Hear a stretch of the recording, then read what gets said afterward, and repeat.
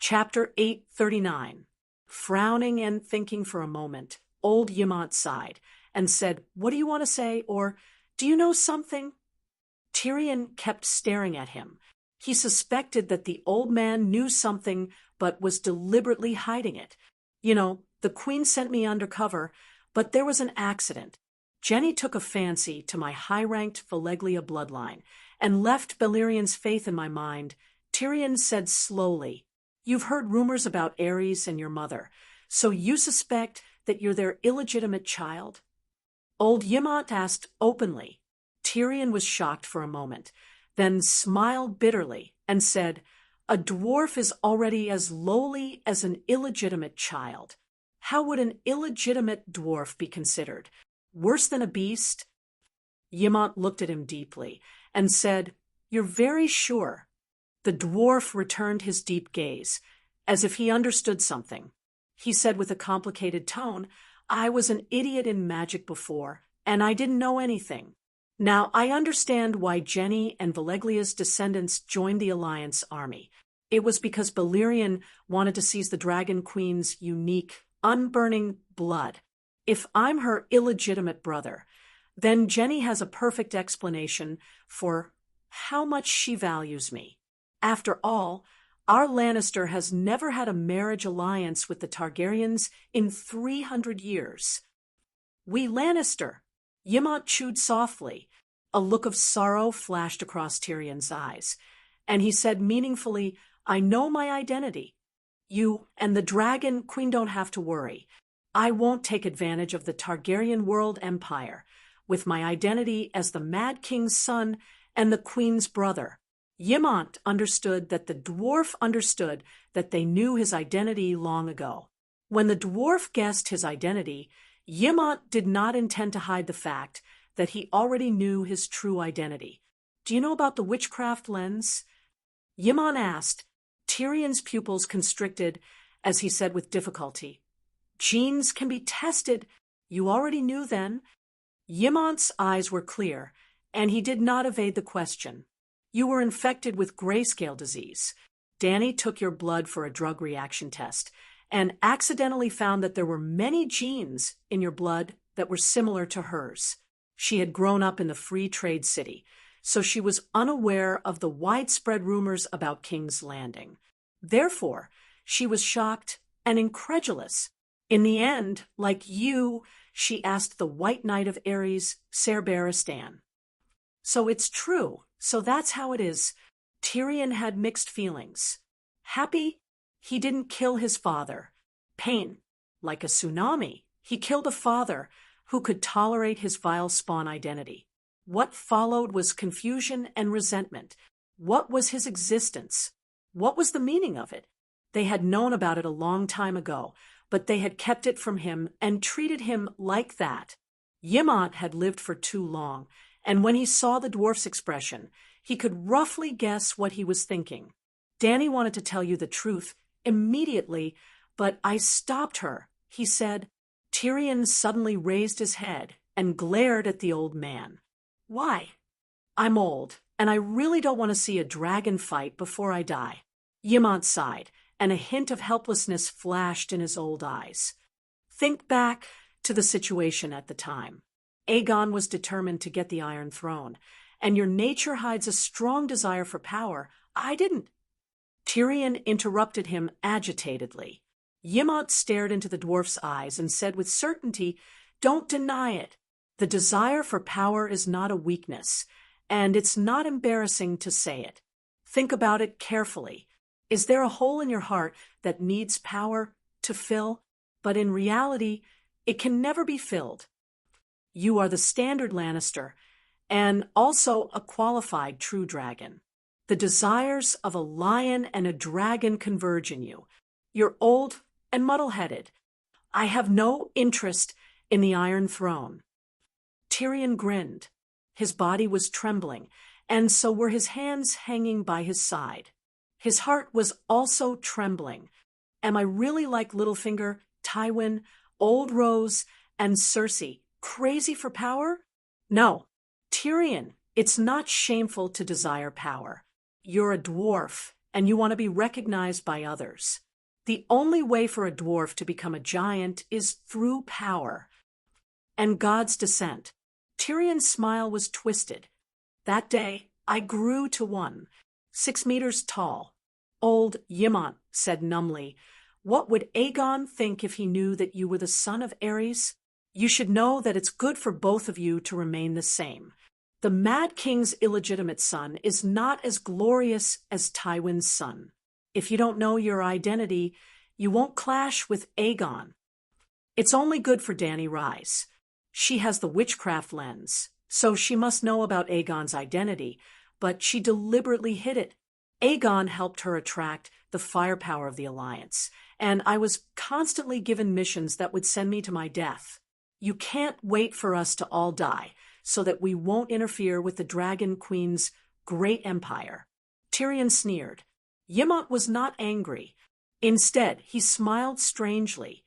"It seems that you still care about your Targaryen bloodline. If it didn't matter at all, the dwarf wouldn't be angry. If he wasn't so angry that he felt wronged, he wouldn't have said such angry words. I don't care about bloodline, but your actions of hiding the truth make me angry." Tyrion said coldly, "Aegon has the Targaryen bloodline. The witchcraft lens only showed that his true dragon bloodline is much weaker than Dany's. This doesn't mean anything. After all, there's a layer between him and Dany, and his mother, Ilya, isn't a Targaryen. If Ilyo hadn't taken the initiative to reveal the secret, no one would have been able to confirm his true identity." Suddenly, Ymont noticed the change in the dwarf's expression. He didn't think much of it, and his face was full of mockery. His heart skipped a beat, and he probed, "You also guessed long ago that Aegon isn't laid, Giazi?" "Also?" Tyrion was shocked. Ymont's expression was complicated. Perhaps he looked down on a weak girl like Dany, or perhaps Aegon's identity as a red dragon was going to be exposed sooner or later. Ilyo only tried his best to hide Aegon's existence, but he didn't care much about hiding his true identity. Dany and Viserys wandered the free cities like beggars. Aegon had received elite noble education from a young age, and even had Ashala guiding his faith. The Golden Regiment mocked Viserys for asking for help, but swore a blood oath with Aegon. His completely different attitude towards Aegon, Dany, and Viserys showed that Ilyo only treated Dany and Viserys as pawns, cannon fodder. But Dany and Viserys were the true Targaryen bloodline. Any loyal subject who wanted to restore the Targaryen dynasty should not have treated them like that. Even if it was for Rhaegar, it wasn't worth it. Rhaegar had committed a grave mistake that was enough to strip him of his right to inherit the Iron Throne, let alone Rhaegar's son. So, Ilyo definitely isn't a friend of the Targaryens. The flaw is indeed huge, but Ilyo can't be blamed for being careless. The dwarf couldn't help but sigh. The Dany Rise before she was 14 was a completely different person from the Dragon Queen after she hatched. He could toy with the fate of the last princess, but could only kneel and tremble at the feet of the Megalosaurus. Targaryen is only complete with a dragon, old Ymont said matter-of-factly. So a dwarf bastard without a dragon like me deserves to die? Tyrion sneered. Don't you know what you've done? If you were just Lannister and dared to sneak out of Slaver's Bay with Tessa, you would have been swallowed by Blackie long ago, old Ymont said in annoyance. Tyrion blushed and shouted, "She told me to go to Saucerose." Sir Clinton went. "Is he dead?" Tyrion, you must understand that she has no reason to protect you. In terms of age, you are older than her. If you had the ability, you should have protected her. But you are in dire straits because of her help. In terms of friendship, you were just strangers before. You still have Lannister's mark on you. Don't you know the relationship between Lannister and the Targaryens? In terms of relationship, she is a ruler and you are a subject. Even when Tywin was alive, did he let you be on equal footing with Jaime? You can't even be a subject, and you still have the face to make a fuss here? Old Ymont rebuked bluntly. Tyrion was speechless. "You are right. This sister queen is at least better than that sister queen," he said self-deprecatingly. "Don't be mistaken. She wanted to reveal your identity. I was the one who stopped her," old Yemont said calmly. "Just a week ago, in a speech in the People's Square, Dragon Queen announced the plan for the Great Cold War to the 5 million people in the 3 cities of Slavers Bay. This was the second national strategy after the Great Leap Forward in agricultural production. In fact, the Great Leap Forward and the Cold War were 2 steps in the overall strategy to survive the long night. The food in Slavers Bay can last us for at least 10 years. We still have the sea to fish. In 10 years, we don't have to worry about food. With that, we don't have to worry about the food shortage of the 3 great dangers of the long night for now. The 3 great dangers of the long night, the other ghosts, at least they have not crossed the narrow sea, so we don't have to worry. Only the last great danger, keeping warm. Next, the main task of the council and the government officials is to solve the problem of keeping warm. That night, after a simple but sumptuous dinner, Dragon Queen gathered the recent information on the living conditions of the people in Slavers Bay and gathered the ministers to discuss the problem of keeping warm. The dwarf was also listening by the side. He knew that Sister Dany already knew that he knew his identity, but during the dinner at the palace banquet, her behavior was the same as usual. She was neither too close to him nor too distant. She was natural and unrestrained, and did not even feel awkward. Anyway, he felt that it was rather awkward. He did not know what she was thinking, but seeing her speak with assurance on the podium, he felt an inexplicable sense of pride. "He, such a wise and brave queen, is my sister." In the outskirts of Meereen, the villages near the forest can build a brick bed. The blueprint for the brick bed is on page 17. The sound of pages flipping could be heard in the meeting room. The dwarf woke up from his silly joy and opened the 17th page of the document in his hand. Indeed, there was a strange rectangular brick bed drawn with dotted lines. The brick bed had a stove and a chimney. The stove was used to burn firewood, and the smoke and heat generated would pass through the walls of the brick bed to heat up the stone slabs above. The smoke would then pass through the chimney of the brick bed and out of the room. The dwarf was very smart and immediately understood the advantages of the brick bed. First, it saved firewood.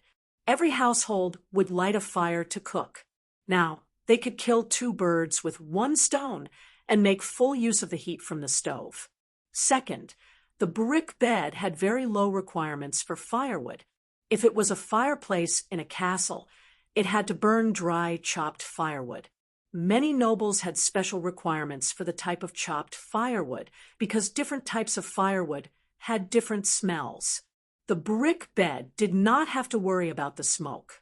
Freshly cut wet wood, branches, and leaves could also be stuffed inside. This was especially important during the long night because there was no sun and the air was cold and humid. The freshly cut trees would not dry for a few years. Chapter 840. The 8th page is a map of the worm tunnel outside Meereen. 20 to 30 meters underground is much warmer than the surface, maintaining a temperature of around 5 dragon degrees. Those who are older have more children and have less labor can move to the worm tunnel as long as they are unable to log outside the city. I will mobilize the prisoners to enter the worm tunnel to build sewers, canals, and other public facilities. The worm tunnel in different areas will be divided into commercial streets, manors, squares, and residential areas. Your Majesty, you want to build an underground city outside Meereen?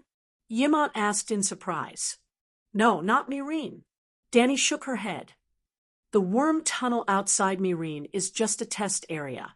The real underground city is in the Red Wasteland. My fire sprite has been drawing a map of the Red Wasteland's surface temperature. It's on the 13th page. You can take a look. The dwarf immediately turned to the 13th page. 90% of the areas were similar to Slave Bay, around -3 degrees, but some areas were marked in red. The surface temperature of the desert was above zero. 50 kilometers southeast of White Cloud City, there was a desert marked with a red cross.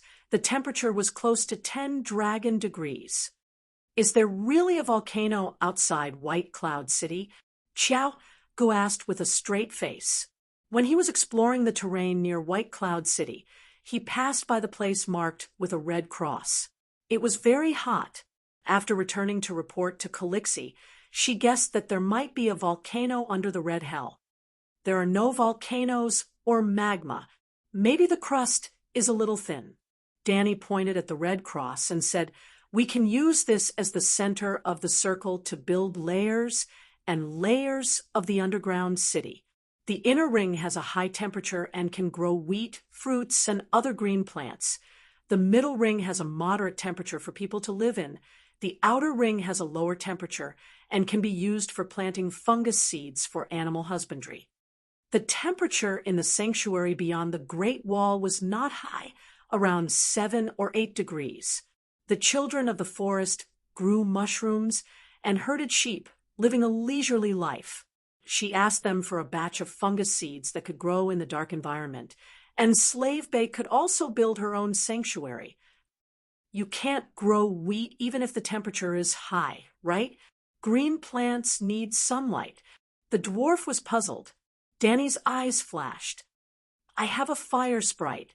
As long as there are enough fire elements around, they can maintain their elemental sprite state for 24 hours. In fact, there was a difference between fire and sunlight. Perhaps she should spend some time studying Song of Light. The main reason why he had fused with the useless Lady of Light's destiny that day was to cause damage to Lalo. Lalo had set her up many times, and she could tolerate it the first few times.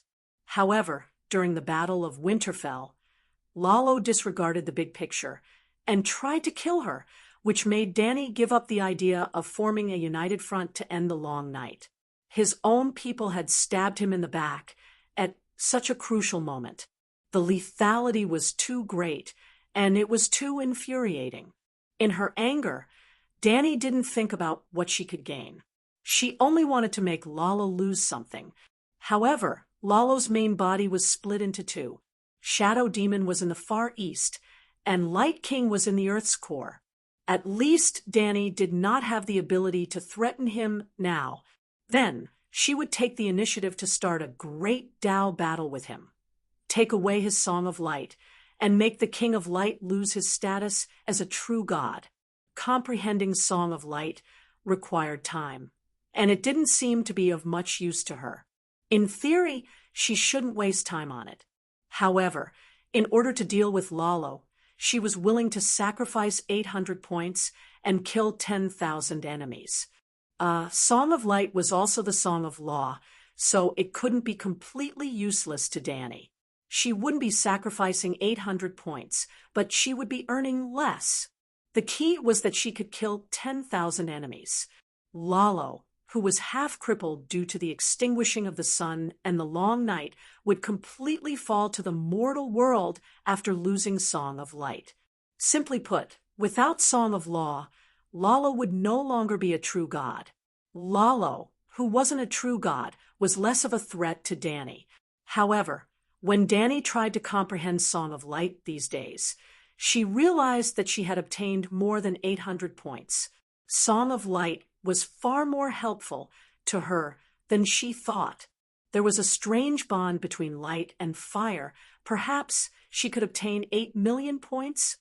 What about water resources and fertilizers?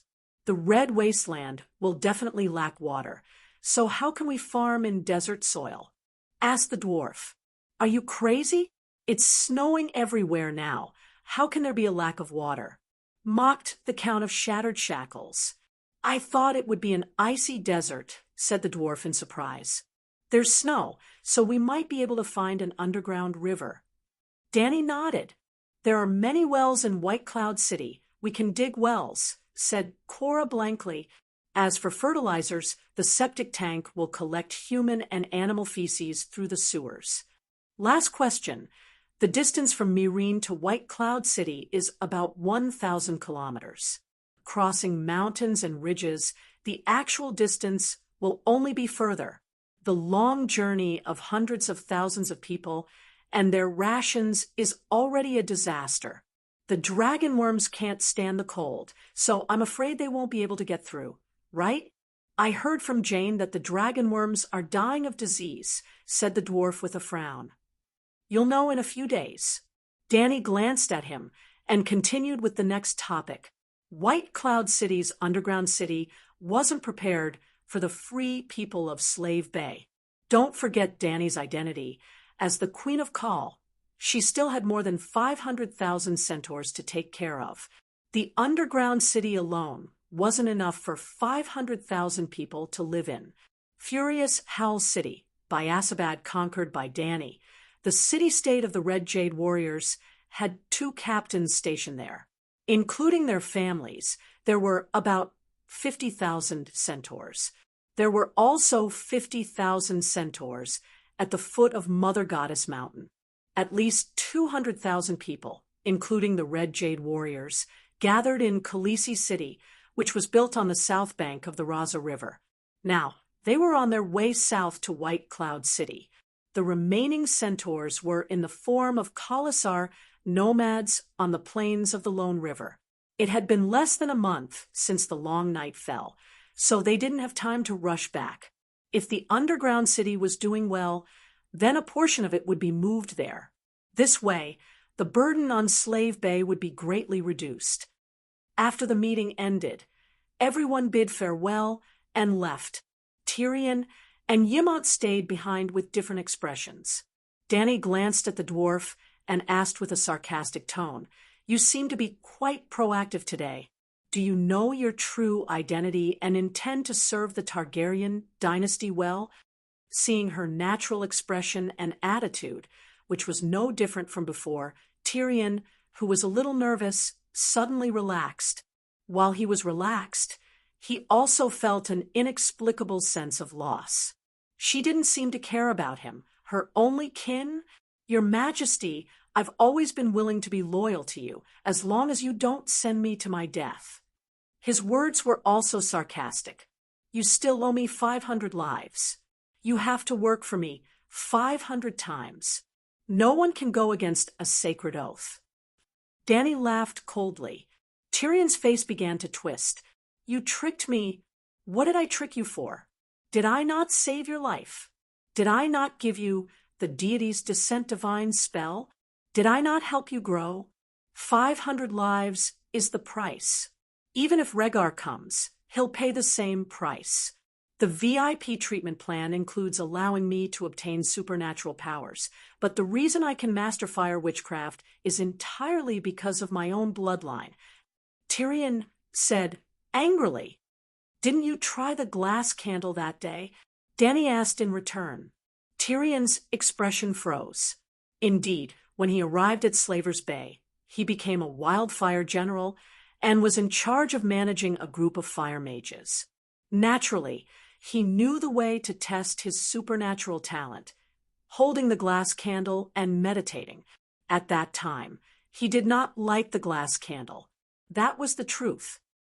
"But Jenny said my bloodline is noble." He muttered, "The VIP treatment can make you grow taller. Naturally, it can also make you noble." Tyrion said helplessly, "I killed the long-nosed king, spied on Jenny to obtain witchcraft knowledge, even killed her and tampered with the trap she set. These can offset dozens of life-risking missions, right?" "All right, offset once." Danny's tone was reluctant. "Once is too little. Your main mission was to lock onto the elephant soldier's position before the Battle of Myrine.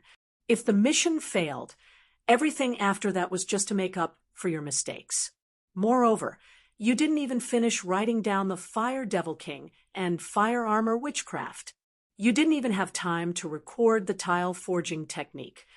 That day, the mission of stealing sheep eggs was only 40% completed. One reason was because Tyrion was writing with a pen and was too slow. Before his body collapsed, he had not finished writing the witchcraft. Another reason was that when he was helping the dwarf burn his messy memories, a large part of the witchcraft inheritance was also burned away. The Fire Devil King was only 70% of the content, and the remaining 30% was burned away. The fire armor was only 60% because Tyrion could not take it and cut it off prematurely. He did not even have time to recall the tile forging technique. However, the dwarf did manage to obtain a lot of witchcraft from Jenny. For example, using dragon blood and dragon worm blood to purify his bloodline. For example, like Jenny implanting a worm egg in his body and fusing it with the dragon worm was a powerful blood witchcraft. For example, a full set of sacrificial spells, Valeglia's high priest meditation technique, not a great wizard. They all seem to be unorthodox. 2 days later, in the garden of the Great Pyramid, which had been installed with a double glass dome, a small sun was suspended in the dome, emitting light and heat. Horse God, how did he become so beautiful like a woman? 7 gods above, I actually have feelings for dwarfs. Holy Mother, Uncle, is it really you? Tyrion walked over from the staircase with his head held high, and the light of the entire world seemed to fall on him, dazzling him. The centaur maid, Messiah, red-haired Lyra, and the other women were so shocked that they started shouting, "I'm really too handsome." The dwarf touched his own face and sighed with a complicated gaze. Using Little Plum's face to make such a melancholy expression, it once again caused a frenzy of screams from the maids. Compared to the people of Valeglia, he's not that good-looking, right? Dany was speechless. At midnight 2 days ago, the Dragon Queen fulfilled her promise and helped Tyrion change his appearance from Prince Leo to Leonardo, and his height increased by another 5 centimeters. With a height of 1. For meters, the face of Little Plum at his peak, and the unique black and blue eyes of dwarfs, he was indeed very handsome. But in this fantasy world, the people of Valeglia were cheaters in appearance. Especially Targaryen. He was a cheater in a group of cheaters. If Liga and Second Brother Way were still alive, the dwarf might not be able to attract more attention if he stood together with the 2 brothers with Little Plum's face. Other things aside, if Dany changed into men's clothing, she could instantly kill the one. For meters, Little Plum. Don't blame us for being exaggerated, but his transformation is too exaggerated. If you saw a pile of shit turn into an apple with your own eyes, wouldn't you be shocked? The plump maid Jichi said with conviction. Shit. The dwarf's handsome face started to distort. I was shit in your eyes before. To be honest, I'd rather look at my own shit, Jichi said honestly. Chapter 841. I want to return to the Westeros. Tyrion said to the Dragon Queen, who was sunbathing on a deck chair after finding a chair under the persimmon tree. Go ahead. The united front against ghosts needs a peerless general like you, Dany said casually without raising her head. There are 3 issues that need to be resolved. The dwarf took a glance at the many girls playing in the pool. His gaze paused on Messai for a moment. Then he lowered his voice and said, my identity, the dragon worm in my body, and my pterosaur, Tessa. I will publicly announce that you are the illegitimate son of Aerys and Joanna. Then I will acknowledge your identity as a super illegitimate son. Dany said, Shoo, lower your voice. The dwarf nervously took a glance at the pool behind him. I don't want to reveal my true identity. I just want you to not tell anyone else. Why? You were complaining about Ymont concealing your identity. Dany raised her head and said in surprise, Targaryen's illegitimate son is no more glorious than my original identity, but being your illegitimate brother is more dangerous. Your Majesty, many people hate you, but they can't do anything to you. I am different. I have a mortal body. I don't want to repeat what happened to Aegon. Tyrion said solemnly, "You don't want to let go of your ties with Lannister, right?" Dany revealed his true thoughts with a sneer. "You are afraid that Messai, Cersei, Jaime, and your other relatives will look at you differently. You are afraid that you will lose their love. I have seen the love of deviant ghosts. What love does Cersei have for me? Jaime must hate me because I killed his father." Tyrion's handsome face turned red. His eyes were filled with sorrow as he growled, "You can't hide it anymore." Dany shrugged and leaned back on the chair. She said, lazily, "Don't forget about Bran. The three-eyed crow knows everything that happened in the Westeros. If you don't want to be schemed against, it's best to disclose everything. Don't let the enemy have an advantage in information. The three-eyed crow is real. Knowing everything about the past, present, and future. Isn't that a little too much?" Tyrion said in shock. "You're an idiot," Dany said indifferently. The midget was baffled. "What's wrong? How many times have I told you about the three-eyed crow? But if you only believe what you want to believe, isn't that stupid? I now fully understand why the City of Knowledge created the real world. It's because there are too many smart people like you who have a skeptical spirit. Actually, I shouldn't be talking nonsense with you. I won't be the one being plotted against. If you want to continue hiding your identity, then go ahead." Tyrion's expression changed several times. After a while, he took a deep breath, and his eyes became incomparably clear. He sighed and said, "You're right. I was really stupid before. After experiencing so many things, even the sun in the sky has disappeared. If I still think the same way as before, I will suffer a great loss sooner or later." Hearing his words, Dany was a little surprised. "Then do you want to reveal your identity? I don't want to waste any more time on this," she said. "Let's reveal it." Tyrion smiled bitterly. "A secret is a secret that only one person knows. The three-eyed crow has no reason to be kind to me. But what does a super illegitimate child mean? Do you know a noble illegitimate child?" Dany asked in reply. "Could it be?" The midget widened his eyes and said in shock, "You're willing to give me the right to inherit the Targaryen name? The right to inherit is nothing. You're a super illegitimate child, and you're stronger than a noble illegitimate child. A noble illegitimate child only has the right to inherit, and he doesn't have the Targaryen name. I can give Aerys to you." "What?" The midget was confused. "Give me what?" "I'll return your father to you." "My father?" The midget was still confused. "Your biological father. As the only surviving son of Aerys, you should inherit everything from him. But he's also your biological father." The midget said in confusion. Dany quickly waved her hand and said, "No, he's only your biological father now. Aerys and I are of the same bloodline. Westeros have this tradition: if an elder brother can't give birth to a son, he'll adopt his younger brother's son and inherit the family business.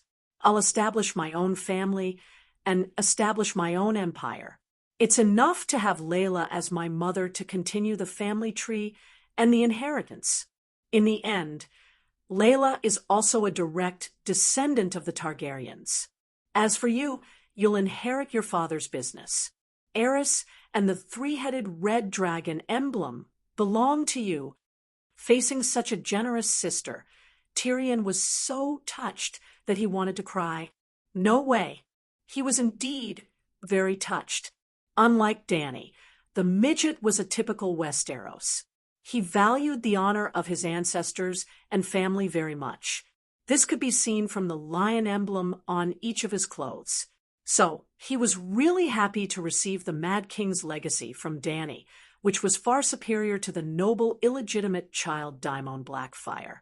He was also very touched by his sister's care for him, but seeing her indifferent attitude, he came to a realization. The care and concern was probably an illusion. "What do you want to do?" It seems that you've also acknowledged Aegon's identity as the direct descendant of the mediocre King Aegon.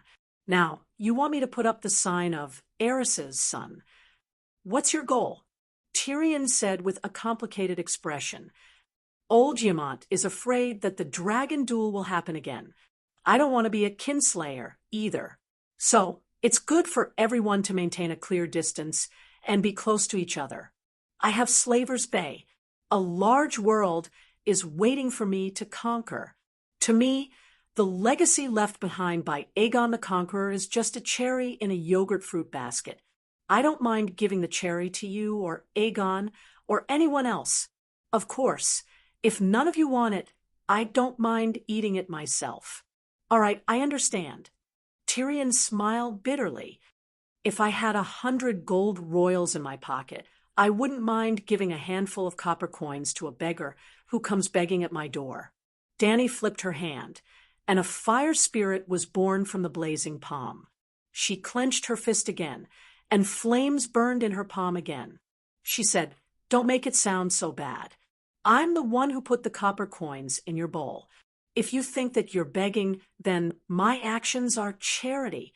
If you acknowledge the fact that Aerys is your biological father, then I'm taking your father's place to care for you." The dwarf's plum face became more and more distorted. If you say that a sister's care for her illegitimate brother, it'll be more sincere, and it'll make me feel better. Dany rolled her eyes at him beautifully. The truth is more sincere. The dwarf was silent for a moment. You gave me the Targaryen surname and clan crest. What about the other things? Aerys' other legacy? The Iron Throne? If you want it, then fight for it yourself. I won't object. You don't support it either, Tyrion said calmly. You guys treat the holy oath like phlegm, spitting it out casually and licking it back up when necessary. I, on the other hand, love cleanliness. No, I'm a germaphobe. If we can kill the king of the strange ghosts, I'll definitely help you sit on that iron chair. Dany lay on the soft couch and glanced at him from the corner of her eye. You have to hurry. Sansa has already obtained the first kill of the king of the strange ghosts. She has 5 points and is leading the rankings. First kill? Tyrion's mouth twitched. How many times do I have to kill it? Actually, your competitors are only Sansa, Stannis, and Yuluan. As for me, because I'm too strong, I'm basically out of the competition for the oath of kill the Ghost King as king. I don't intend to fight for the Iron Throne. The nobles of the Seven Kingdoms won't accept a king who committed patricide. Moreover, my birth is very immoral, and I'm a dwarf. The dwarf looked disappointed. Up to you. Can the dragon worm in my body be taken out? The dwarf asked his second question. Dany shook her head, her face full of admiration. She said, "This kind of witchcraft that fuses the dragon worm's bloodline is very strange. It's not a dragon worm that lives in your body. This is a kind of body modification spell. Using the dragon worm's bloodline to fuse with your bloodline, your genes have the dragon worm's genes. Your muscles, organs, and bones will gradually turn into a dragon worm under the witchcraft." What do you mean? The dwarf didn't quite understand. There's no real dragon worm in your body at all. You'll understand if you use your brain. Dragon worm eggs are about the same as dragon eggs. A newly born larva is about as thick as a wrist. How can it be like Jenny's, which is as thick as a chopstick and as long as an arm? The dragon worm in your body isn't a dragon worm. It has the dragon worm's genes, dragon worm's bloodline, and dragon worm's body organs. Of course, you can also say that it's a dragon worm. It's just that your body has transformed into a dragon worm. Those dragon worms are you. You fused with the dragon worm's bloodline and became a dragon worm. If that's the case, if I fuse with the Megalosaurus bloodline, wouldn't I be able to transform into a Megalosaurus? The dwarf asked doubtfully. It's only a theoretical possibility. The sheep eggs witchcraft can't do it yet. Actually, this isn't a bad thing for you. Dragon worm transformation can increase magic power, increase the damage of fire witchcraft, immunity from physical damage, and many other advantages. Tyrion thought to himself, a woman's dragon worm transformation can scare a man to death, but a man's dragon worm transformation can make a woman die of beauty. Would it work if the 8-clawed little devil fought against the 8 great goddesses? It seems like it's not a bad idea to be a tentacle monster that dominates Lust Forest. Thinking of this, his manhood became as hard as iron. A wretched smile appeared at the corner of his mouth. Uncle, don't smile like that. It's so ugly. Myrna's voice came from the side, waking the dwarf up from his lewd thoughts. Turning his head to look, a group of girls had already climbed out of the pool. They were carrying baskets and picking strawberries and small tomatoes in the garden that was opened up in the flower bed. Gulp.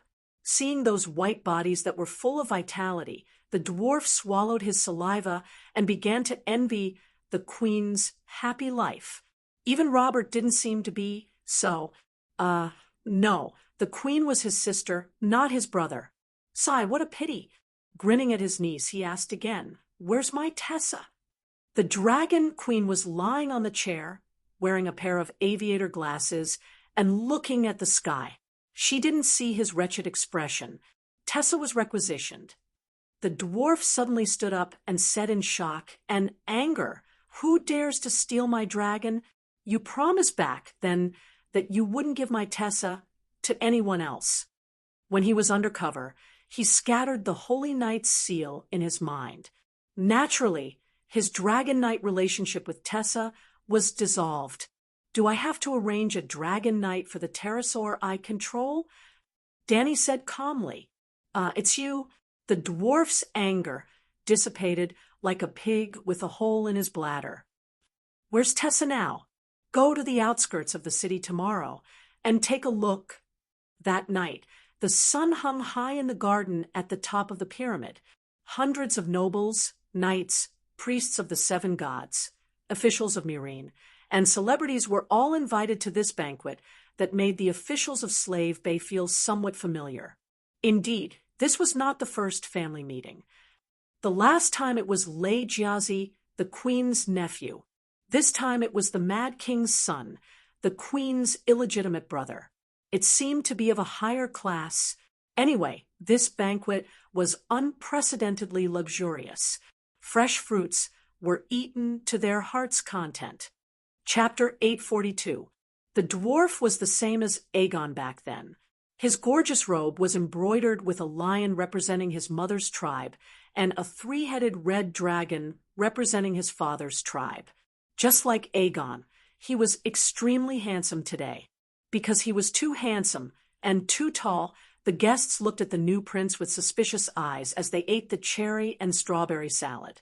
Danny noticed their gazes and said, "Everyone knows him, General Wildfire Tyrion. Yes, his appearance and height have changed, but this is his original appearance. His monstrous appearance was because he was cursed by the forest, which, blah, blah, blah, blah." The Dragon Queen adapted the story of the Frog Prince into the fascinating Dwarf Prince. She did not know if everyone believed it, but Dragon Queen told the story brilliantly.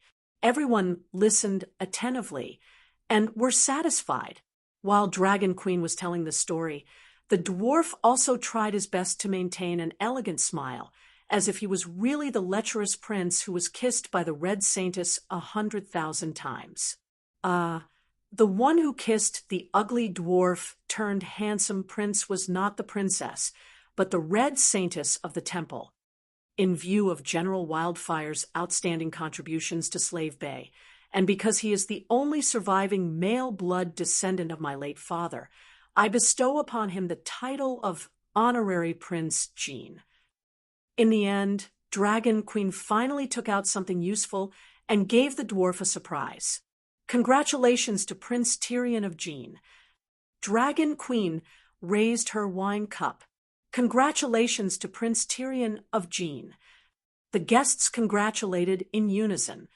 What's up with Prince Jean? After the opening speech, the banquet officially began. After every guest came to greet the new prince, the dwarf finally had the chance to ask the question in his heart. You don't know about Jean Island? Danny asked in return. You're going to confer the title of New Guys to me? The dwarf was excited and moved. New Guys was the transit point of the East and West sea trade. It was the pearl of the summer sea and the gateway to Slave Bay. Its commercial and military value was too great. Is there something wrong with your ears? You're Prince Jean, not New Guys. Isn't Zingy's Island a part of Jean Island? The dwarf laughed. I'm not Aegon the Conqueror, who has a screw loose. New Guys can only belong to the royal territory. Furthermore, you're an honorary prince, so you're only entitled to the taxes of Guy's Island. The people who manage the island are still officials sent by the royal family. Like you said, New Guys can't leave Guy's Island. The dwarf said dejectedly, After all this time, my prince title is a royal title. Danny sneered. There's a prince title in the palace. There's a fief annuity. It could be passed down. As long as you're not an idiot, you should understand that I can't just give out strategic locations like Newgith and Queers. Sigh. If Aegon the Conqueror was as meticulous as you and had the Three River Basin in your hands, the War of the Usurpers would never have happened, Tyrion said with a bitter smile. The stupidest thing Aegon the Conqueror had done was to enfeoff the Three River Valley to the Tully family. The richness of Hugin was second only to River Bend. However, the vassals of River Bend were all blood descendants of Greenhand Garth. It was difficult for outsiders to interfere, just like how it was difficult for the vassals outside to rule the north. Leaving the Highlands to Tyrell could also be said to be a better choice out of helplessness. However, Hugin was completely different. The one who ruled over the Three River Basin was Haluin the Black, and Hugin had never had a fixed master. Haluin's reputation in the Seven Kingdoms was like cruel Maegor. Listen to his nickname, Blackheart. If Targaryen killed him, he would only gain the support of the vassals of the Three River Basin. Furthermore, there was no geographical boundary between the royal territory and Hugin. On the contrary, part of the royal territory and the entire Three River Basin was the complete Three River Basin. No one knew what Aegon the Conqueror was thinking at the time. He actually divided the Three River Basin into two and chose the leftovers, leaving the biggest piece of meat for Tully. Count Tully. Oh, right, Guy's Island hasn't been taken down yet. The Guy's people on the island are openly engaging in guerrilla warfare and are very arrogant. General Hattar of the Southern Expedition is more than ruthless, but his methods are insufficient. In 2 days, I'll arrange for you to go to New Guys to help Count Hattar take charge of government affairs. Guy's Island is your fief. You can work for yourself, no problem. It hasn't been taken down yet. The dwarf's face was distorted. Why don't you make me Prince Pentos? It'll be closer for me to visit my family in my hometown. To be honest, if you have the ability to deal with the various evil gods in the Free City, I really don't mind giving you Pentos, Danny said with a serious expression. Evil gods? The dwarf was a little confused. Are we talking about the same Pentos? The long night is coming, and the world's upper echelons are starting to become active. Think about it with your brain. If there is a supergiant tree that is 100 meters tall in a forest, will there be a shortage of ordinary giant trees that are 50 meters tall? Tyrion shuddered violently. The kingdom's noble class is basically a pyramid model. The king is at the top. The next level are the 7 great dukes. And then the next level are the powerful counts of the 7 kingdoms. After that, it's the mid-level counts, ordinary counts, knights, if the world's power class is also a pyramid model. If the 2 true gods, Lalo and Frostgod, are counted as kings, and each king has 7 great dukes. This demigods are everywhere, he said in horror. You're not too stupid. Danny nodded approvingly. Just like how there are more than just Westeros with kings in the world, there are more than just Lalo and Frost God as true gods. Other than Westeros, every trading city-state in the continent of Ursos has a god behind it. I want to go back to Westeros. Tyrion was stunned and said seriously, do you think Westeros are safer? I can't find a sense of belonging in Slaver's Bay. Tyrion sighed and said honestly, all right. Danny picked up a cherry and put it in her red lips. You can leave any time. I thought you would ask me to stay. Seeing her agree so easily, Tyrion was strangely disappointed. Danny looked at him strangely and said, I won't stay in Slaver's Bay for long myself. Why would I ask you to stay? I forgot about the deviant ghosts. The dwarf smiled awkwardly. When are you going back? The 2 Megalosaurus will stay on Dragonstone Island and cooperate with Barristan to form the Dawn Warriors. I won't be involved in those trivial matters anymore. After I'm done with the matters of Slaver's Bay, I'll put all my energy and time into training. With a sigh, Danny did not hide anything and explained the terrible thing between her and Lalo. After recovering from his shock, Tyrion's expression was complicated. You've grown to this extent. I'm not a normal person. On the afternoon of the 2nd day, outside Meereen City, Prince Jean saw Tessa, whom he had not seen for many days. At the same time, he saw a spectacular scene. More than 50 pterosaurs were flying in the sky, each pterosaur holding a long chain in its claws. It was a dozen meters long, a few dozen meters long, and even 300 meters long. All the chains were connected to the side of a spaceship in the sky. The ship's hull was very simple, shaped like a U. There was no bow or stern, only a huge skeleton. In other words, it was the rough prototype of a giant spaceship made from dragon bones. Hiss! A huge bump suddenly appeared on the ground covered by the charcoal fire. Then, a huge dragon worm stuck its head out and screeched in the middle of the fire. Waves of heat radiated from its body. The round dragon worm was more than 2.5 meters tall and wide, and when it opened its mouth full of sharp teeth, it could swallow a giant elephant alive. Now, under the cold gaze of Megalosaurus blackie, this 30-meter-long giant creature was as obedient as an earthworm. It wriggled its body and quickly crossed the fire, climbing onto the giant spaceship that only had a skeleton. Then, more than 10 centaurs carried a huge straw mat onto the bone spaceship. They opened the mat and wrapped it around the dragon worm. Hiss! When the centaurs got off the ship, Blackie roared loudly at the group of pterosaurs resting on the ground. Original language. Lazy bums, get up and get to work. Hiss! Hiss! The pterosaurs flapped their wings and slowly took off, until the chains on their claws were straightened. The dwarf also saw his Tessa. No one was controlling her, but under the roar of the Megalosaurus, she was as obedient as a little demon in front of Tywin. The 50 pterosaurs occupied different levels of space in an orderly manner and did not interfere with each other at all.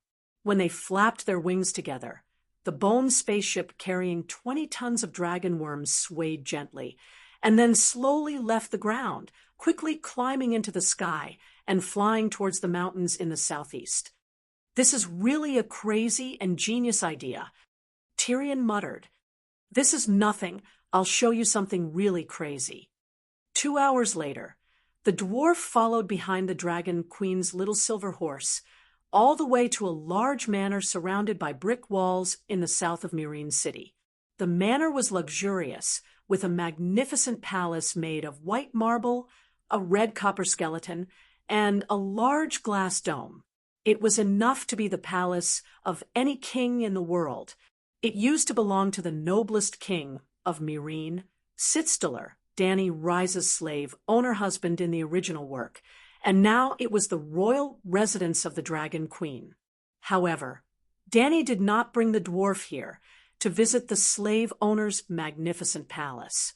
They went to the smithy in the backyard.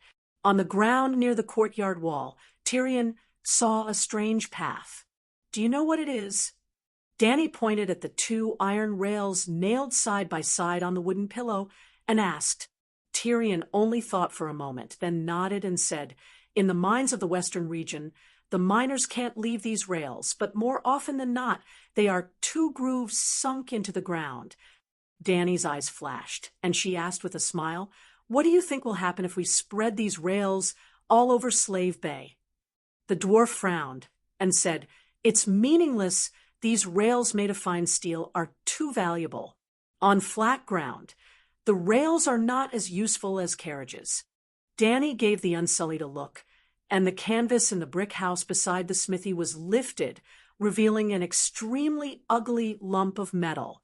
It had 8 iron wheels, a steel front that looked like the head of a megalosaurus, a chimney, and windows.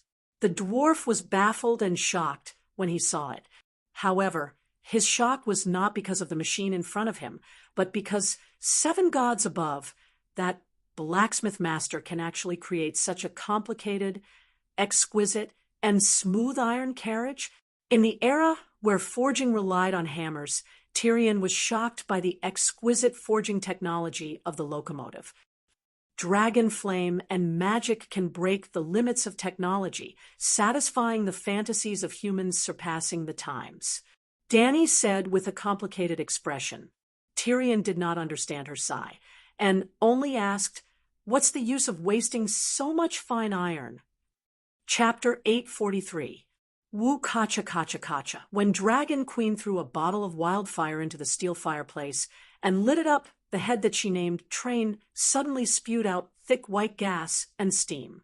After waiting for a full 5 minutes, Dragon Queen moved the guillotine. The sound of gears grinding and twisting came from within the huge lump of metal.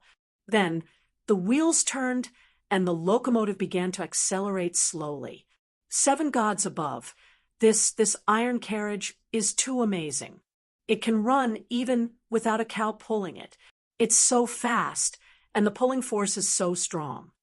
The dwarf leaned against the window and felt the cold wind blowing in his face. He was so excited that he could not control himself. The tracks were built under the walls and circled around the manor. The locomotive circled around the manor. In the end, the boiler heated up and the locomotive reached its maximum speed. It was almost as fast as lightning. "How did you do it?" The dwarf asked loudly. The noise from the running train was too loud. He had to speak loudly. Danny did not explain. She only found a piece of parchment in the carriage and passed it to him. It was the side profile and the overall structure of the locomotive. 7 gods, genius to genius. This is not magic at all. Queen, even if you don't become a magician, you will still be the smartest scholar in the history of the world. The dwarf's expression was fanatical. He looked at Danny with an unprecedented admiration. Scholars will never be able to invent such a machine because this fantasy world doesn't seem to have coal. Danny shook her head. Perhaps the mining depth was not deep enough, or the location was not found. Perhaps there was no coal at all. In any case, Dragon Queen had transmigrated for many years and had never seen coal.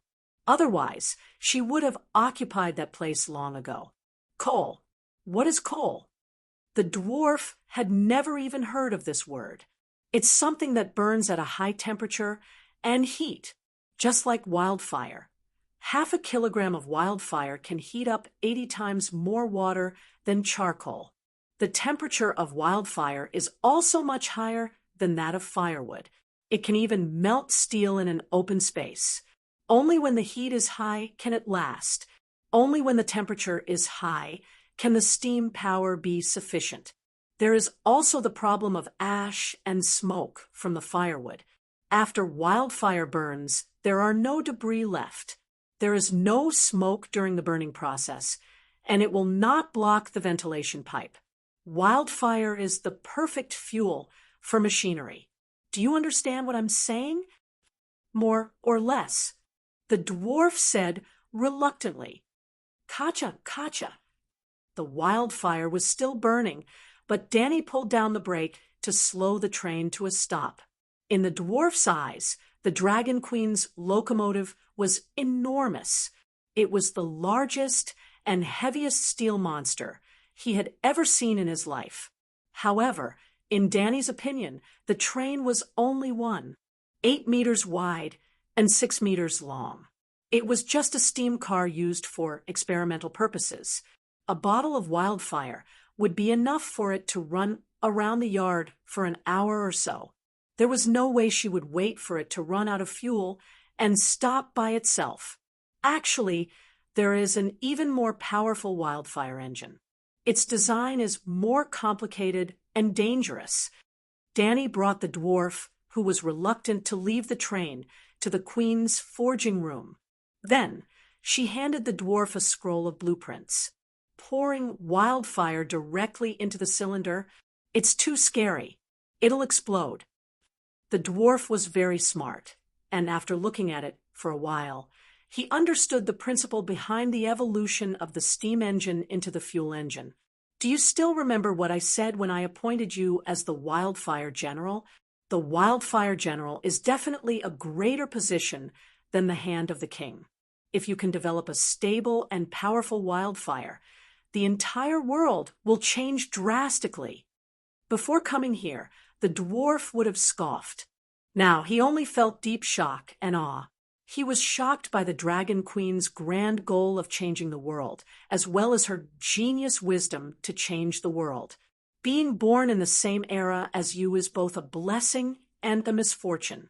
You have a high talent for magic. A megalosaurus can fight a natural-born expert in governing a country, and you're so smart. How can a normal person live? The dwarf sighed deeply. Everyone is different. Some people are born to be princes, while others are born to be thrown into the trash heap of the slums by their parents. The next day, they meet strangers. Don't compare yourself to me. If you compare yourself to me, you'll lose the meaning of living, Danny said calmly. The dwarf could not refute. He only asked, what's the use of studying trains and steam engines when the long night falls? Do you think that this place was built after the long night?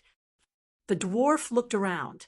It was a very large warehouse, at least 400 square meters. The roof was half open, and a corner was filled with brick-sized metal ingots. There was gray iron, gold, silver, red copper, and so on. There was even a huge steel-making furnace and a matching mold room built in the open-air room.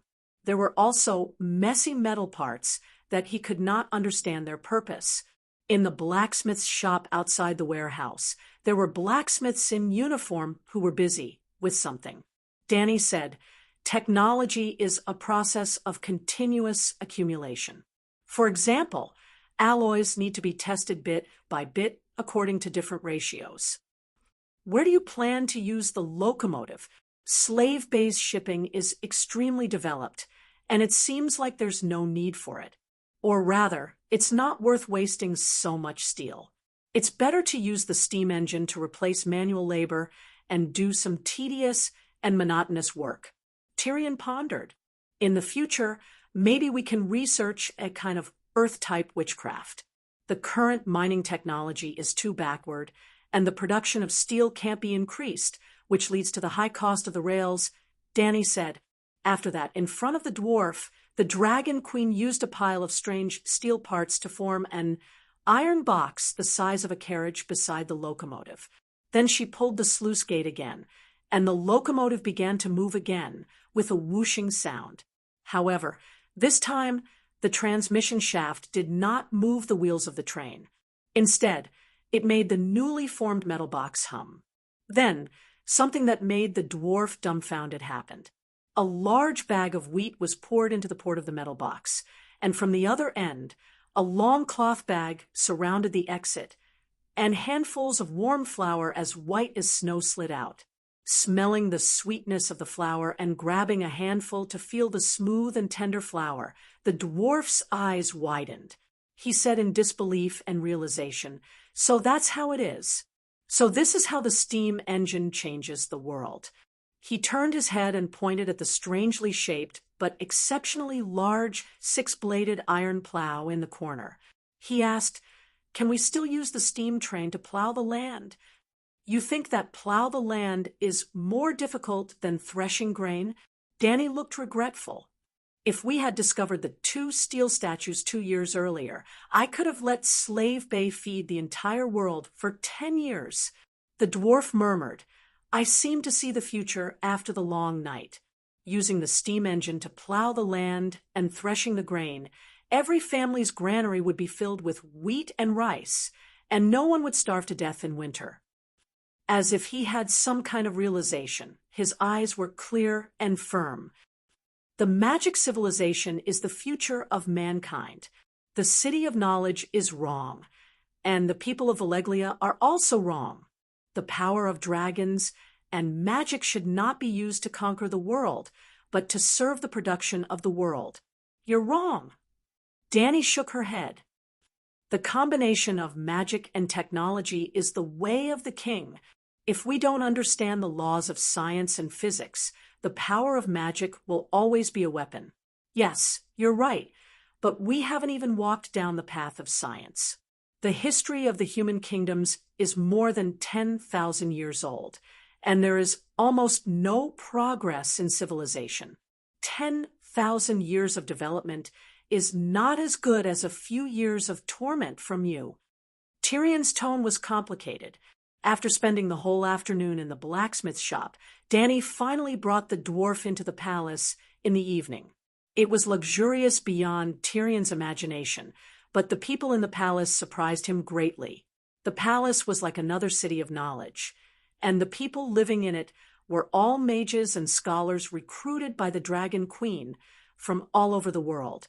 There was no obvious boundary between mages and scholars. They wore the same clothes, read the same books, and discussed the same problems.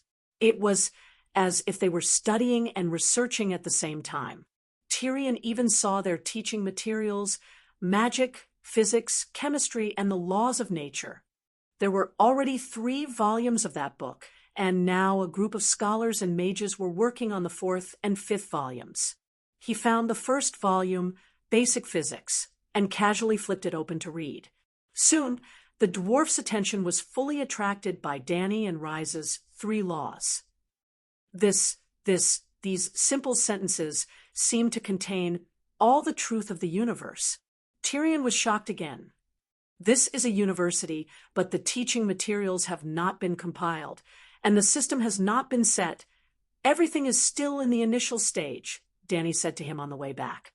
Tyrion was puzzled. How come I didn't know there was a university here before? The blacksmith shop was built after getting tile steel, and then the forging and mechanical research developed into a university. Tile steel. Tyrion's eyebrows gradually furrowed. Mechanization can't be separated from tile steel, and the total amount of tile steel is limited. I still have to think of a way to get the full set of forging techniques from Beleriand. Another 2 days passed, and after all the dragon worms were transported to the Red Wasteland, Tessa returned. That day, the dwarf wore the tile steel armor that he begged from Sister Danny, which could satisfy his transformation requirements, and carried the tile steel battle axe on his back, and went to the dragon cave behind the pyramid alone. He was ready to leave. "Hey, you are Simba?" Just as he walked out of the staircase, Tyrion saw the boy that left a deep impression on him. He was scrubbing the scales of the Megalosaurus. The red dragon was also more than 2 years old, almost 3 years old. Its body was almost 20 meters long, and it was as tall as a 1-story building when it lay on the ground. The boy called Simba was also shirtless in the middle of winter, wearing only a small pair of underpants. He stood steadily on the red dragon's back, using a brush to brush a layer of white foam on the dragon's scales. The red light from the torches on the wall fell on the child's sweat-soaked back, shining brightly and hot. Greetings, your highness. Simba saw the dwarf, but did not go down. He only stood on the dragon's back and performed a centaur's salute. What are you doing? Tyrion asked curiously. Bathing Her Majesty's Megalosaurus. Why bathe? Megalosaurus doesn't need to bathe, the dwarf said. Yes, just swim 2 laps in the sea. Yes, it's my job, Simba said seriously. The dwarf was speechless. After a pause, he asked again, Are you afraid of the Megalosaurus? Simba lowered his head and glanced at Little Red. Afraid of what? The dwarf choked again. Ordinary people don't dare, and can't get close to the Megalosaurus. Megalosaurus naturally emits a dragon's aura, and they don't like strangers getting close. I'm not an ordinary person. I'm the coachman who takes care of the Megalosaurus. Tyrion grinned and waved to the boy. Simba, come down. Let me take a good look at you. Simba did not understand, but he still slid down the wing like a slide, carrying a wooden bucket and a mop. This relaxed and casual movement made the dwarf's pupils contract. Child, how old are you? Who are your parents? He touched Simba's soft and thick silver hair, and a trace of suspicion gradually appeared in his eyes. I'm 5 years old. My father is Jocko, and my mother is Lilith. Shit, you're only 5 years old. How come you're almost as tall as me? Chapter 844. Simba was almost 6 years old. He was about 3 meters tall, which was not an exaggeration. If it were the children of the current Chinese society, there were many who were 2 meters tall, when they were 6 years old. However, before the Dragon Queen's plastic surgery, the dwarf was only 90 centimeters tall. Now, even at his maximum height, he was only 4 meters tall. At the end of the day, he was still too short. Call Jake. Tyrion's heart skipped a beat. He remembered who Jake was. In reality, in this day and age where the Dragon Queen was at her peak, killing the Dragon Queen's son in cold blood was too great of an achievement. When they thought about how the Alliance army had mobilized hundreds of thousands of soldiers to inflict that much damage to the Dragon Queen, and then thought about Jake, the people in power in the Free City wanted to cry. You, Tyrion, what are you doing here?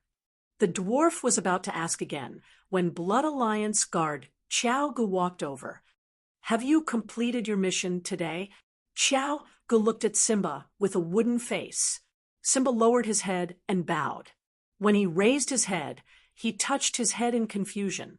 Then he carried the bucket back to Little Red's side. The dwarf's hand that was stroking Simba's head clenched into a fist. He stared at Blood Alliance guard's face and probed. His father is Jake. Why are you still letting him live? Khal Drogo massacred my parents' Khalasar. Now, I am Khaleesi's Blood Alliance guard. Under normal circumstances, a courageous Khal with magnanimity would not kill the children of a defeated Khal. Xiao Gu said blankly. The dwarf frowned. You centaurs have strange customs. You Westeros knights have even stranger attitudes towards oaths. Xiao Gu looked at him blankly. He started walking and was about to leave. Wait. Tyrion's suspicion did not disappear. He stopped Blood Alliance guard and asked, I heard that Jake's son was born at the same time as the Queen's child, right? Xiao Gu nodded blankly. A few days apart, Khaleesi gave birth to a son. Jake's wife gave birth to twins. Tyrion was shocked. Simba has a sister? Where is she? Being a maid for the queen in the pyramid means that she often runs around behind Kiki. Tyrion stroked his chin as he recalled the skinny little girl. She was indeed a mixed-blood, silver-haired pony. If my poor nephew was still alive, would he look like Simba? When I see Simba, I can't help but feel a sense of closeness. He seemed to sigh unconsciously. This was not a lie. He really did feel an inexplicable closeness to Simba. When he said this, Tyrion stared at Blood Alliance through the corner of his eye. Unfortunately, he was disappointed. The centaur that looked like a wooden statue had the same expressionless expression as before. Little Khal is different from Simba. He inherited Khal Drogo's black hair. Chogo said, "Black hair." Tyrion was disappointed. The difference between silver hair and black hair was too big. There was no way to pass off as genuine. "Where's Tessa?" He seemed to want to hide his emotions and asked a nonsensical question. After condensing the Holy Knight's seal again, the Dragon Queen removed her control over Tessa. The human and dragon would sense each other. Before leaving, he turned back to look at Simba one last time. After hesitating for a moment, the dwarf was about to throw away a strand of silver hair between his fingers when he stopped. Stuffing the hair into the leather pocket at his waist, he threw away the previous distracting thoughts and ran excitedly to his pterosaur. Hiss! A few minutes later, the huge pterosaur leaped up and ran with the newborn dwarf to his beloved home. "You are Fanenai?" After the dwarf left, Chogo was about to leave the dragon cave and go to the Great Pyramid to report to Calixi the suspicion that Tyrion had shown before. However, he saw a little person hiding in the tunnel that connected the pyramid and the dragon cave. The female dwarf, Fanenai, looked sadly as the pterosaur disappeared into the dark sky. "Ah, Lord Chogo." Fanenai went from being sad to being embarrassed and at a loss of what to do. "Are you here to send Tyrion off?" Chogo broke her awkwardness with a straight face. "Yes." Fanenai lowered her head, and her voice was as soft as a mosquito. Chogo frowned. "He didn't look for you after he came back." Fanenai nodded gently. She no longer lived in the Great Pyramid. She came to Slaver's Bay because of Tyrion. She could live in the Great Pyramid because of her identity as the dwarf's girlfriend. Other than the dwarf, Fanenai did not have a close relationship with Clinton and Ashera. Therefore, after the dwarf ran away to the Westeros to help Aegon conquer the world, the female dwarf consciously moved out of the Great Pyramid. It was not that she had no place to go. After coming to Slaver's Bay, relying on the dwarf's relationship, she easily got the city's household registration of Estapo and was already qualified to be allocated a house and land. Later, she joined the arts troupe and gradually became one of the pillars. Her monthly salary was not small. She had her own home in Estapo and also had staff housing in Meereen assigned by the arts troupe. She did not have to worry about food and clothing, and her life was very happy. However, after leaving the Great Pyramid, she no longer had contact with the dwarf. The last time the dwarf was injured and came to Meereen to receive the queen's treatment, Fanenai also went to see him a few times, but the dwarf was unconscious, and the two missed each other again. "Why didn't you go out to see him just now?" Chogo asked with a straight face. Fanenai lowered her head and said something. Then she turned around and ran away with her short legs. Looking at her back, Xiao Gu felt that it was strange. A few days later, he vaguely heard Iri mention the female dwarf. It seemed that she was married, and her husband was a burlesque actor in the arts troupe who was also a dwarf. However, this was a story for later. Seeing the female dwarf run away, Chogo also put this small matter to the back of his mind. That's it. I suspect that he is suspicious of Simba's identity. In the Queen's study, Chogo reported the dwarf's improper words and deeds to Dany. "Oh, I know."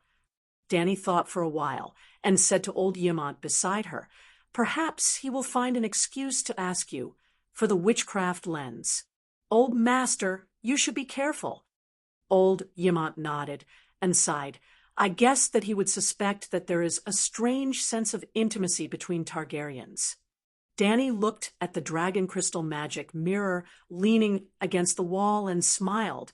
No matter what he feels, he will forget it completely when he returns to the Westeros. With the current chaotic situation of the Seven Kingdoms, he might lose his life if he is not careful. Ymont heard this and said with a complicated expression, "I didn't expect Stannis to be so ruthless." "That is not Stannis. The real Stannis, Bella, Theon, is dead. He died in Winterfell. The person who killed his daughter and burned down the city is an evil spirit sent to the human world by Lalo. I should have burned his body immediately." Dany said regretfully, "The matter at Slaver's Bay is almost finished. Do you want to return to the Westeros and ask him to restrain himself?" Ymont said hesitantly. Dany's eyes gradually darkened. She tapped her finger on the table and shook her head. "I want to go fishing in the Sea of Sorrows. Actually, even if we scold him for being ruthless, we have to admit that he did something that I have always wanted to do, but could not do." "Dany, you—" Ymont was shocked at first, then his shock turned into worry. "Don't be impulsive. Don't follow that bad example. I am sure that Stannis is finished. Even if he has the two-headed demon dragon, the people of the Seven Kingdoms will not accept him. You are worrying for nothing. Do you think I am stupid to follow him?" Dany rolled her eyes. Old Aemon sighed and said, "To be fair, Lou Bolton and Segunthan are indeed at fault, but their actions are not incomprehensible. It is impossible to expect everyone to face death calmly. We fought to the death with the Allied army on the battlefield, but didn't we allow the enemy soldiers to surrender to each other?" Dany said disapprovingly, "Can you not die if you don't want to? If the night doesn't end, you will die sooner or later. If you are not afraid of death, you may be able to fight for a way out." As they were talking, the little black girl, Missandei, came over. "Your Majesty, that Dick Tywin has been looking for me several times. How do you think I should send him away?"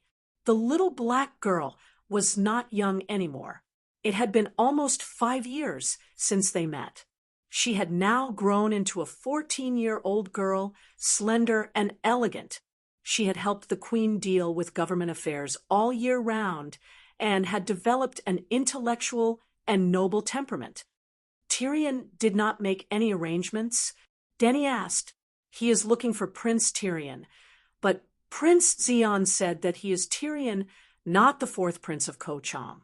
Missandei said helplessly, "Ha, he is reasonable. What does looking for Lu Sun have to do with Zhou Shuren?" After laughing for a while under the puzzled gazes of the others, Dany asked again, "Why is Dick looking for Tyrion?" "He is looking for his mother-in-law and wants Prince Leo to fulfill his promise to go to Volantis and bring his wife over to Kochang as a baron. Oh, yes, and 20 elephants. That dwarf is really shameless. Whether it is Lannister or Targaryen, they must fulfill their promises and repay their debts. He probably knows about your relationship with the elephant coachman and plans to throw him to you." Old Ymont guessed. "Throw him to me?" Dany smiled coldly and said to Missandei, "Explain to Dick about the imp and Leo. When the pterosaur returns to Dragonstone Island, bring him along. Actually, you can give him a knight's domain on Jean Island." Old Ymont said embarrassedly. Dany waved her hand. "That is the dwarf's promise, not mine." 2 days later, on Dragonstone Island. "Holy Mother, are you really Tyrion?" Princess Dorne was so shocked that her jaw almost dropped. "You are a completely different person." Barristan looked at the dwarf with shock and doubt in his eyes. If he had not communicated with the Dragon Queen earlier, he would have suspected that the person in front of him was fake. "Your height has increased by more than half, and your face." Bronn could not help but reach out and pinch the dwarf's little face. "You are not a faceless person, but you are 10,000 times scarier than a faceless person. How did you do it?" "You don't seem to doubt my identity." Tyrion pushed away his old partner's right hand and smiled. "Your appearance can change and your height can change, but your lowly temperament and your depraved soul have not changed at all." Bronn crossed his arms and sneered. "Your voice has not changed, and your heterochromatic eyes have not changed. Elaine's gaze swept down from his handsome face and finally landed on the dwarf's crotch. She gulped. Your body has become well-proportioned. Your head is no longer big, and your legs are short. Tyrion met Elaine's moist eyes, and his heart skipped a beat. He smiled and said, "Actually, some changes can only be felt, but not seen." "Ahem, Tyrion, are you a Lannister or a Targaryen now?" The old crab interrupted the flirting between the couple and asked seriously, "What does that have to do with anything?" The dwarf's eyes flashed, but he did not answer the question directly. "I don't care about your identity, but Dragonstone Island will inform the other nobles about you. You have to let them know that you have a choice. You are the son of Aerys recognized by the queen." "Do you understand what I mean?" The old crab said meaningfully. I have to see Jaime and Sansa," Tyrion said hesitantly. Chapter 845. Another 2 days passed. Taz Island, 700 kilometers south of Dragonstone Island. Taz Castle, a luxurious and spacious bedroom. The north wind whistled outside the room, and snowflakes gently knocked against the mosaic floor-to-ceiling windows. The fireplace burned brightly inside the room. Sansa sat up with difficulty, with Theon's help. She stared at the handsome man in front of the bed and asked, "Are you really the Mad King's son?" If she was 13 years old, she would have blushed, her heart would have raced, and her mind would have been in a daze. If she had just left King's Landing and had not been taught by Uncle Finger, she would have regretted it when she saw her ex-husband again. "You should have transformed earlier. Even if you're still not as tall as my shoulder, your looks can make up for your height. Plus, you're short but not short." If she had met him before the Dragon Queen personally acknowledged Aegon as the son of the mediocre King Aegon, she would have gritted her teeth and complained that the heavens were unfair. Why did I marry a fake prince instead of a real one? Now that she saw Tyrion, the son of the Mad King, Sansa did not have the time to be infatuated with him, nor did she have the time to lament about the fickleness of fate. Her heart was filled with fear and vigilance. The dwarf had surpassed Stannis and Yuluen, and had become her biggest competitor on the road to the Iron Throne. Sensing the hostility of the pale pregnant woman on the bed, Tyrion smiled bitterly. "If you can call him Aerys. Even though he's crazy, I'm his son. Actually, I'd rather you scream at me like Princess Elaine and the others and say you're so handsome or something like that." "Are you flirting with me?" Sansa was so angry that her lips trembled, but a strange feeling arose in her heart. "I just miss the simple girl who would be infatuated with Joffrey and Loras. Facing you like that, our conversation can be less guarded and scheming." The bitter smile on Tyrion's lips, coupled with his handsome face, made him look even more charming. Sansa looked at the unfamiliar face and was stunned for a moment. She did not expect the little demon to have such a heart-wrenching smile. Her expression softened, and her tone was no longer as aggressive. "As long as you're not blind, you can tell that I'm no longer a young girl." Sansa lowered her head and stroked her belly. Catelyn Targaryen, Catelyn Targaryen. The Maester says she will be born within the month. You understand? For her, I must abandon my naivety and foolishness. For her, I must guard against all possible harm. For her, I must strive for more and better things. For some reason, Tyrion knew that Sansa's words were ridiculous, but he felt that she was especially charming at that moment. Perhaps it was the radiance of motherhood. Perhaps it was the charm of a new widow. Perhaps it was a similar aura. "Stannis is mad. Do you know that?" Tyrion asked out of the blue. Sansa was stunned for a moment before she said, "I know. He used his own daughter as a blood sacrifice to Lalo, and used blood sorcery to merge the demigod dragon soul, Vhagar, into a living pterosaur. That demonic dragon, called Guardian of the Seven Kingdoms, has two heads. One head spits out smoke and fire from hell, while the other head devours people's souls. He also slaughtered Karhold, the Dread Fort, and a number of knights in the north. He did not spare a single soul. Men, women, old, and young were all burned to ashes. Tyrion said, "What are you trying to say?" Sansa asked with a frown. Tyrion said loudly, "Stannis is so powerful and crazy now. Do you still dare to fight for the Iron Throne with him? Are you worried that I will fight for it with you? Your Catelyn will be born in a month. No matter what you want to do for her, at least let her come to the human world safely. Although the world is dark and cold now, and filled with lunatics, evil gods, and ghosts, as long as she is alive, she will see summer one day, right?" Sansa's expression darkened. Bran had said similar things to her before. Perhaps Tyrion and Bran had good intentions, but she did not want to hear it. "Do you think I would be stupid enough to provoke Stannis?" Because of Erlu's madness, she did not dare to go to the valley anymore.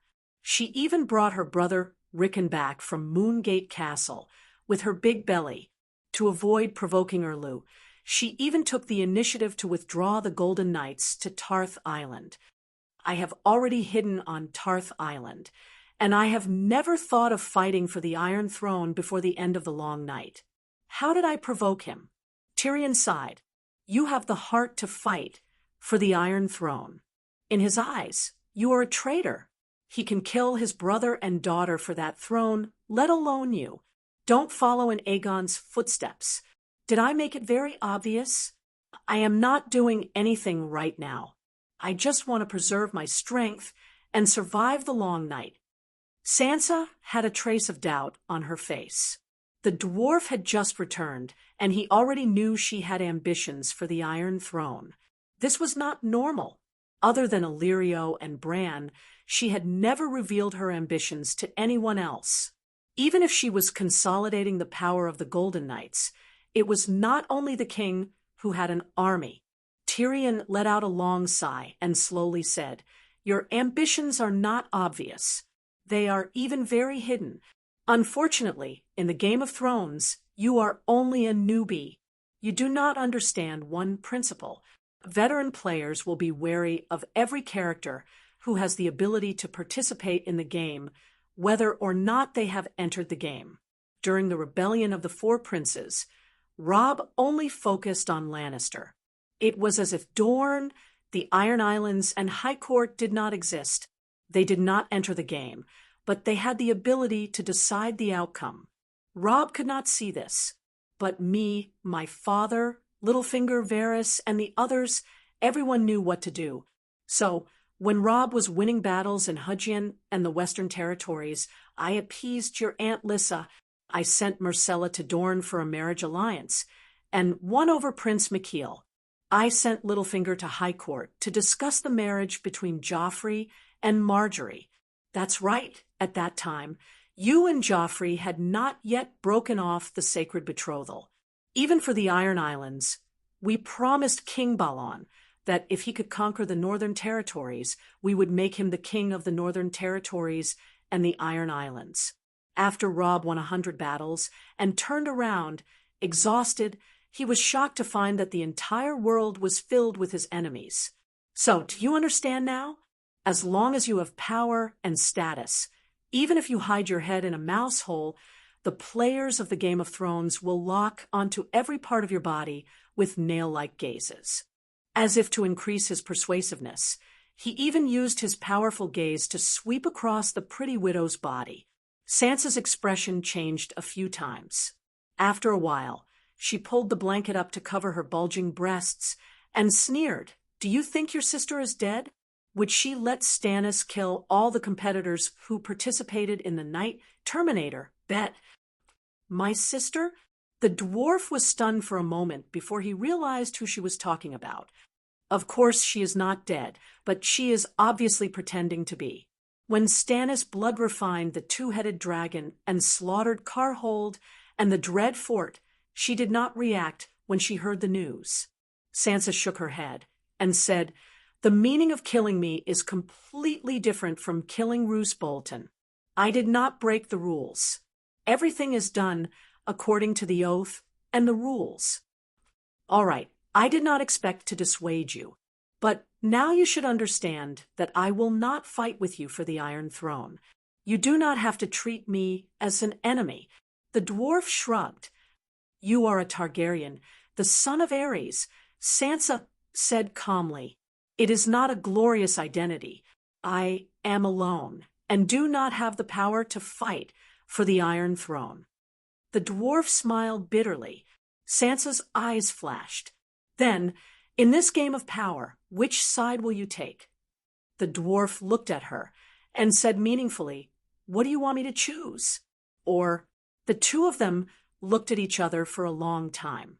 They seemed to have understood something, as if there was a tacit understanding between them, but nothing happened. It was as if they were just looking at each other. Theon frowned. What was the smell in the air? Hiss! The sound of the winged dragon in the sky came into the room through the window. Who is it? Tyrion suddenly came back to his senses. Not long after, Brittany came to report, Lady Sansa, Prince, Duke Stark, and Count Sherworth are here. Sherworth? Tyrion said cautiously. The Onion Knight is Stannis's Hand of the King. What is he doing here? They are in the living room. Should I help you out or call them in? Brittany looked at Sansa and asked, Jon. Sansa's face was gloomy. Let them in. Jon and Davos were not the only ones who came. There were also 4 fully armored skeleton knights. Yes, after the death of the Golden Knights, the flesh and blood on the skull would be boiled and plated with gold before being hung at the top of the flagpole. In the end, the golden skull strung together became the symbol of the Golden Knights. Just like how Urlu's knights wore the flaming red heart cloak, the Golden Knights were used to wearing the golden skull-strung cloak. At this time, the defense of Tarth Island was basically taken over by the Golden Knights. There were skeleton knights stationed both inside and outside the castle. Gods, are you really Tyrion? Davos and Jon were old acquaintances of the dwarf. When they saw the one, for Meader Little Plum, they were shocked. Previously, the forest which put a curse on me. I can only recover my true appearance after being kissed by the prostitute 10,000 times. How is it? Am I legendary enough? Actually, I think I need a princess more. Only by being saved by the princess's kiss of true love can I become a bedtime story for the children. 10,000 kisses of prostitutes would be seen by old grandma as a scourge that poisons little Lord Jew and little lady, comparable to the king of strange ghosts and Stannis. The dwarf touched his face and said with a smile. Davos's pupils contracted. He said seriously, Tyrion, His Majesty's actions may be extreme, but he follows the law and rules. You can ask Duke Stark if the decision to deal with Carhold City was made by the Ghost Resistance Committee. Tyrion was shocked. He looked at Jon, who had an unnatural expression, and said, You dare to talk about massacring the city openly? Jon waved his arms and explained, We didn't massacre the city. We only decided to kill. Dafos immediately took over the conversation and said, Kill everyone who participates in, supports, and knows about the evil god's sacrifice, right? Jon nodded with a gloomy face. This was indeed the original decision of the Dragon Queen, himself, Stannis, and the vassals of the Northern Territory. Then Davos said, The Dragon Queen rode a dragon and burned Carhold City once. Saigon luckily escaped and made everything public. No one in Carhold City is innocent anymore. What about Roose Bolton? Burning the Terror Castle and the Knight's Domain in the Northern Territory was also the decision of the committee? Tyrion frowned. It was the decision of the king of the 7 kingdoms. The king followed the old rules and gave the same punishment for the same crime. It was fair and just. What's wrong with that? Davos looked down. Tyrion was silent. Chapter 846. Harsh punishments are needed in troubled times. This concerns the safety of all humans. King Stannis is not wrong. He is brave enough to bear his responsibility. He knows that he will be misunderstood and cursed by millions, but he still made the choice that is most beneficial to the Seven Kingdoms and the war against the Dark Ghosts. Jon was speechless, the dwarf was silent, and Sansa was cold. However, Davos continued to speak. It seemed that he was not trying to convince them, but rather he was trying to convince himself. King Stannis is more responsible than the Dragon Queen. This job should have been done by her. The Onion Knight's tone was filled with anger, as if his king was taking the blame for the Dragon Queen. In the past, Tyrion would have agreed and joked, but now that he heard Davos' words, he felt that they were harsh. In terms of responsibility, I reckon that no one in the world can compare to the Dragon Queen. In order to free the slaves, she faced the world alone. Just the number of Allied soldiers killed in the Battle of Meereen is many times more than the number of civilians in Carhold and the Dreadfort. In order to save the world, Yu Changya, she has been training hard every moment, all because she has taken on the responsibility of resisting the Frost God. The Frost God is a true god, the father of the King of Strange Ghosts. Tyrion shouted in agitation. The Frost God is being dealt with by the Light King. The Onion Knight was uncertain and even doubtful. The Light King gave up long ago. Tyrion mocked. Davos frowned and said, I don't know about the affairs of the gods, so I can't express my opinion. I didn't come here today to discuss the secrets of the true gods. He turned to Jon and said, Do you want to say it or should I? Say what? Sansa looked at the two of them warily. Jon, Rickon is still in Winterfell. Why are you here? Bran has returned to Winterfell. With him, Rickon is safe. Jon first comforted his sister, then said with a complicated expression, The Ironhide has temporarily stopped providing aid to Stannis, but the King's Landing still hasn't been taken. Tyrion thought of something and asked, Should we suspend the gold or the food and material aid? They stopped. Davos sighed. After understanding the process and outcome of the Battle of Winterfell, the Iron Gold warehouse changed their attitude and told us that the Eternal Night is coming. They won't allow supplies to flow out. So you guys have your eyes on me? The veins on the back of Sansa's hands bulged, and her fingers almost broke the blanket. There seemed to be a cold flame burning in her eyes. Davos blushed and said awkwardly, His Majesty Stannis will compensate you after we take down King's Landing. Besides 500,000 starving civilians, what can he get from King's Landing? Sansa sneered. Davos' old face was filled with pain and helplessness. Not only 500,000, but a large number of refugees from Hudgian and the King's Dominion have flooded into King's Landing. Now, the streets and the city walls are filled with starving tents. In addition, the sky is dark, so the Winged Dragon Legion doesn't dare to use kerosene bombs to attack the city. As the hand of the king, it's my duty to take care of the country for the king. But now, I don't even dare to take down King's Landing. I don't know how to feed those people. The Onion Knight's eyes turned red, and his voice was choked with sobs. Sansa sighed and softened her attitude towards the old man. I do have a batch of food on Taz Island, but there's more food in the valley. Why are you looking for me? Not only you. Seagull Town also has a batch of food being loaded onto a ship, Davos said. Transporting food from Taz Island to King's Landing isn't any closer than Seagull Town. Sansa said, The valley alone can't support King's Landing. Also, whether you are willing to provide food for His Majesty Stannis is also an attitude. Lady Sansa, you have caused quite a commotion in Wind's End Castle and Taz Island. Do you understand what I'm saying? Davos looked at the pregnant woman on the bed with a deep gaze.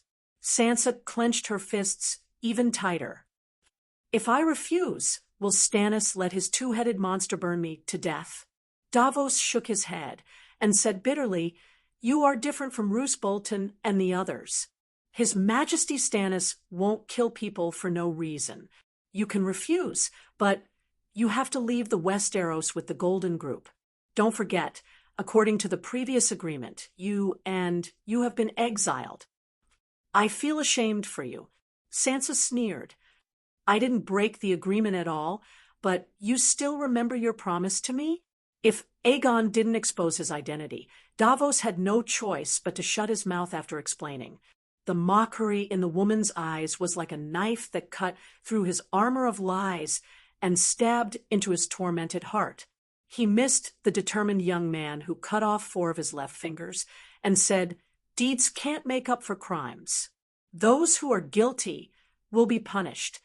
He was so young, so brave, so righteous. That year, it was so far away. "Lady Sansa, I can swear to the Holy Mother that I have absolute goodwill towards you." A sigh made the wrinkles on his face that had been carved by the passage of time even deeper. Before Sansa could say anything, Tyrion took a step forward and whispered into her ear, "Don't do anything about this. I'll take care of it." "You?" Sansa glanced at him and said calmly, "Who are you to take care of me?"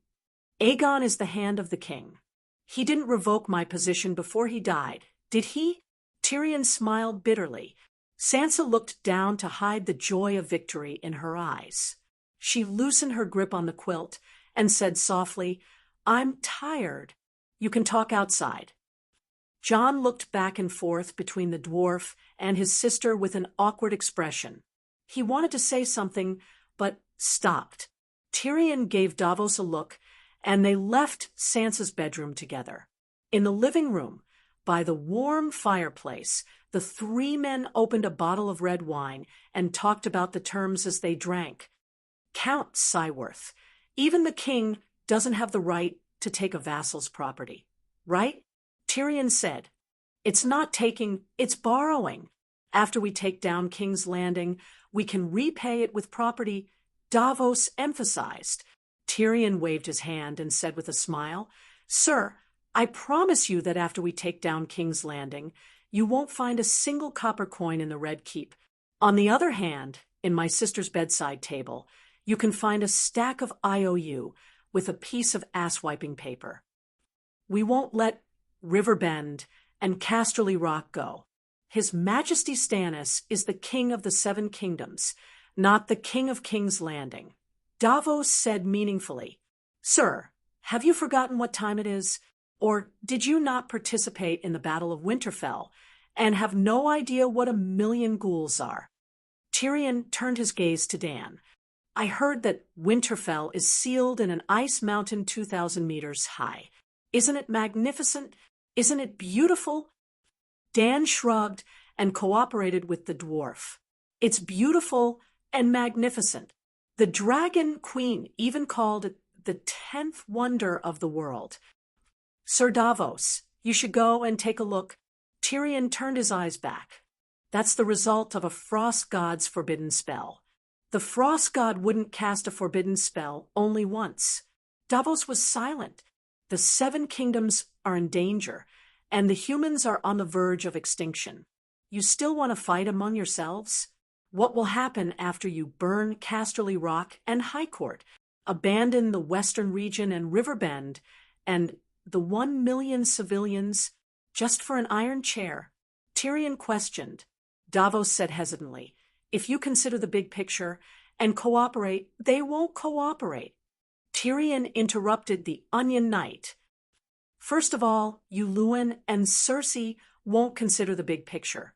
Second, your king doesn't have the right to make them consider the big picture."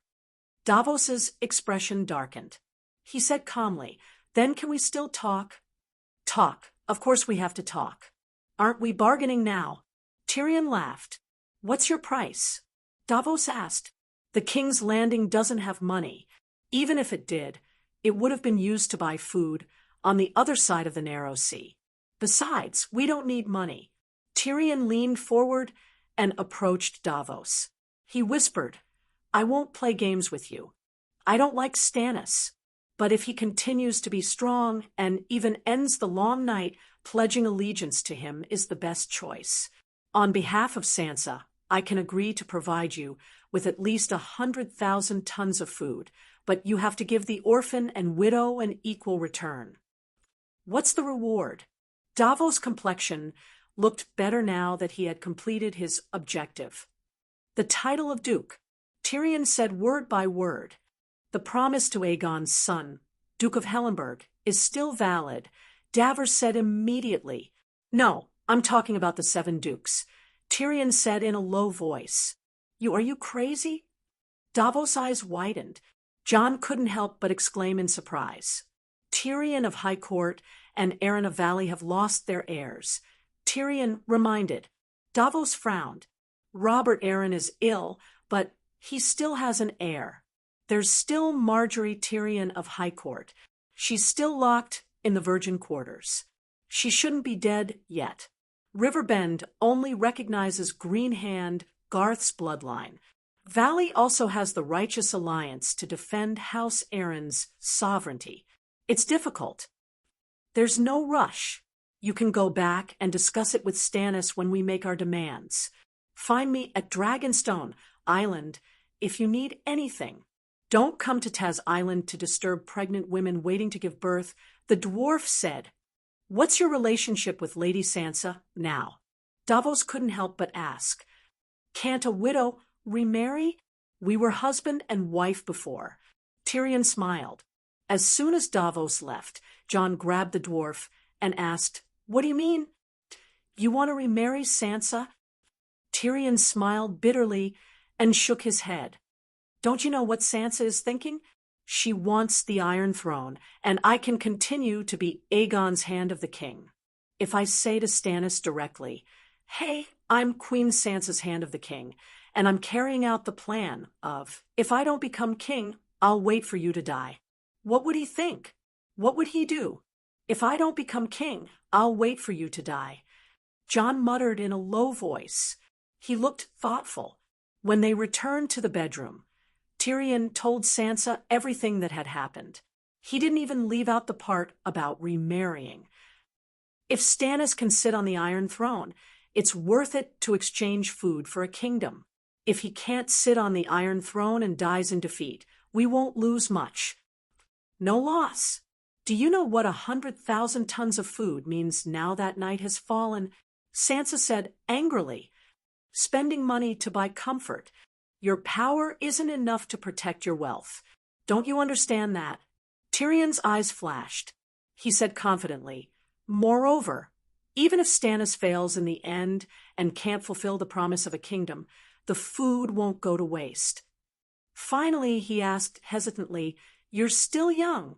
Have you ever thought of remarrying? Chapter 847.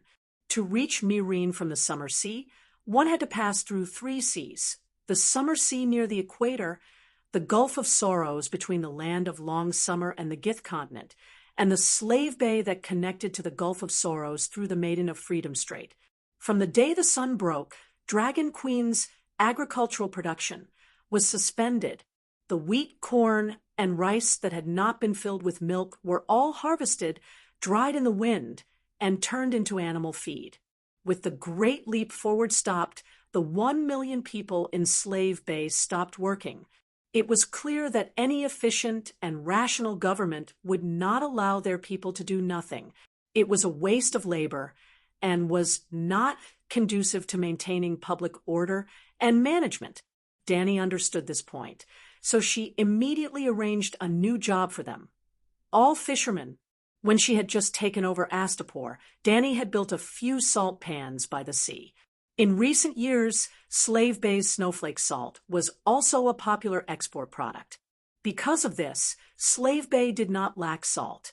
This provided a good foundation for the salted fish industry. When Dragon Queen went to the Westeros to fight deviant ghosts, Little Gold, who had stayed in Slave Bay, went to the sea every day, leading a few pterosaurs to drive the fish in Slave Bay to the shore.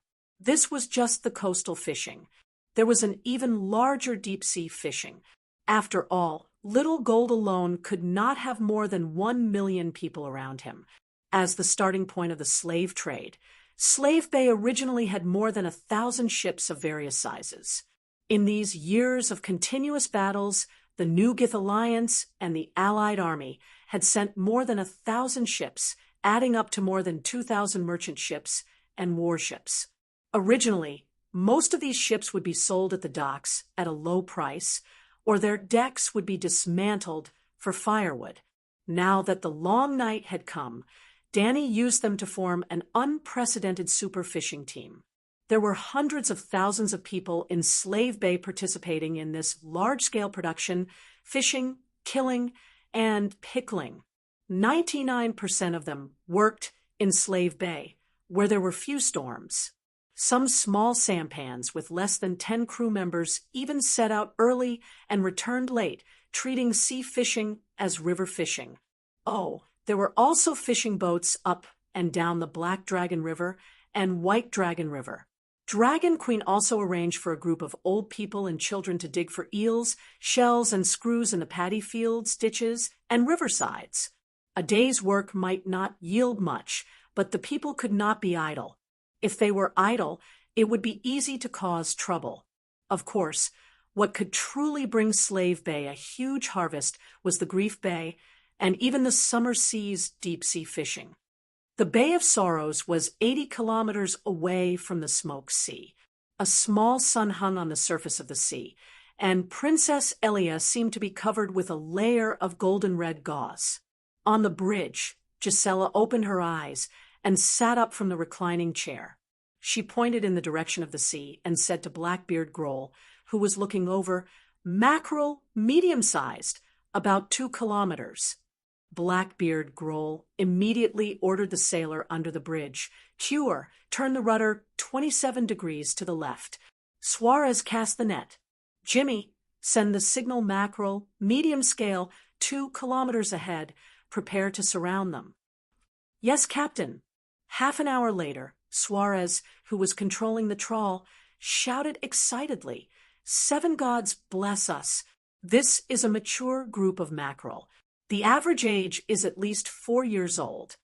Blackbeard Grohl was delighted when he heard that. He ran down the wooden ladder and came to the side of the ship. As expected, as the fishing net pulled, mackerel leaped out of the dark sea like silver shuttles. They were about half a meter long. He picked up the binoculars on his chest and observed the 20 or so ships on the surface of the sea. They seemed to have gained a lot. "We've gained at least 200 tons of fish this time." Grohl sighed in satisfaction. "Who knows? There might be whales behind the mackerel. Then, the harvest will be even greater." Suarez smiled, revealing 2 huge front teeth. The small sun in the sky seemed to have heard their words and said loudly, "I'm tired. I want to rest." "Lord Pear, hold on a little longer." The fish were attracted by the sun. "Maybe there really are whales coming. A whale is worth a few days of our hard work." Grohl quickly comforted. The small sun lowered its altitude and scattered light and heat into the sea. It shouted, "It's so cold. I want to go to the west. It's warm there." "We can't go any further west. The west is the Smoke Sea. There are reefs and demons." Grohl said, "I'll go there myself after work." The small sun said, and fell silent. "Captain, did you notice that Lord Pear's color has become much lighter compared to half a month ago?" Suarez whispered into Blackbeard's ear. Grohl stared at Pear for a while and nodded. "It's not as red as before. Lord Pear has been attracting fish for us in the day and flashing at night, acting as a lighthouse to guide the fleet. Is it too tiring and sick?" Suarez asked worriedly. "I don't know about that." Grohl thought for a while and shouted at the small sun, "Lord Pear, are you sick?" Pear could not be bothered with him. "You're probably sick." Suarez sighed. Grohl looked back at the captain's room and said, "I'll ask Her Majesty later." Another half an hour passed before the heavy fishing net was pulled up to the deck. Immediately, a group of sailors came over with baskets. They formed a circle and sat on small stools with a huge wooden chopping board in front of them. They slapped the fish's head with the back of the knife and knocked it out. They picked it up and placed it on the chopping board. With 2 slashes, the fish's head and tail were chopped off. They reached into the fish's stomach and pulled out the innards. The middle section of the fish was thrown into the bamboo basket and knocked out the next fish. When the half-meter-tall bamboo basket was piled flat, a sailor immediately came over to change the basket. They carried the basket containing the fish to a pool surrounded by wooden planks at the bow of the ship. They poured out the fish and scattered a handful of white salt on it. At night, someone would carry a huge clay jar as tall as a person over. They would pick up the fish, divide it into 2 pieces, rub coarse salt, and put it into the jar. The jar was filled, sealed, and carried into the cabin. In fact, the fish's head, tail, and even the fish's innards were not thrown away. They were all placed in the jar. The fish's head and tail were sprinkled with a thin layer of salt.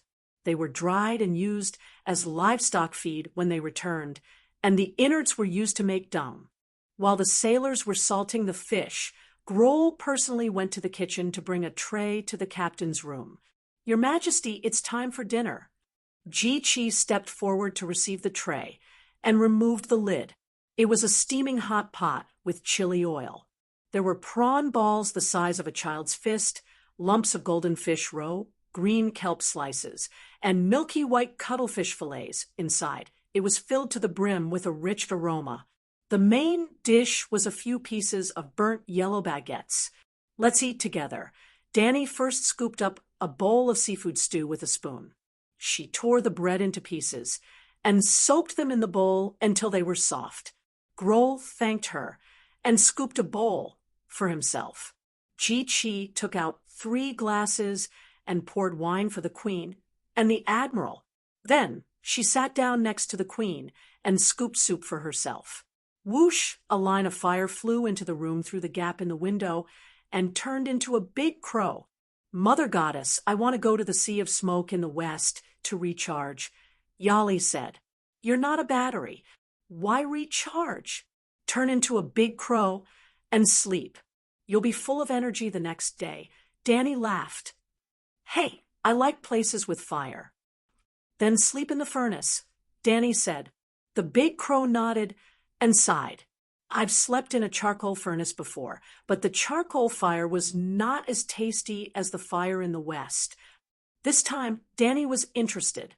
"The Sea of Smoke is only a few dozen kilometers away. You can feel it?"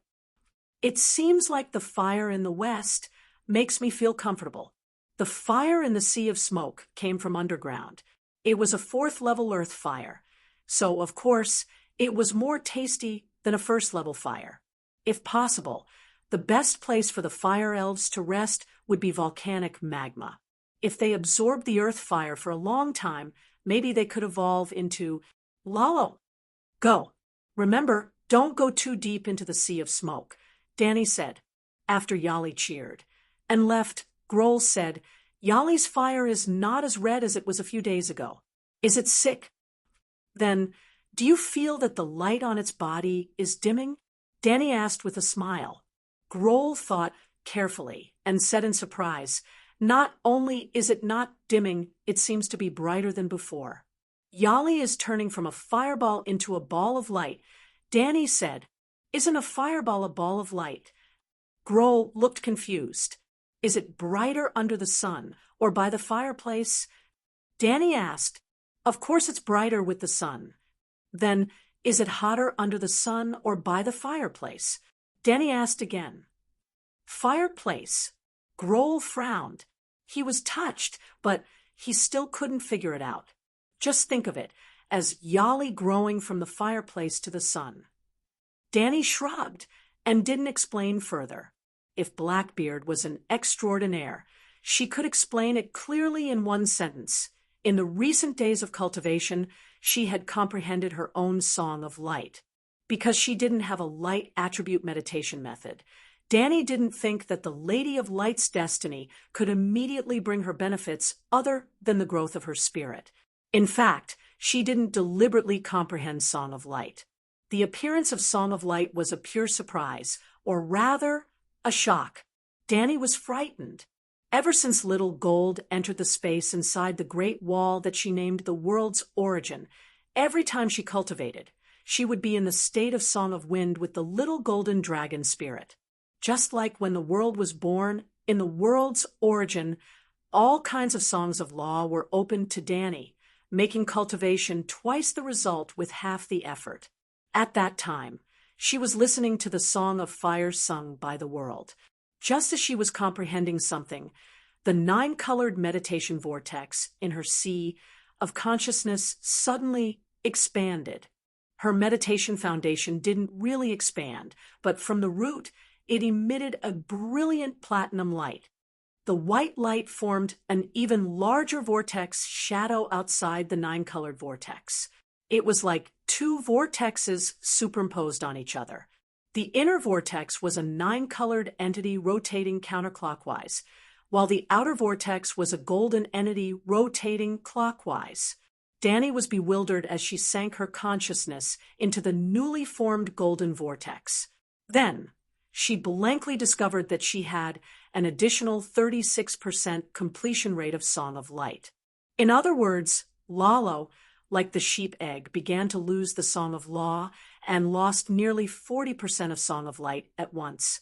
Perhaps that unlucky guy who was sitting at home, but disaster fell from the sky, had already lost the status of a true god. She was ecstatic, but she didn't understand why, until she noticed that because of burning hundreds of fire crows, her Song of Fire had also increased to 36%. She seemed to have understood something. After studying for a few more days, she understood how Lalo maintained Song of Light without disappearing when the sun was extinguished. When the world was just born from the first flame, it was dark. There was no sun, and naturally there was no Song of Light. When the first sun appeared, Song of Light also appeared. But what was the essence of the sun? Fire. Chapter 848. No matter what the sun of other worlds was, in the world of the Song of Ice and Fire, it was a fire that was higher than the earth fire and lower than the first fire. The transformation of the embers of the first fire. The so-called Song of Light was just another singing method of the Song of Fire. In other words, the Song of Light was the chorus of the Song of Fire. However, in order to really sing this chorus, one had to have a special talent.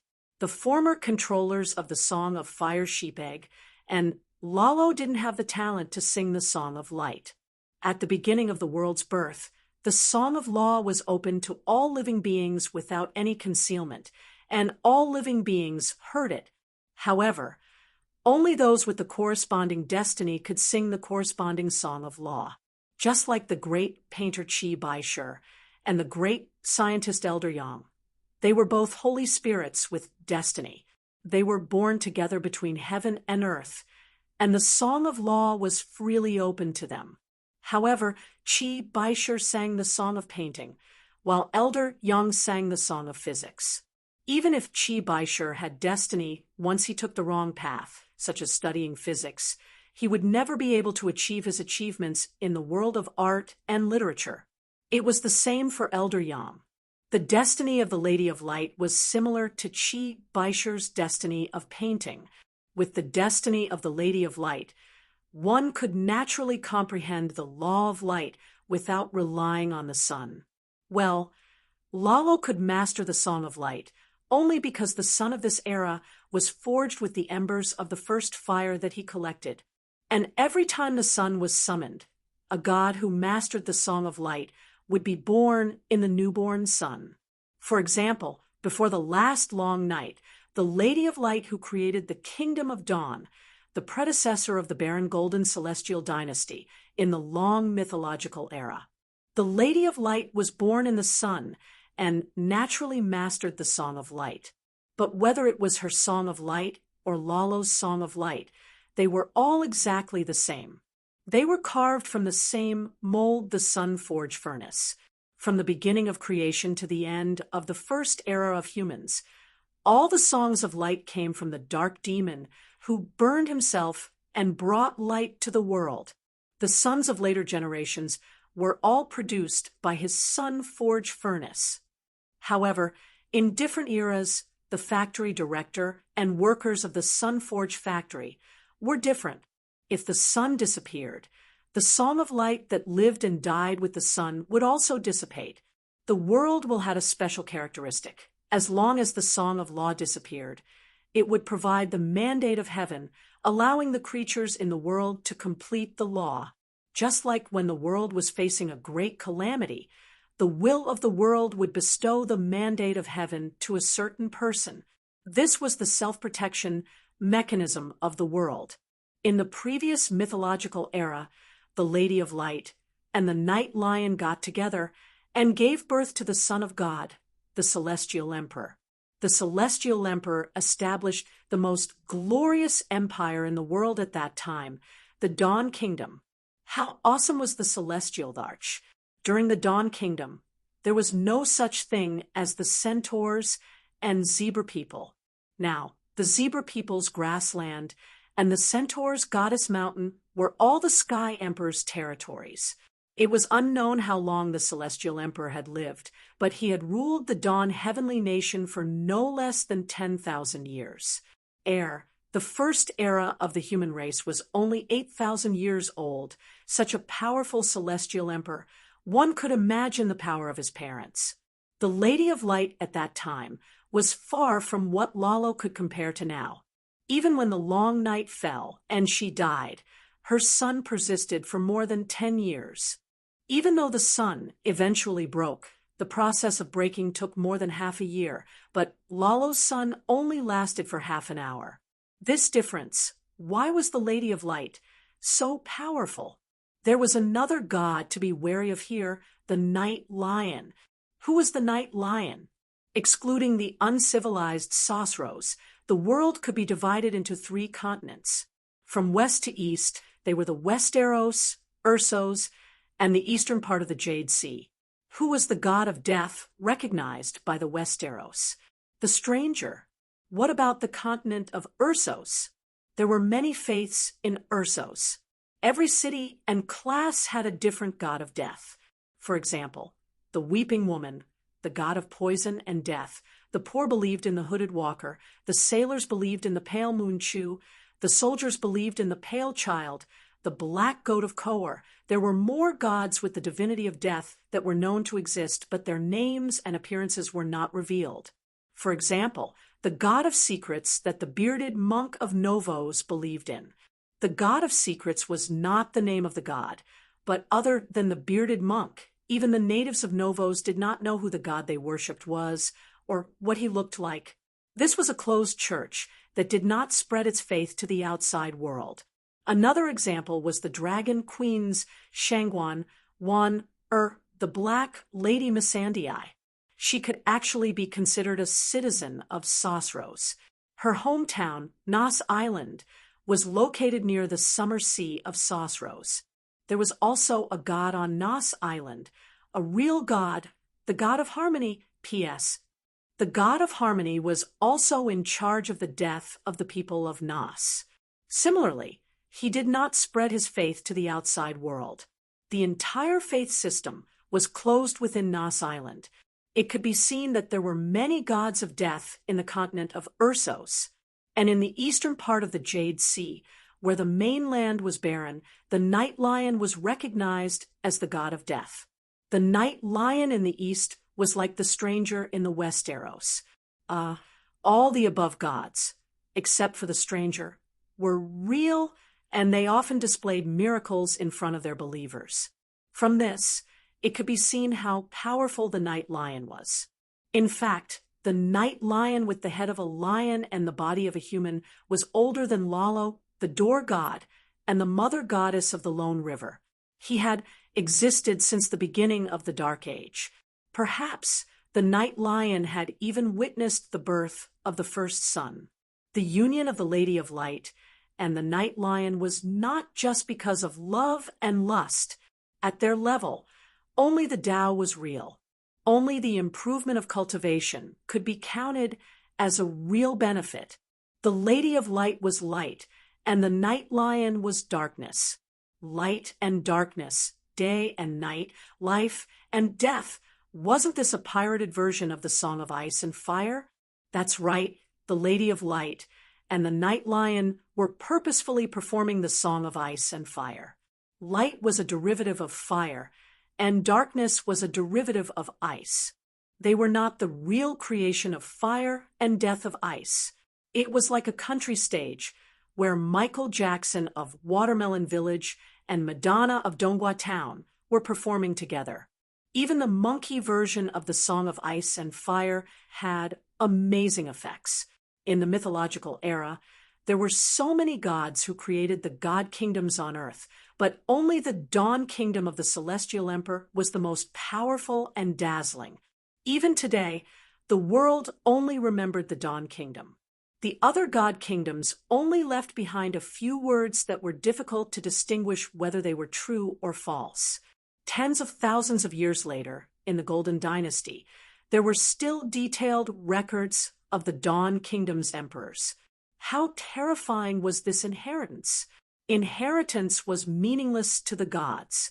It was only about the improvement of power and the comprehension of laws. The child of the Lady of Light and the Night Lion, the celestial emperor, had the power of light and darkness in his bloodline. It was almost the crystallization of the Song of Ice and Fire.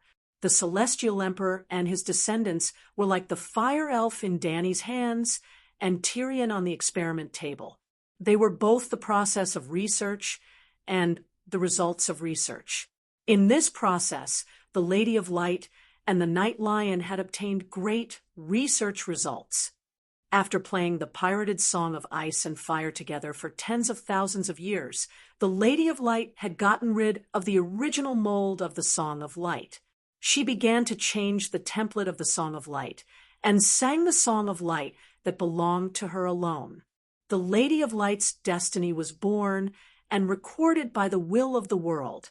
If the Song of Light disappeared the next time, the will of the world could copy the Lady of Light's destiny to the holy spirits in the world.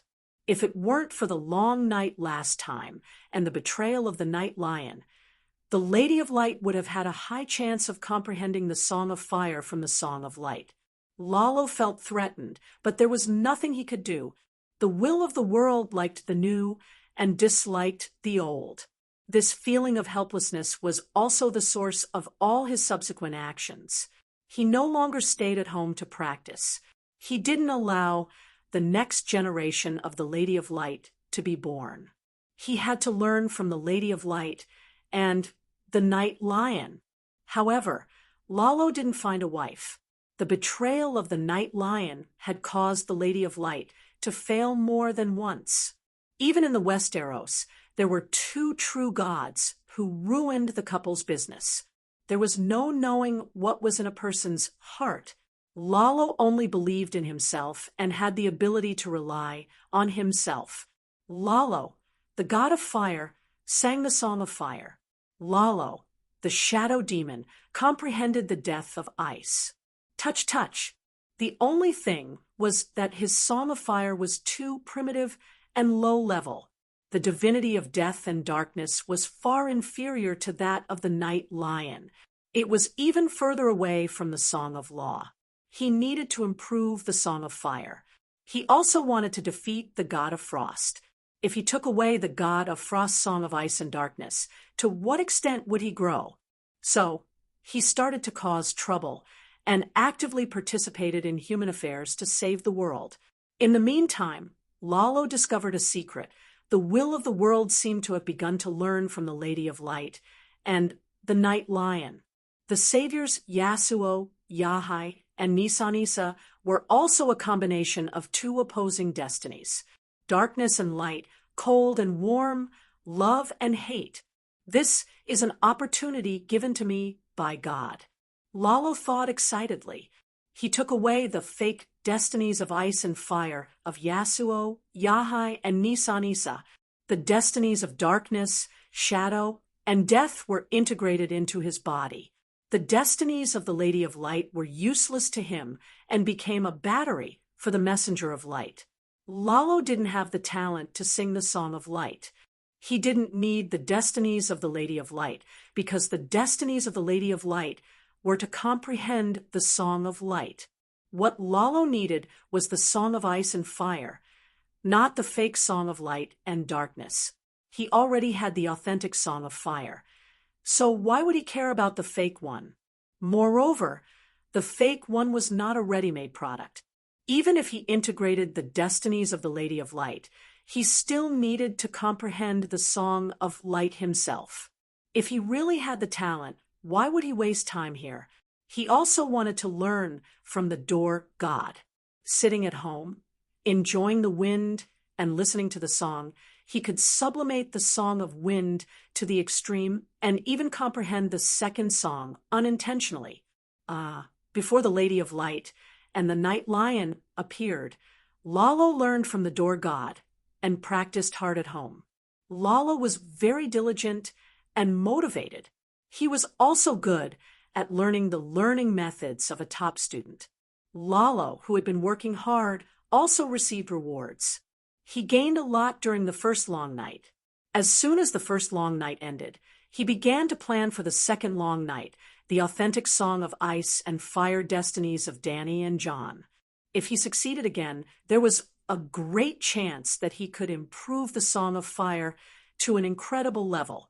He could even sing the Song of Ice and Fire alone and become the king of gods, completely ending the fate of the world's fall. Unfortunately, Danny had transmigrated. The messenger of light, who had helped him to seize the destinies of the Savior, had also become a fatal flaw that knocked him off the throne. The destinies of the Lady of Light, sealed inside, had not completely disappeared. In theory, the loss of the messenger of light's power meant that the destinies of the Lady of Light had been exhausted. It was like a phone that was not broken, but the screen was not bright. It must be because the battery was out. The ruthless Lalo couldn't understand the feelings between Yasuo, Ahai, and Nissa. Nissa's soul core went to reincarnate, and Yasuo and Ahai took her place. Then, the Savior removed the battery and kept the last mark of his wife to accompany him forever, until the reincarnation of Nissa came and took away what belonged to her again. Chapter 849. John has his own destiny, but he's also the reincarnation of Yasuo and Yahai. That's why he's able to fuse with Yasuo and Yahai's destiny without any rejection, allowing himself to be completed. Danny Rise also has her own destiny, but she's also the reincarnation of Nissa. That's why she's able to fuse with Nissa's destiny as the Lady of Light without any rejection, allowing herself to, she's already very complete. This is just icing on the cake. After John obtained the destiny as the Savior, his cultivation speed increased by leaps and bounds. In just a few months, he surpassed Kuei Shi and rose from the #1 youth in the Western continent to the #1 youth in the world. I wonder how Kuei Shi feels after being overtaken by the two bugs, Dragon Queen, and John after Danny obtained Nissa's destiny. Her realm also increased rapidly, but she's a little crooked. Her main job, Song of Fire, didn't increase her growth speed by much. Instead, she gained a side job, Song of Light. She's now the Lady of Light of the 7 gods. With another heavy burden on her shoulders, Dragon Queen could only grit her teeth and persevere. At the very least, Lalo has fallen from the level of a true god. Who knows where he's still howling in pain? At the very least, she grasped the ability to convert light and fire, gradually allowing the fire spirit to evolve into a true small sun. Recently, the cultivators of the 7 nations gradually realized that the low-level holy light technique was brighter than before. The milky white flames turned into a transparent golden light that resembled sunlight. Compared to the white light of the holy healing technique, The brilliant sun dealt more damage to the deviant ghosts. Huff, huff, huff, huff. At night, the storm on the ocean suddenly became intense. Princess Elia shook violently as well. Plop, ouch, in the captain's room where Dragon Queen was, Chi-Chi rolled down from the bed like a pillar placed on a slope. Her chubby body smashed onto the floor like porcelain. Chi. A flame flew out from Danny's palm and formed a bright red fireball the size of an egg in midair. In an instant, 99% of the heat radiation from the fireball was converted into light. The room instantly became as bright as day. The wind is blowing again. The centaur maid was dazzled by the white light, her left hand shielding her eyebrows, her right hand rubbing the 2 lumps on her chest. Sigh. It's really hard to make a living on the sea. Every day, there are violent and sudden storms. If we're not careful, the ship will be destroyed and people will die. Getting lost and leaving the team is a common thing. Chi-Chi sighed. Actually, you have the talent to be a sailor. Even though you've been tormenting yourself every day, you're still able to fall asleep as soon as you're in bed. Ely only stayed for 1 day and couldn't endure it anymore, Danny said with a smile. Hee, I was the same as Ely, afraid of seasickness. But I listened to Chui Luo and drank Big Black's dragon essence every day. My body was strong, and I didn't get sick, nor was I afraid of seasickness. When the sun was still up, I would often drive a yacht to Slave Bay to swim. Chi-Chi smiled proudly. Danny smiled oddly and said, I plan to build an armored dreadnought. Do you want to be the captain? I will make you an admiral. Dreadnought. Chi-Chi thought for a moment and said in surprise, Calixi, are you talking about a steam-powered, ironclad? That's a huge project. Do you have time to build it now? When the time comes, I'll leave a spiritual projection in Astapor and multitask, Danny said. If I'm an admiral, do I have to fish at sea every day? Chi-Chi said in a dilemma, the ironclad's ability to withstand waves is strong. Prime Minister Turtle, and I can't always follow the fishing fleet.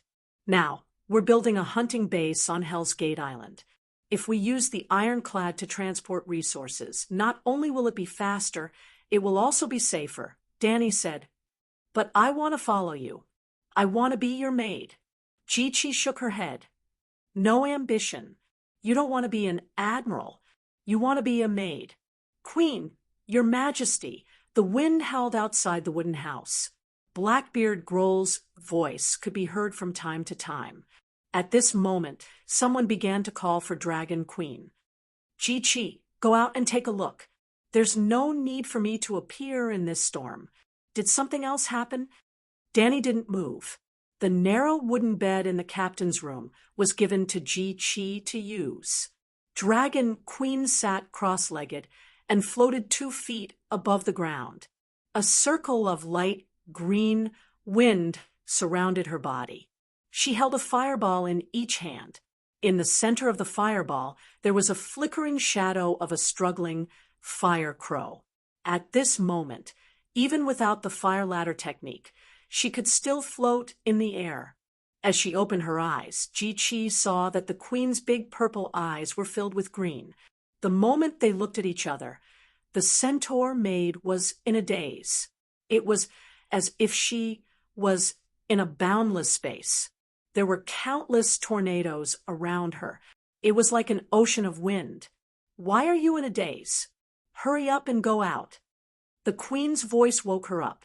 Calixi, I see a lot of wind in your eyes. Are you cultivating wind witchcraft? Chi-Chi asked curiously as she put on a fur coat. The green in Danny's eyes disappeared.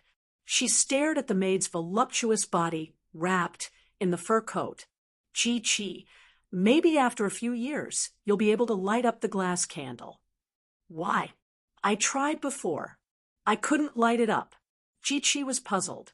If you stand under the sun, every day, even a Quill's milkman will turn black. If you're exposed to the high-energy magic radiation emitted from my body for a long time, you'll also have a positive mutation. Dany said.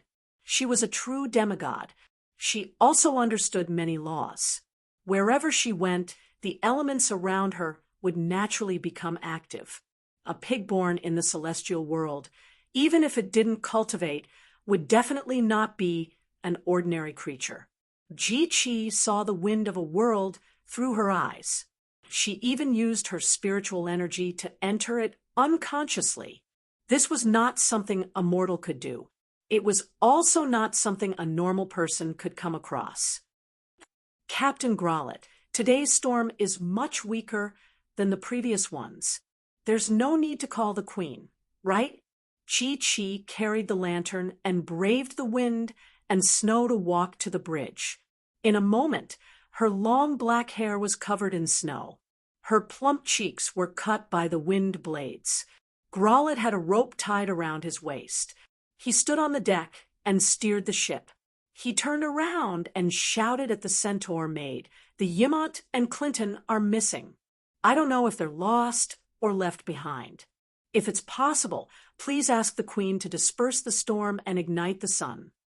In a moment, the Dragon Queen in a cloak came to the bridge. She jumped and disappeared into the violent dark storm. She was like a wind spirit. She blended into the wind and controlled the wind around her. There was no fire on her body. She only relied on the power of the wind to rise quickly. She flew 1,000 meters above the sea. Dany opened her arms and raised her head. Her slender legs were straight and close. She was like a human radar. She received countless information in the wind. Based on the information, a four-dimensional picture of the flow of the atmosphere gradually formed in her mind. The third dimension was the physical state. The fourth dimension was the distribution of wind elemental energy. One green light flickered in her eyes. Her consciousness connected to the wind of a world. In the next moment, a tornado appeared in the boundless space. The storm that was troubling the fishing fleet at Slave Bay was like a specimen. It was recorded in the wind of a world. This was the process of the door god collecting all kinds of wind. Dany fulfilled her promise to the door god. "I'll collect interesting wind for you from now on." While recording the wind in the real world, Dany also looked for similar wind in the wind of a world. Through comparison, she knew how to consume the least amount of wind power so that the storm on the ocean would no longer cause trouble for the fleet. Gradually, the green light in her eyes spread throughout her body. The storm within a radius of 50 miles began to change under her guidance. In the sky, the wind continued to howl.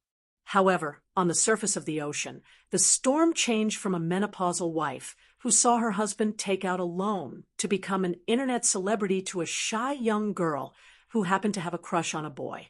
Caw, caw, caw. 3 large crows flew out of Dany's eyes and turned into 3 small suns squeezed together. In an instant, the darkness retreated before the waves. The sky was faintly bright. It was as if dawn had arrived early. The Yimont and Clinton, who had lost their way, were guided and quickly met up with the fleet. This was the reason why Dany came to the Sea of Grief. After the long night, the sky was dark. The storm was unpredictable. Fishing in the ocean became abnormally dangerous. Before Dany's arrival, the fishing fleet only dared to move around Liberty Maiden Island. When they encountered a storm, they immediately moved closer to New York Town's pier. Ever since she destroyed the Frost God's tornado in Winterfell, Dany gradually became infatuated with the feeling of controlling the wind of nature. At this time, she truly felt that she was the wind god. Fishing with the fleet not only helped the ship avoid natural disasters, but it was also a very good cultivation process. Dany was now at the edge of the wind territory. Amidst the cheers of "Long live the Queen," Dany landed lightly on the bridge of the ship. She waved to the crew on the deck and entered the cabin. Fisherman Captain Suarez watched in awe as the dragon queen disappeared from his sight. He whispered to his second mate, "Cull, do you feel that the queen is more powerful than the gods?" "I've seen the Red Priest sacrifice a living person to summon the wind when the ship entered the calm belt," Cull said. "He was like Galloway. He was an old sailor who had traveled all over the world. He was knowledgeable and knew many legends related to the gods. According to what you said, the queen is on the same level as the Red Priest, but when have you seen the Red Priest fly?" Suarez was a little dissatisfied. Obviously, the Red Priest is inferior to the queen. Cull shook his head and explained, "What I mean is, changing the direction of the wind doesn't seem too difficult for a wizard." Goat, Gisela heard their conversation and sneered, "Cull, a little knowledge is scarier than ignorance." "What did I say wrong?" The second mate frowned. "Have you seen the Red Priest continuously summon the wind?" Goat Gisela asked. "Summoning the wind once can sustain the voyage to the destination. Why would he summon it a second time?" The barbarian spearwoman was stunned and said, "Let me put it another way. Have you seen the Red Priest who encountered a shipwreck?" "No." Cull shook his head. The barbarian spearwoman felt a little troubled. After thinking, she sighed and said, "The Longhorn King once said that witchcraft is a sword without a handle and cannot be mastered. The Red Priest will only use the blood sacrifice spell at the most critical moment. Everything has its own rules. One of the rules is borrow with pay. If we borrow the wind now, we will definitely encounter a destructive storm the next time we go out to sea. Like the queen changing the weather every few days without any side effects. It is definitely an unimaginable miracle. I can guarantee that even Lalo himself can't do it." Cull was skeptical and asked, "Who is the Longhorn King?" "A king beyond the Great Wall thousands of years ago," the spearwoman said. "The king of savages." Cull's lips curled into a scornful smile. Gisela said calmly, "You look down on the king of savages? Then do you know who made the horn that blew down the Great Wall? The Longhorn King is like Joman, a top wizard. He broke through the Great Wall with magic alone." Looking at the confused expressions of the people around him, the shapeshifter shook his head and sighed. "Sigh, you have never been to the Great Wall. You don't understand the meaning of his actions at all. Ah, there are people in the sea. It's the Red Priest. 9 o'clock, about 3 kilometers. The Red Priest's ship was destroyed in the storm. Broken wood and corpses floated over. Suddenly, Kid Jimmy blew his whistle on the observation deck and shouted excitedly, "Red Priest!" Suarez was stunned. Goat Gisela also had a strange expression. Wasn't this too much of a coincidence? "Send a boat over," Grolier ordered loudly.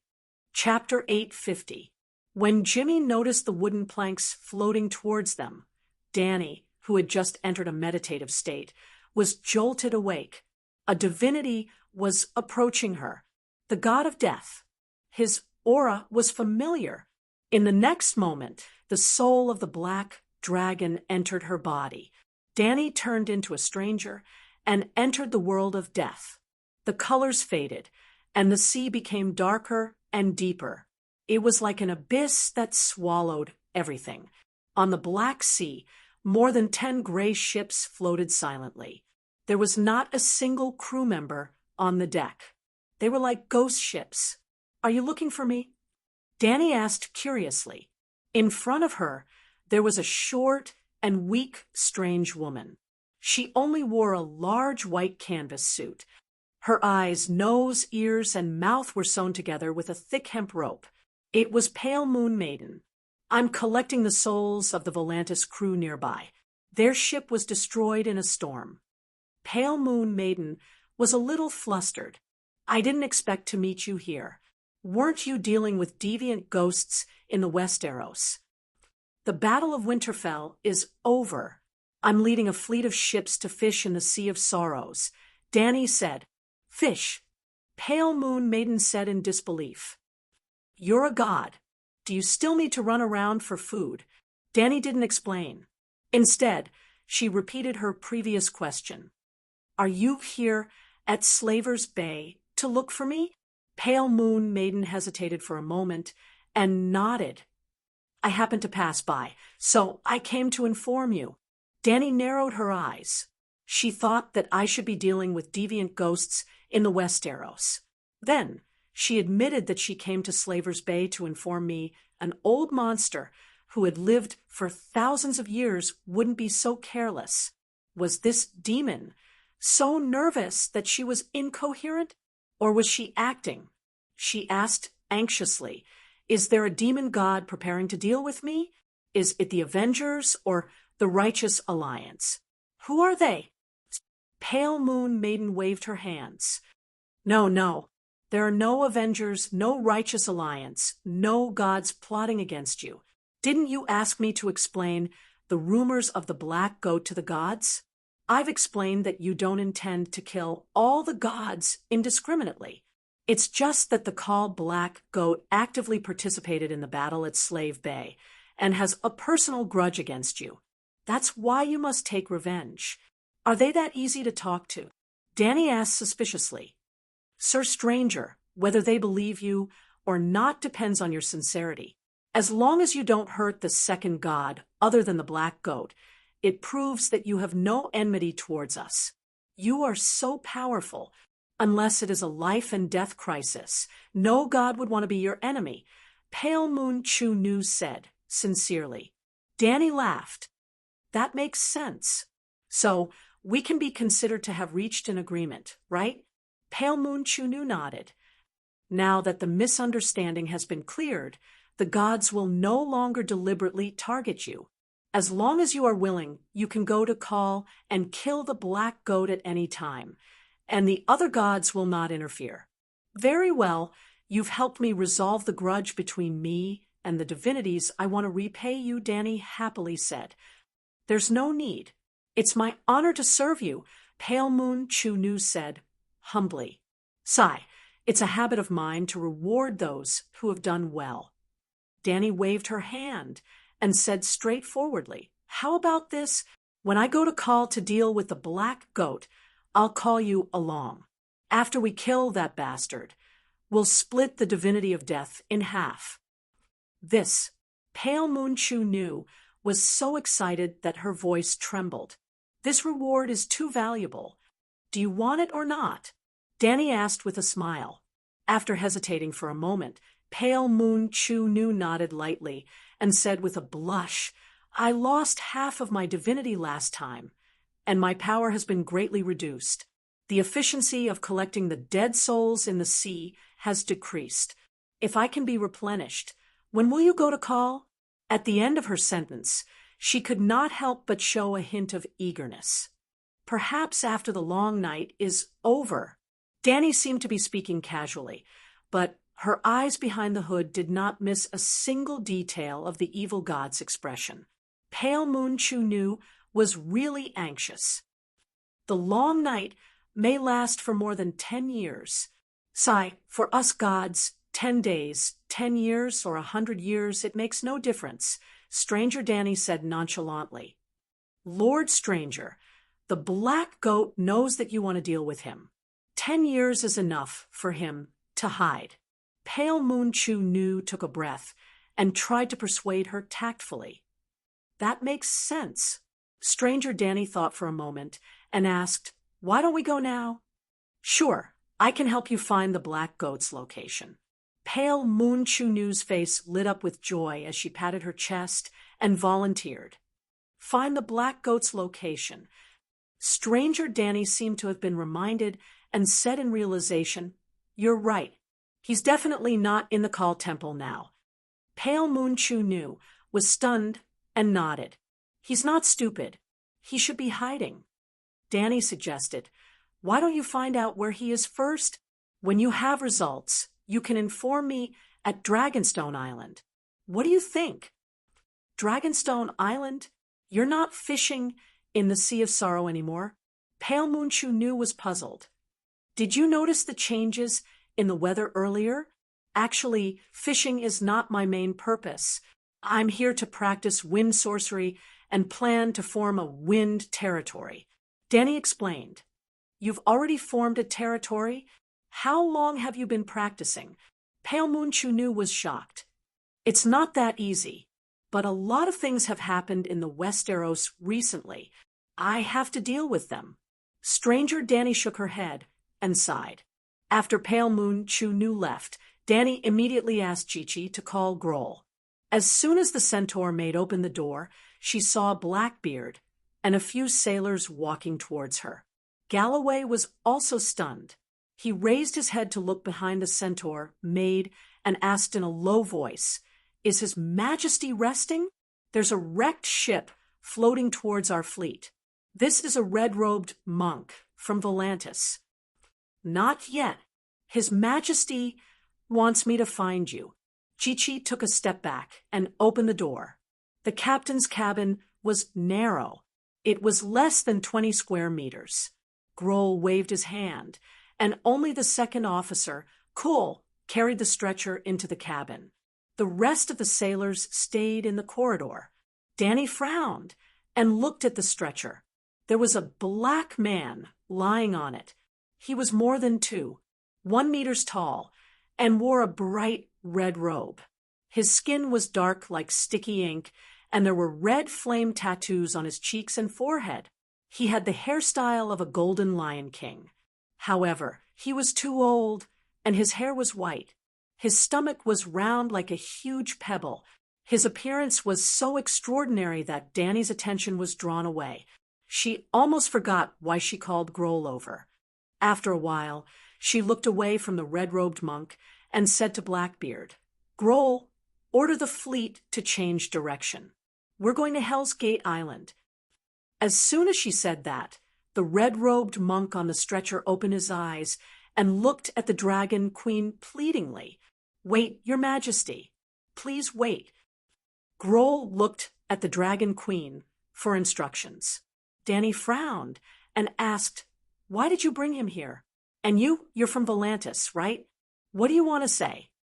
"Your Majesty, this red-robed monk is unwilling to enter the cabin to rest.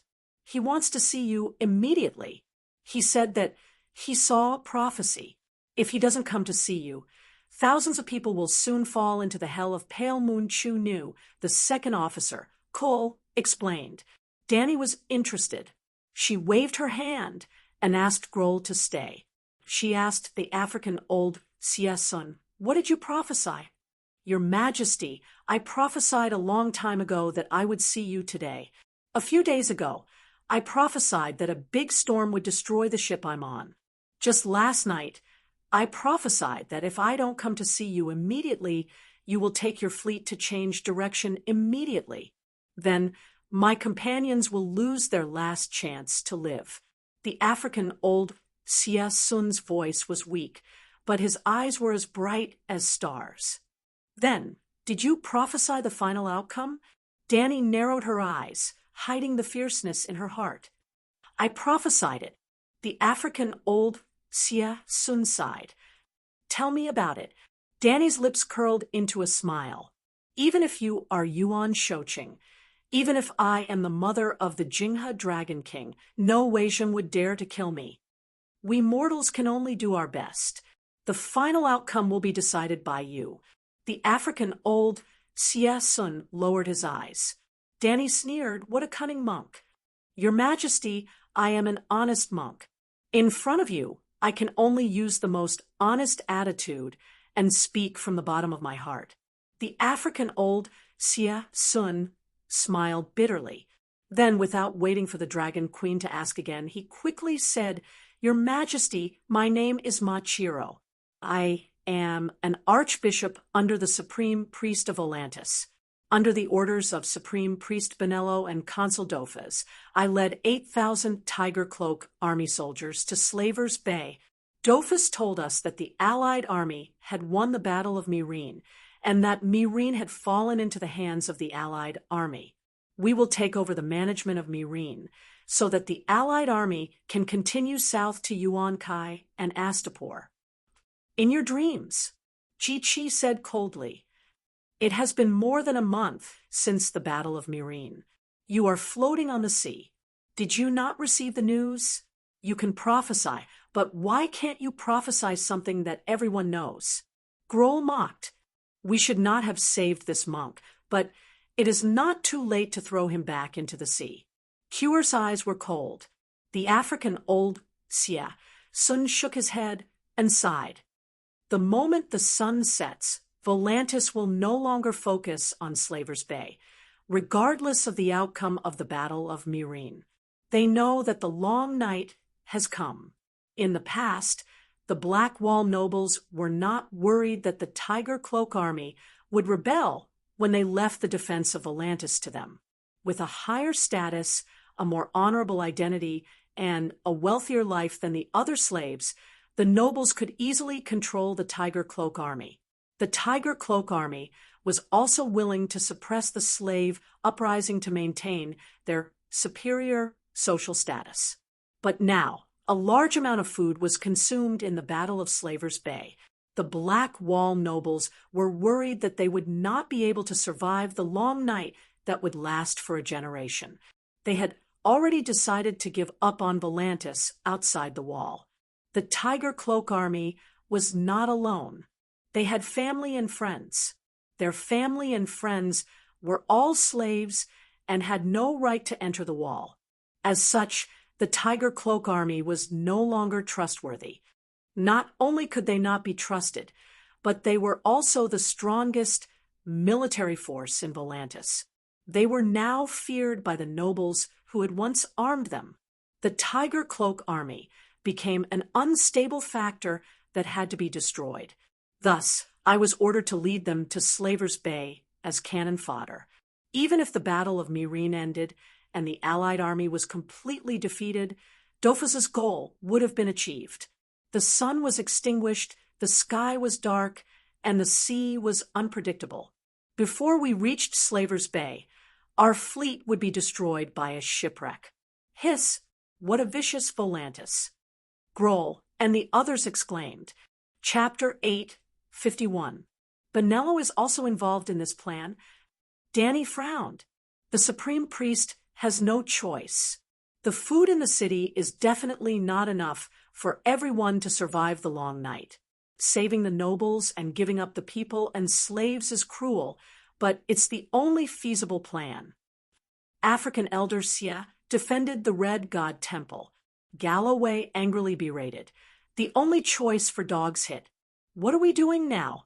Volantis' geographical environment is even better than Slaver's Bay. There are swamps outside the city. The Rhone River passes through the city, and the harbor faces the summer sea. We can fish. Why can't you? I've been to Volantis many times. Even the gods are jealous of the abundant fish in the Rhone River. 1 copper coin can buy a basket of bighead fish at the fish market. African elder Sia's mouth opened and closed a few times, but he did not say a word. You are helping the nobles deceive the people. Does the consul allow all the Red God priests to enter the Black Wall? Danny asked suspiciously.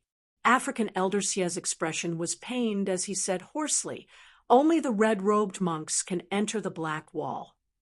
Aunt May and Soros wore red robes when they appeared, but it did not mean that all the followers of Lalo were qualified to wear red robes. Just like the Church of the Seven Gods had barefoot monks, gray-robed monks, abbot of the church, bishop of the diocese, archbishop, and archbishop, the Red God priests were also divided into different levels. The lowest level of wild monks wore linen robes, similar to Big Sparrow. Followers who were born in the Red God Temple would wear a pale yellow robe after becoming the attendants of the red-robed monks.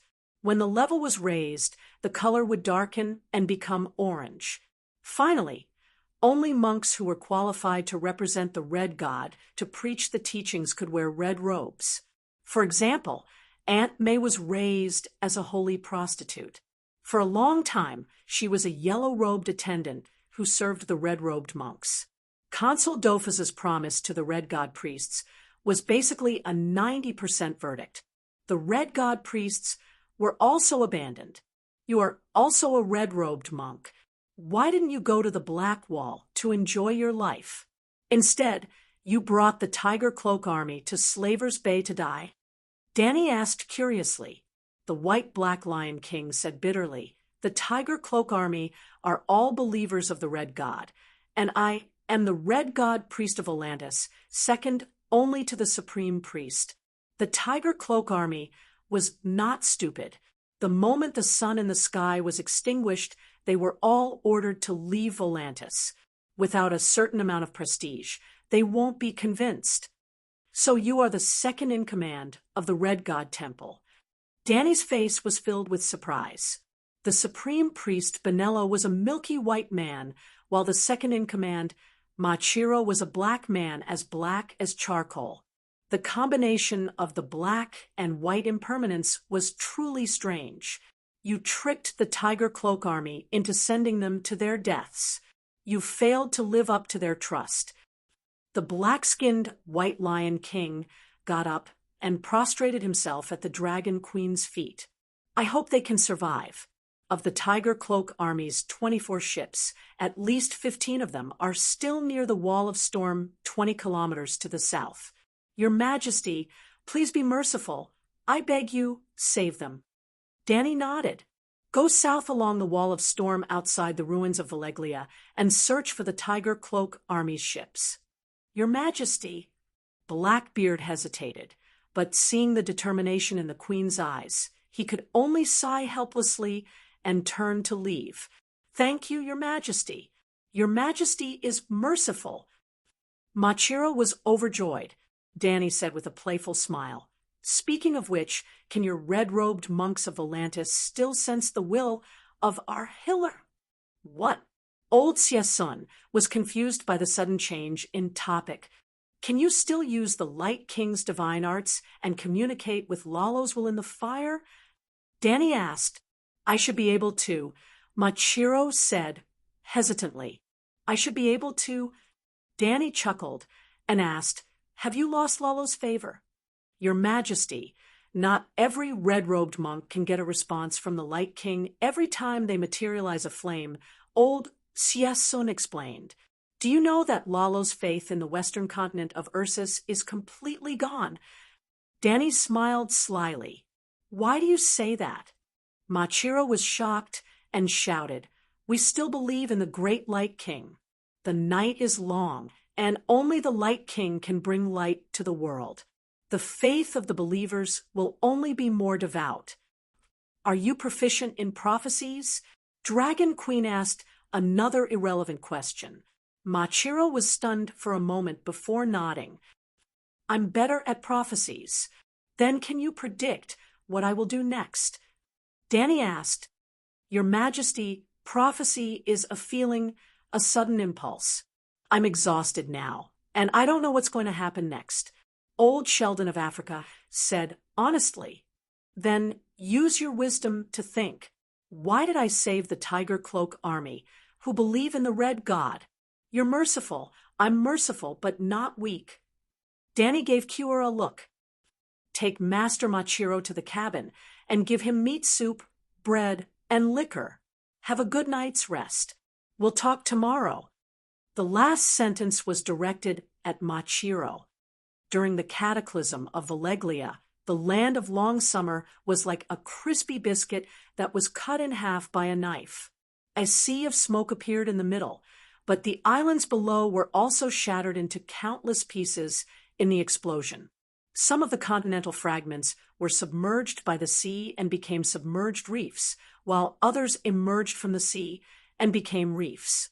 If the reefs were large enough, they would become small islands. There was such an island at the entrance of the Sea of Grief. It was located 20 kilometers away from the Sea of Grief, about 500 meters in length and width, and about the same size as Winterfell. There was not a single blade of grass on the island, only uneven grayish-black rocks that resembled sarcomas. In the past, no ship dared to approach the island. Firstly, as a remnant of a shattered continent, there were many submerged reefs nearby. Secondly, it was too close to the Sea of Smoke.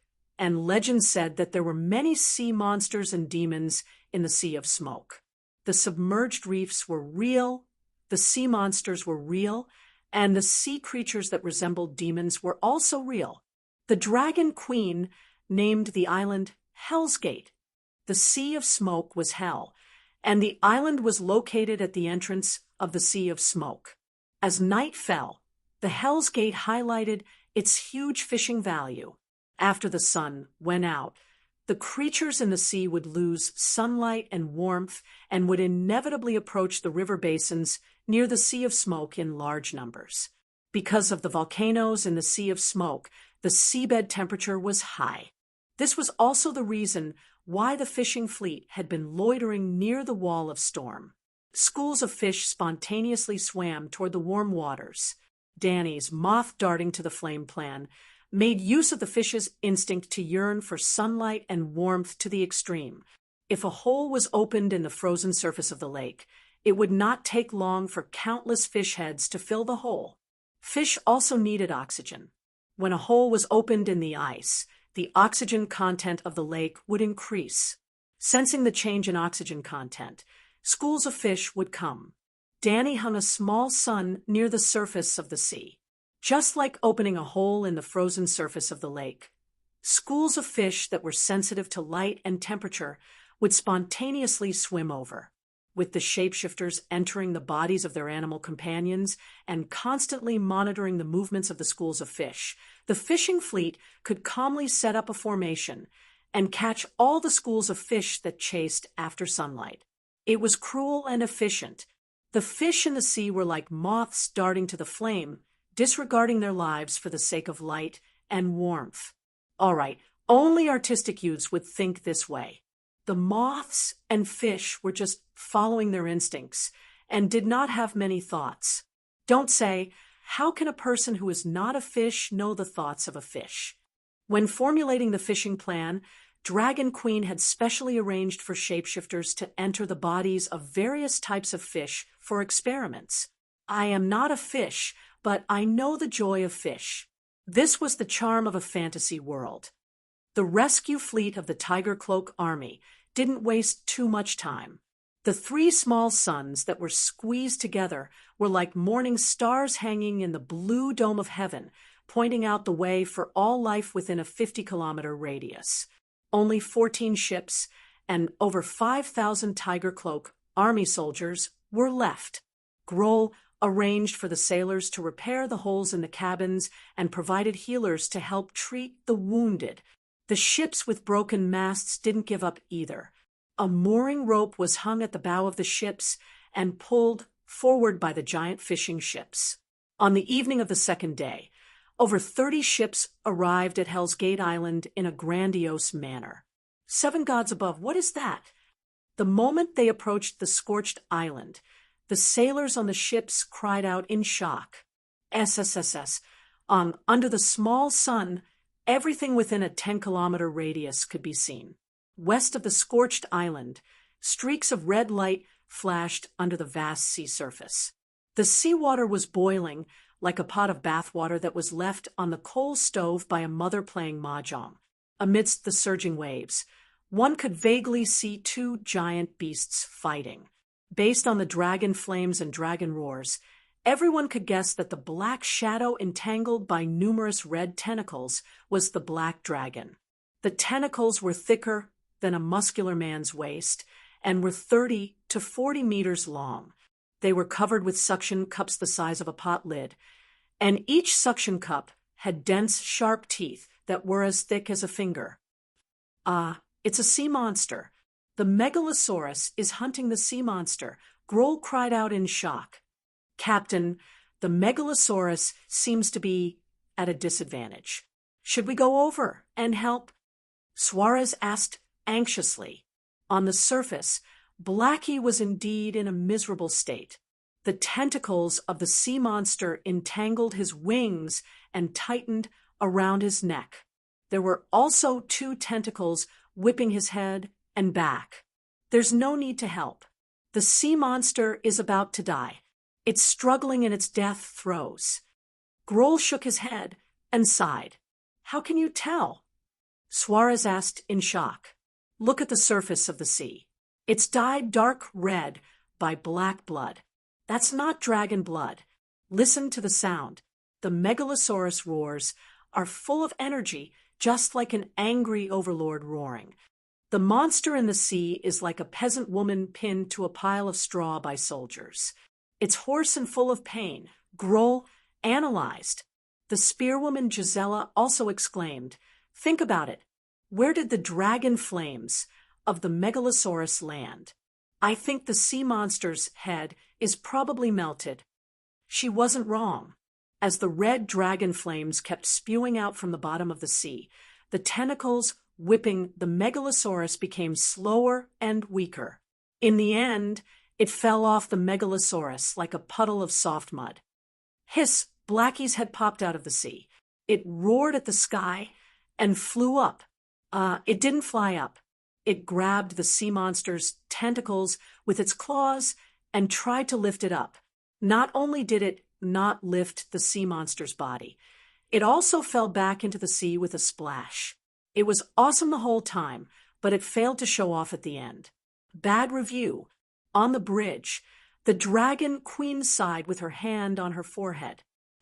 Moo, the giant turtle that had been treated as an island by the tiger cloak army moved. It mooed and quickly sank into the sea. It came under the sinking sea monster's body and slowly swam to the beach of Hell's Gate. "Oh, Lord of Light, where have we come to? What kind of monsters are these?" When the mountain-like sea monster's body floated to the surface of the water, the tiger cloak army from Volantis was scared stiff. Chapter 852. Danny led the fleet to fish in the nearby waters, while Dahe and Prime Minister Turtle were in charge of inspecting the sea conditions around Hell's Gate. They drew a map of the sea and cleaned up sea monsters and aberrated sea creatures. Dragon Queen couldn't follow the fishing fleet all the time, but it was too dangerous to fish in the sea at night. Therefore, Hell's Gate Island was chosen as the fishing base. "I have to leave the Sea of Grief immediately. I'll leave this place to you," Danny said to Prime Minister Turtle at her feet. The giant turtle lay in the shallow waters, half of its body exposed to the sea, like an island. Beside Old Tortoise, on the beach under the small sun, the fishing team and the Tiger Cloak Army, thousands of people, were busy in full swing. Using axes and machetes, they dismembered the giant sea monsters, rubbed salt on them, and stuffed them into jars. What happened? "This is different from the previous plan," Prime Minister Turtle said in confusion. According to the previous plan, Danny would lead the fleet to fish, and the Navy would build a pier and castle on the island. During this period, Prime Minister Turtle and Dahe would patrol this sea area for more than 2 months. Every beast in the forest had its own territory, and the other beasts in the forest would avoid that area unless it wanted to start a war. Dahe and Prime Minister Turtle's hunting activities were to announce to the sea monsters and demons that came out of the smoke sea, "This sea area belongs to me. Know your place and don't come near, or I'll kill you." Once the castle and pier on the island were built, the fishermen would be able to fish safely near the island. They would have a lot of fish, and they wouldn't have to worry about losing their way. Yes, the fishing in the ocean would be limited to the vicinity of the island. The warm sea water would attract schools of fish. It was the fishing version of waiting for prey. My position has been exposed, and I don't have the protection of the Iron and Steel Army. If I continue to stay here, I'll most likely be attacked by the demons. Sigh, those guys didn't fall for my stalling tactic. Instead, they started to trick me. This is the bad thing about the protagonist of the New Age. The enemies come in waves, and each wave is stronger than the last. From humans to evil gods, they're all cruel and cunning. The righteous path of the human world is full of vicissitudes. Dragon Queen sighed. Old Tortoise's mouth twitched a few times, and he said dryly, "I've seen Yesorahai. He doesn't have the Blood Alliance guards, the White Knights, the Megalosaurus, the thousands of Iron Army soldiers, or the 100,000 guards of the Mother of Dragons, but he dares to enter any lord's castle alone. Every king and duke also welcomes him with the greatest enthusiasm. I've also witnessed the growth of Valeglia's 3 ancestors. Even though there were countless powers that coveted their Megalosaurus, they weren't like you, who didn't even dare to go out without a few hundred guards. Dany shook her head and said disapprovingly, "Did you notice? As a son of the epic, Sheep Egg's experience in killing and his final achievements surpassed Yasuer and Yahai's. My enemies and achievements surpassed Sheep Egg's. The higher the level, the stronger the enemy, and the greater the benefits. Ants are safe, and they won't be targeted, but ants can also be accidentally trampled to death. My enemies are many and strong. It's not that I like to cause trouble, but that I've reached too high a level, and I've affected the benefits of too many top experts." "Oh, that makes sense." Turtle Chancellor nodded, and then said awkwardly, "There are 3 problems now. First, I don't have the ability to direct the construction of the port. Second, I can control the waves to a certain extent, but I can't control the storm. Lastly, what if the demons can't find you and vent their anger on me?" Dany immediately said, "It's very simple. I'll leave a spiritual projection in Hell's Gate to direct the construction of the castle. When I go to Dragonstone Island, I'll make a big fuss and let everyone know my location. The evil gods won't come here. How's that?" "That works too." Old Tortoise nodded in satisfaction and then asked, "What if there's a huge storm on the sea?" Dany probed, "Don't you feel that the world is very dangerous and you lack a sense of security?" Old Tortoise sighed. "The era is changing and people's hearts are not what they used to be. The evil gods are wreaking havoc and the true gods are tyrannical. It's indeed very dangerous." Then he shook his head and said, "If you say that I lack a sense of security, then I don't. As long as I sense danger, I'll hide in my turtle shell, sink into some deep trench, and sleep for 180 years. Who can find me then?" Dany said with a straight face, "Don't you miss the days when the mother goddess of the Lone River was still around? Don't you miss the days when you wandered freely in the rivers and lakes?" "Of course, that's why I like to sleep. When I'm asleep, I can relive the happiness of the past in my dreams," Turtle Chancellor said sadly. Dany's mouth twitched a few times and said, "Now there's a great opportunity in front of you. As long as you seize it, you won't have to rely on sleep to numb yourself in the future." Turtle Chancellor's heart moved, and he probed, "Don't tell me you want me to be your subordinate god." "My big black is one of the 7 gods. I defeated the World Allied Army. I sang the Song of Wind, Song of Fire, and Song of Light. I'm the main character of the new era, and I'm the one who truly ended the long night." Dany only mentioned her achievements indifferently, and Turtle Chancellor understood what she meant. "If you've already ended the long night and started a new era, it's not impossible for me to be your subordinate god," Old Tortoise said hesitantly. "You don't want to go through hardships with me, but you want to share riches with me?" Dany said unhappily, "You're right, but I'm a little scared." Turtle Chancellor said shamefully, "What's there to be scared of? I don't need you to charge and break through the enemy lines. If you really can't do anything, you can just hide in your turtle shell, find a random trench, and sink into it. Who can get you then?" Thinking about the Dragon Queen's achievements and carefully thinking about her behavior, it seemed that she had a bright future and a good character. Could she be considered a wise ruler? Turtle Chancellor pondered for a long time. Just when Dany thought that he was using silence to express his rejection, a ray of light flashed across Old Tortoise's bald head. A green little turtle flew out, drew a circle in the air, and came to the space between the Dragon Queen's eyebrows. Dany chuckled and opened up the space of consciousness. she took the little green turtle into the space of the seven gods' faith, and it landed in the spiritual will that formed heaven. Wung splash! Dani clenched her fist, and black divine power of water surged. 7 water pillars that were as thick as a person's arm and as tall as a 10-story building rose from the surrounding sea. Amidst the exclamations of the people on the shore, a layer of mist fell off the surface of the water pillars, and only 7 5-clawed water dragons with long whiskers and antlers were left. Roar! The water dragons were like living creatures as they circled around the giant turtle. Your Majesty, please take it easy. Although my body is big, I don't have much divine power in my body, Turtle Chancellor said with a bitter smile. His tone and the way he addressed her had changed. After he separated a part of his soul core, forged a divine contract seal, and handed it to the Dragon Queen, he became her subordinate god. The essence of the divine contract seal was the spirit. Of course, the spirit could mobilize divine power.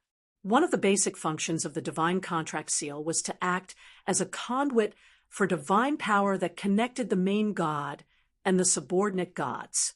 The main god could extract divine power from the subordinate god through the conduit, just like what Dani was doing now.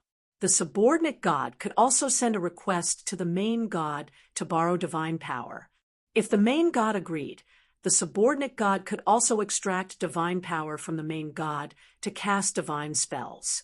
From now on, even if Dani was no longer with the fleet, the old turtle could still change the direction of the wind. However, compared to Dani, the wind god, the old turtle's efficiency was much lower. To achieve the same effect, it would consume more divine power. 50 kilometers northeast of Myrene. Clang, clang, clang. The muffled sound of an axe chopping down a tree stump echoed in the dusky forest. Seeing that the tree trunk began to shake, and the frosted leaves were whispering in his ears, Grazadon exhaled a mouthful of thick white smoke, retreated to the back of the tree trunk with his axe, and gently kicked the stump with his foot. Crash! The pine tree covered in icicles fell to the ground, splashing a cloud of snow on the ground. Clang, clang, clang. Just as he stepped forward with his axe and was about to remove the branches of the pine tree, a crisp sound of a gong came from outside the forest. Grazdan waved his arm and struck the tree trunk, nailing the axe to it. He then turned around and walked out of the forest.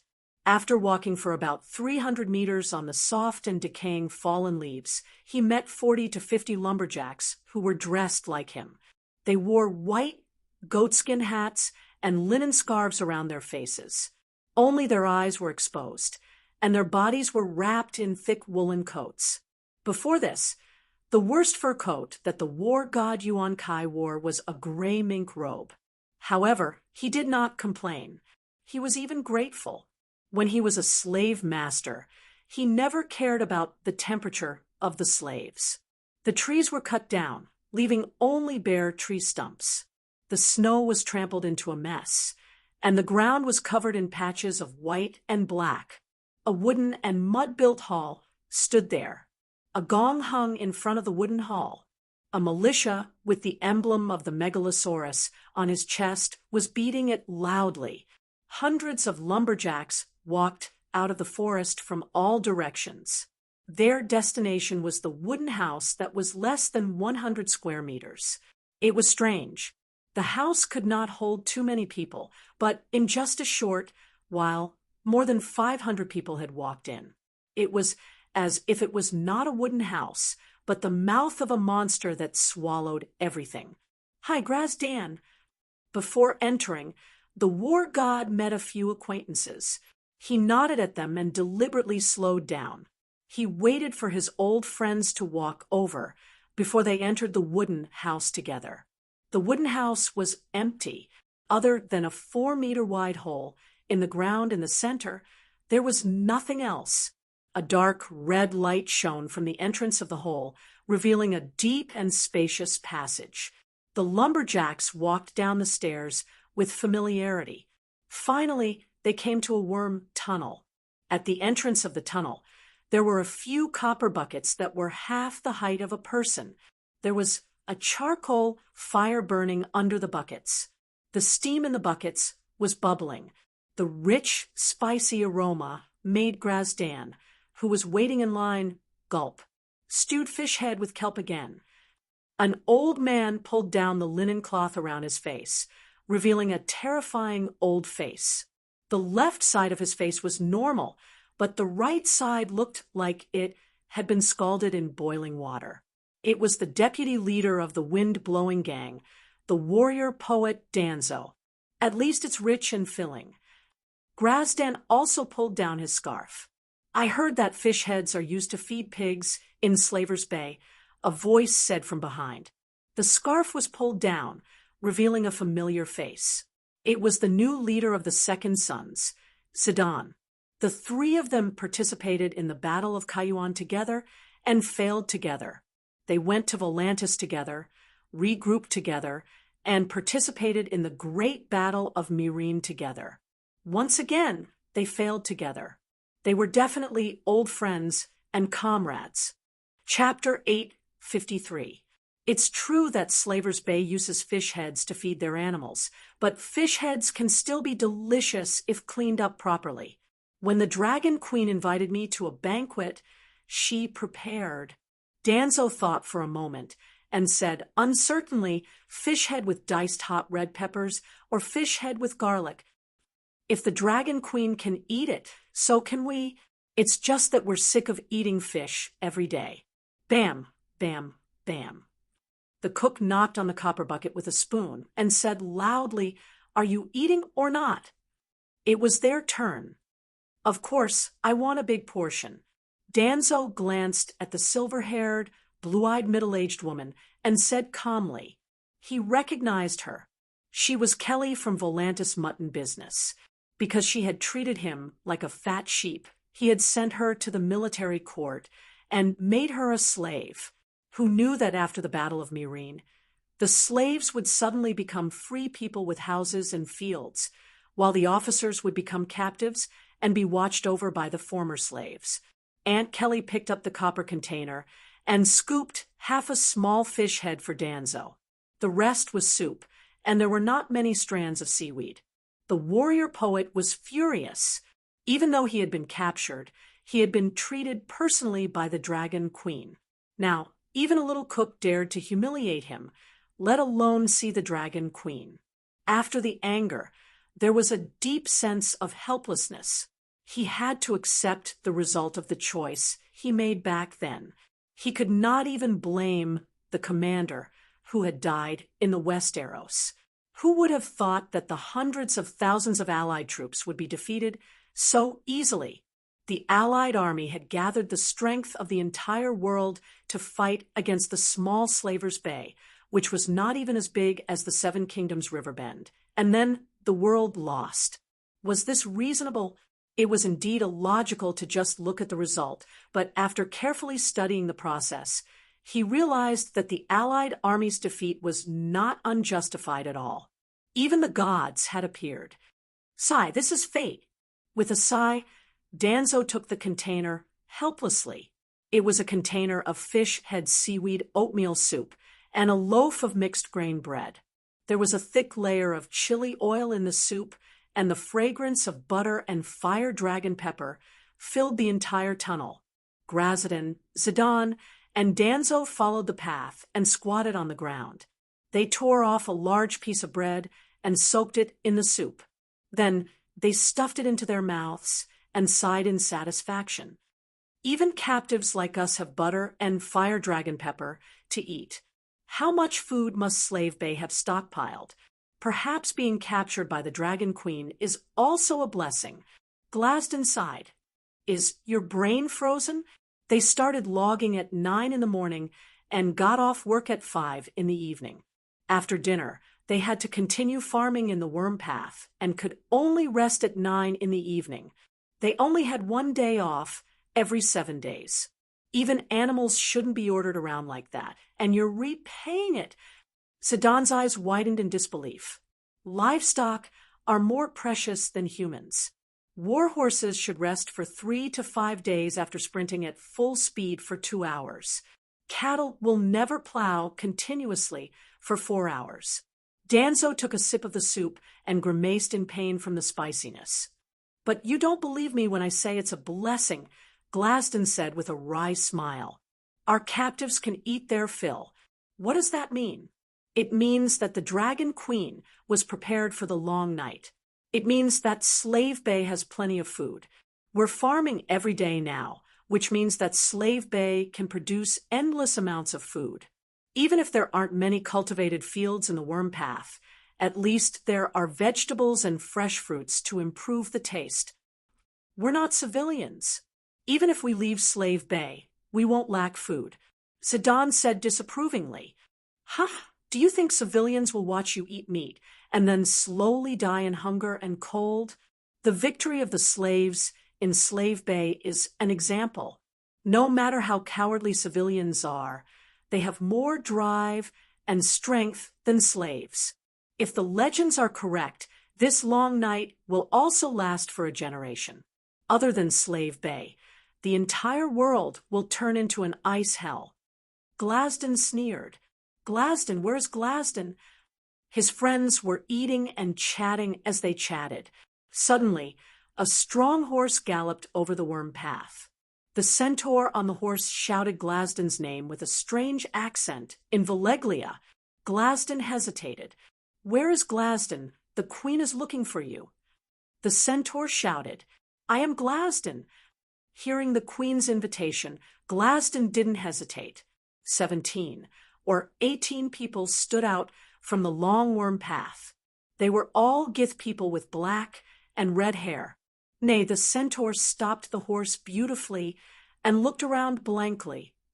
Why are there so many Glasden? You can't lie to the queen. You'll be beheaded. The centaur shouted, I'm not lying. My name is Glasden. I really am Glasden. Hearing that they were going to be beheaded, the Glasden became excited. But the little son in front of the centaur turned into a little girl with long black hair. The queen wants to see the Yuan-Kai, war god Glasden. Who is the Yuan-Kai war god? The little elf shouted. It's me, Glasden said, embarrassedly. I'm Glasden of Yuan-Kai. In this situation, he really couldn't say the name war god. Then are you the war god?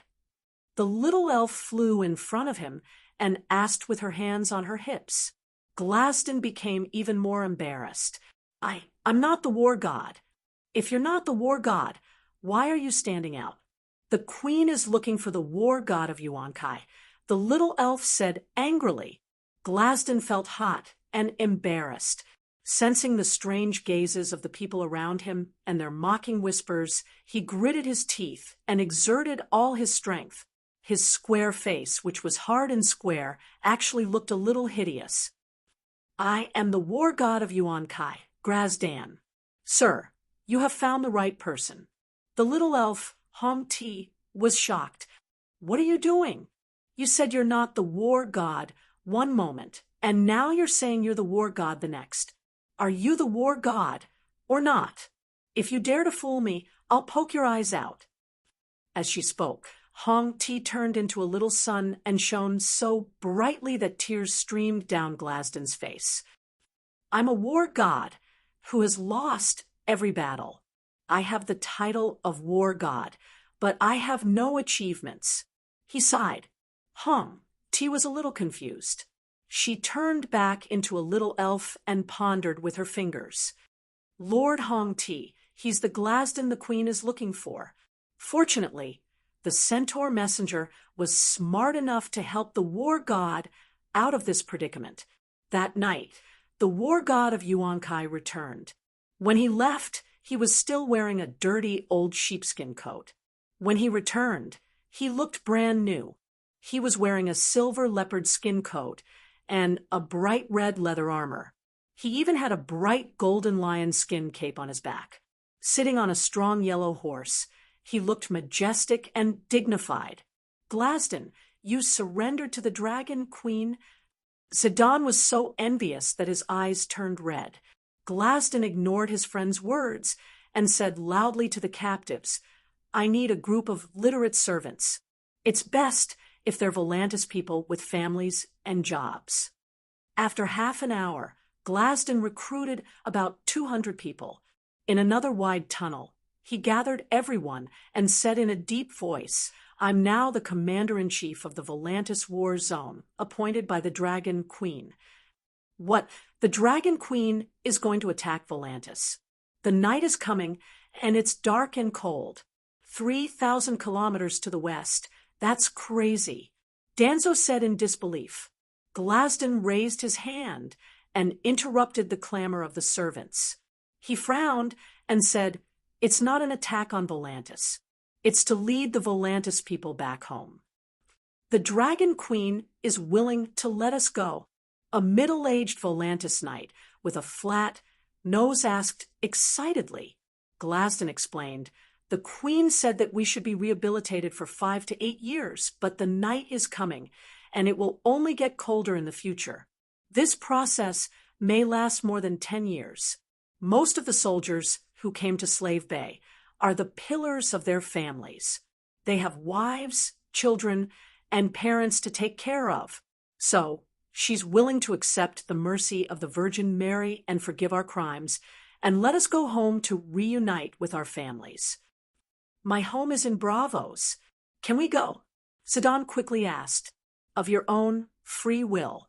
As long as you're willing to leave Slave Bay and return to your hometown, you can leave. However, Slave Bay will only provide you with rations until you reach Volantis. We'll have to pay for the rest of the journey." Glaston said, "What? There's rations? Isn't the Dragon Queen a little too saintly? All the way to Volantis, that's 3,000 kilometers. If tens of thousands of us leave, how much rations will we need?" Everyone was shocked. "The Dragon Queen's fleet will send us to Tolos. It's about 1,800 kilometers from Tolos to Volantis. At Tolos, the Dragon Queen will give everyone who chooses to return home 50 pounds of salted fish head, 30 pounds of wheat, and 20 pounds of turnips or sweet potatoes." Glaston continued, 100 pounds. If we're frugal, it'll last us for 2 months. We should be able to reach Volantis, but it'll be very slow if we're carrying these things." Danzo frowned. "I'm the commander-in-chief of the Westward Army. I'll arrange for the transportation of rations. The Dragon Queen is also willing to provide us with enough carts and horses." Glaston said, Isn't this treatment a little too good?" Even the warrior poet Danzo was shocked. "I can't believe you're educated and literate. You think you've profited." Glaston smiled bitterly and shook his head. "Do the math. If we don't leave, how much rations will she invest in us?" Looking at the confused attendants, he sighed. 100 pounds of rations might be enough for 2 to 3 months, but if we stay in Slaver's Bay, let alone 2 to 3 years, it won't be surprising for us to stay for 8 to 10 years. How many 3 months has it been? This means that the Dragon Queen can save at least 95% of the rations by sending one person away. So we've gained freedom and free rations, and we're still losing out. Everyone was conflicted. "But we're working too. It's tough," Zidane argued. "Sigh, we've taken the jobs of millions of people in Slaver's Bay." Glaston sighed and explained. When night falls, Slaver's Bay can no longer carry out large-scale industrial and agricultural activities. Now, many people are idle at home, unable to find work. Once we leave, the work of the lumberjacks will be taken over by countless free people. They don't have to work too hard. As long as they can cut down enough firewood for their family, that's enough. So, it's really a blessing for us to be able to work for 996 days. After an awkward silence, Zidane gritted his teeth and said, "At least we've gained freedom." "Long live freedom." Someone immediately agreed. "In order to breathe the sweet air of freedom, I'm willing to give up everything." Another person said, "You don't have to give up anything. We don't have to pay anything, and we'll even receive the Queen's aid." Glasden shook his head. Hearing this, many people felt bitter. The freedom that they didn't have to give up, everything seemed to have lost its sweet taste. Chapter 854. Only the freedom gained by sacrificing their lives could move them to tears. As for how to enjoy their freedom after sacrificing their lives, well, only the living would consider the problems of mortals. After sacrificing their lives, they would already be in heaven. However, no one would say, "Ask the Dragon Queen to stop giving us food." It would be best if she could arrange a few demonic dragons to chase after us after we leave to increase the value of freedom. Actually, it's not without a price. The war god hesitated. Everyone was excited. What price? Grazadin took out a folded square piece of paper from his waist, opened it, and handed it to Danzo. After we return to our homeland, we have to spread the truth of the long night to the people. When we reach Volantis, the pterodactyls will drop this leaflet. Danzo roughly read the contents of the paper and frowned. Don't you think this is more like Lalo's 10 sins if we bring the Tiger Cloak army back to Volantis and announce the truth of the Supreme Priest colluding with the Archon to deceive the Red God believers and even the Red God Priest? The name of the Light King will be tarnished. But this is the truth. Grazadin shrugged and said helplessly, "The 5,000 Tiger Cloak army can't be faked. The sealed black wall, the deceived people, and the abandoned believers are all real. Have you thought about it? You're not an ordinary person. Maybe you have the right to enter the black wall." Danzo said meaningfully. Grazadin smiled bitterly and shook his head. "It's already dark. The black wall must have sealed the city. Let's not talk about whether they're willing to open the door for me. Even if they're willing, the angry people outside the city will tear me apart." Then he glanced at the noble soldiers around him and said meaningfully, "When they asked me if I was willing to be the commander-in-chief of the Volantis military region, the Dragon Queen told me something. If you want to avoid being a failure, don't stand on the opposite side of the strong." He let out a long sigh and said emotionally, "Based on my personal experience, this is a warning to the world." Everyone looked at each other. They couldn't quite resonate with War God Yuan Kai's thoughts. "Just tell us what we should do," Zidane said impatiently. Grazdan said helplessly, "The current situation is that there are close to 6,000 Tiger Cloak army soldiers and hundreds of thousands of commoners and slaves outside the Black Wall. You probably know better than I do what is inside the Black Wall. But at least we are now outside the Black Wall. We can't stand on the opposite side of the people outside the wall, right? Maybe you can sit in the middle, be a peacemaker, and ease the relationship between the people inside and outside the wall." A Volantis noble hesitated. Grazadin looked at him deeply and nodded. "You can try. After all, the Dragon Queen only told us to announce the truth and maintain order in the city.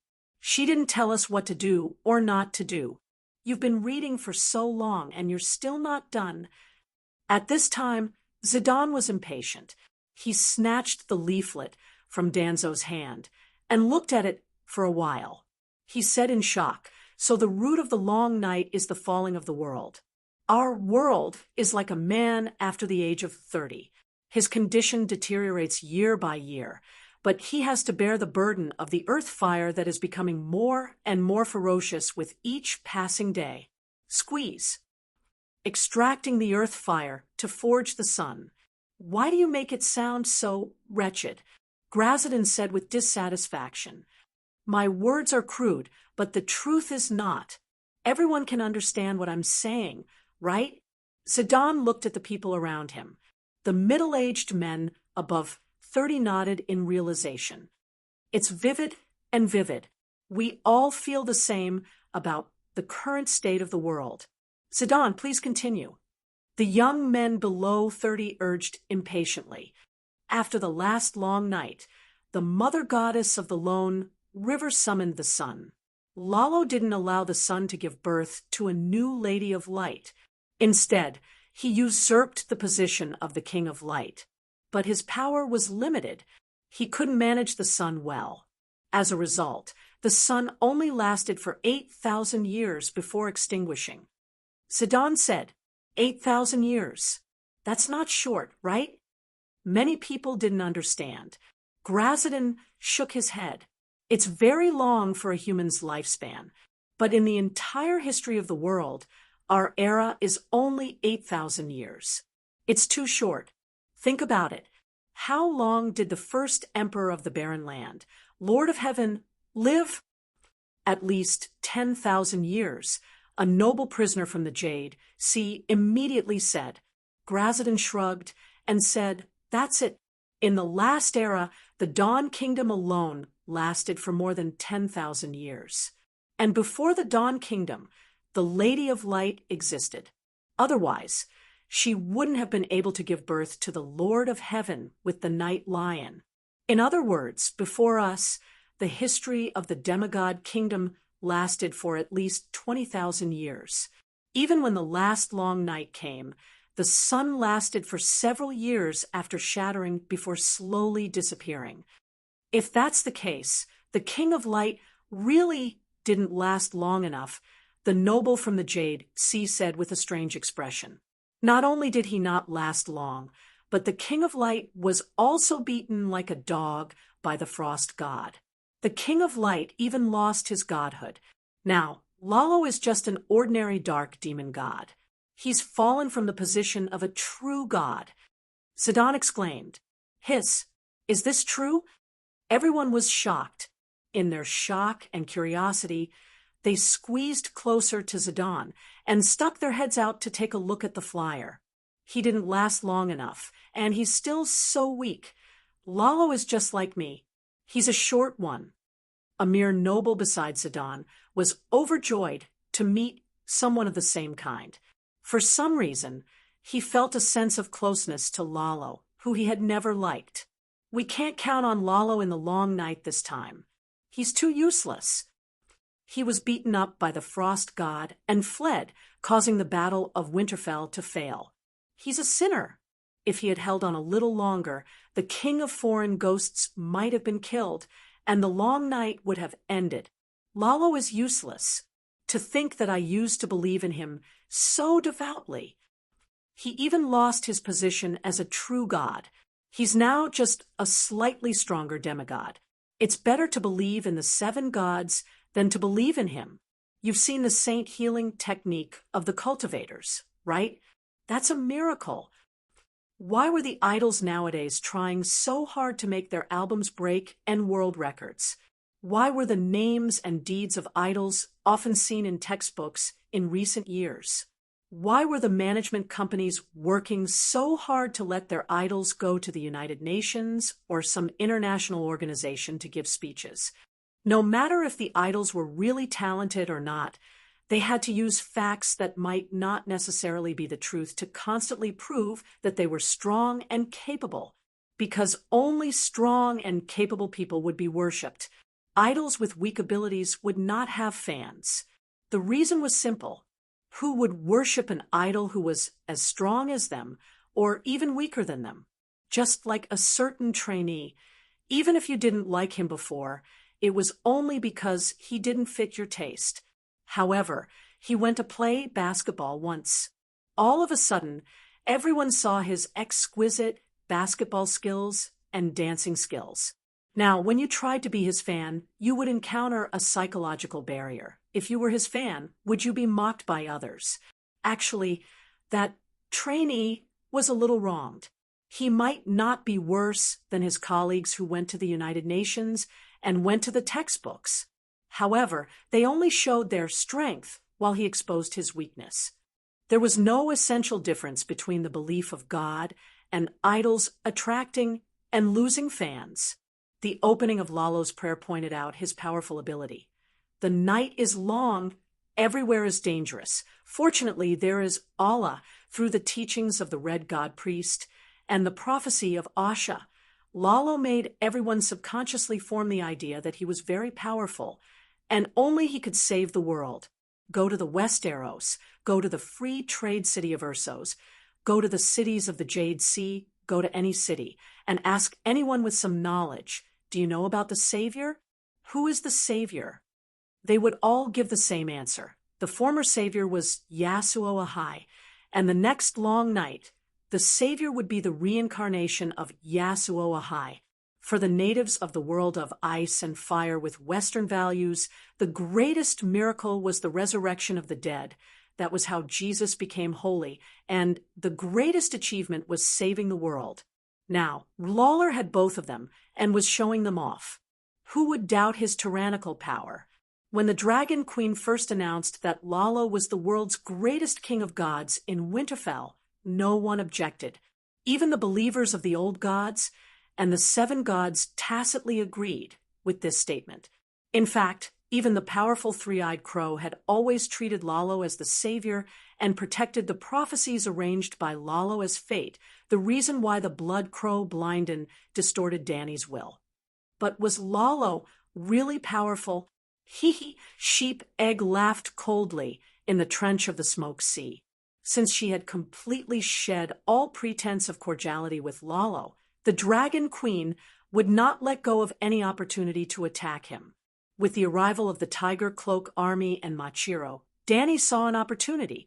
Colluding with the authorities to deceive the believers and abandoning millions of believers was hypocrisy. Being beaten to a pulp by the Frost God and losing the true god's deity position due to heavy injuries, the truth modified by the Dragon Queen, was weakness. She wanted to expose Lalo's hypocrisy and weakness to the people of the world. This was a kick to the heart that could make Lalo vomit blood. Dragonstone Island. Why is it like this? The African elder, Sia Sun's face was gloomy, and his eyes were filled with fear and unease. After meeting Pale Moon Chu Nu in the Sea of Sorrow, Dany immediately decided to change her strategy. In less than a day, she completed the mission with the Turtle Prime Minister. After returning to Meereen, she immediately looked for the war god Yuan Kai and appointed him as General Volantis to lead the captives who enjoyed the blessings bestowed by the Dragon Queen back home. Another day passed, and she appeared on Dragonstone Island. The black-skinned, White Lion King Machiro did not know anything. He was forced to drink a bowl of poppy milk, then wrapped in a cotton blanket and hung on Blackie's paw. He followed the Dragon Queen to the Westeros.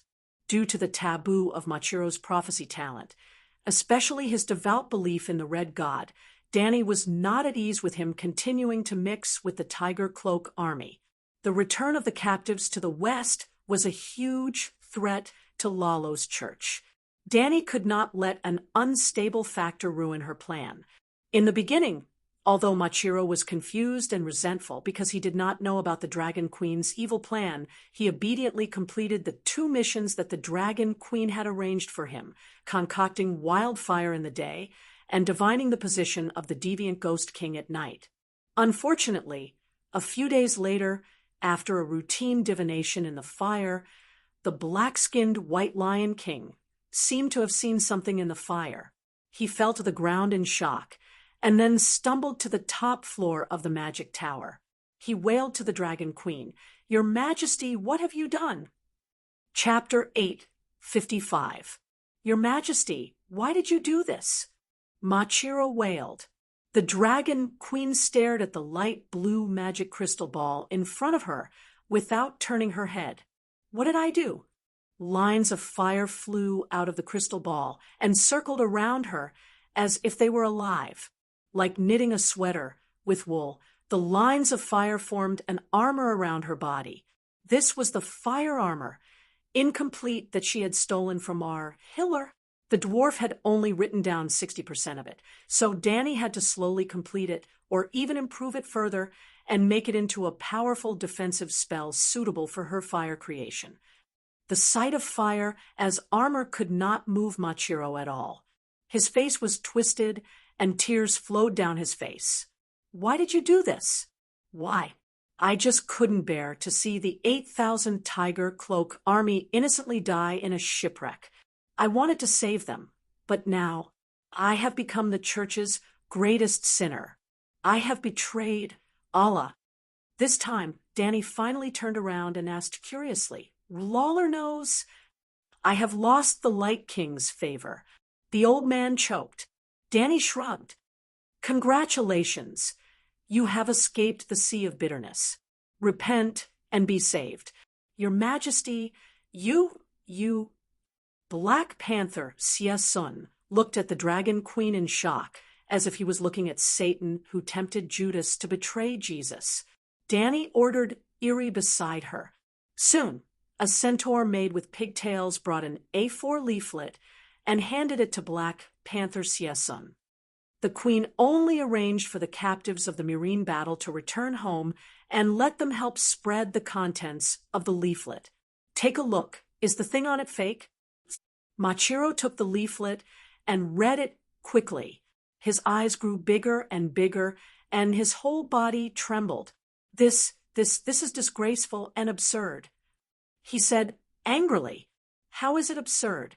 Weren't you the one who told the queen about the supreme priest Benello deceiving the believers? Eerie said, unhappily, Machiro slapped himself. I am asking a tiger for its skin.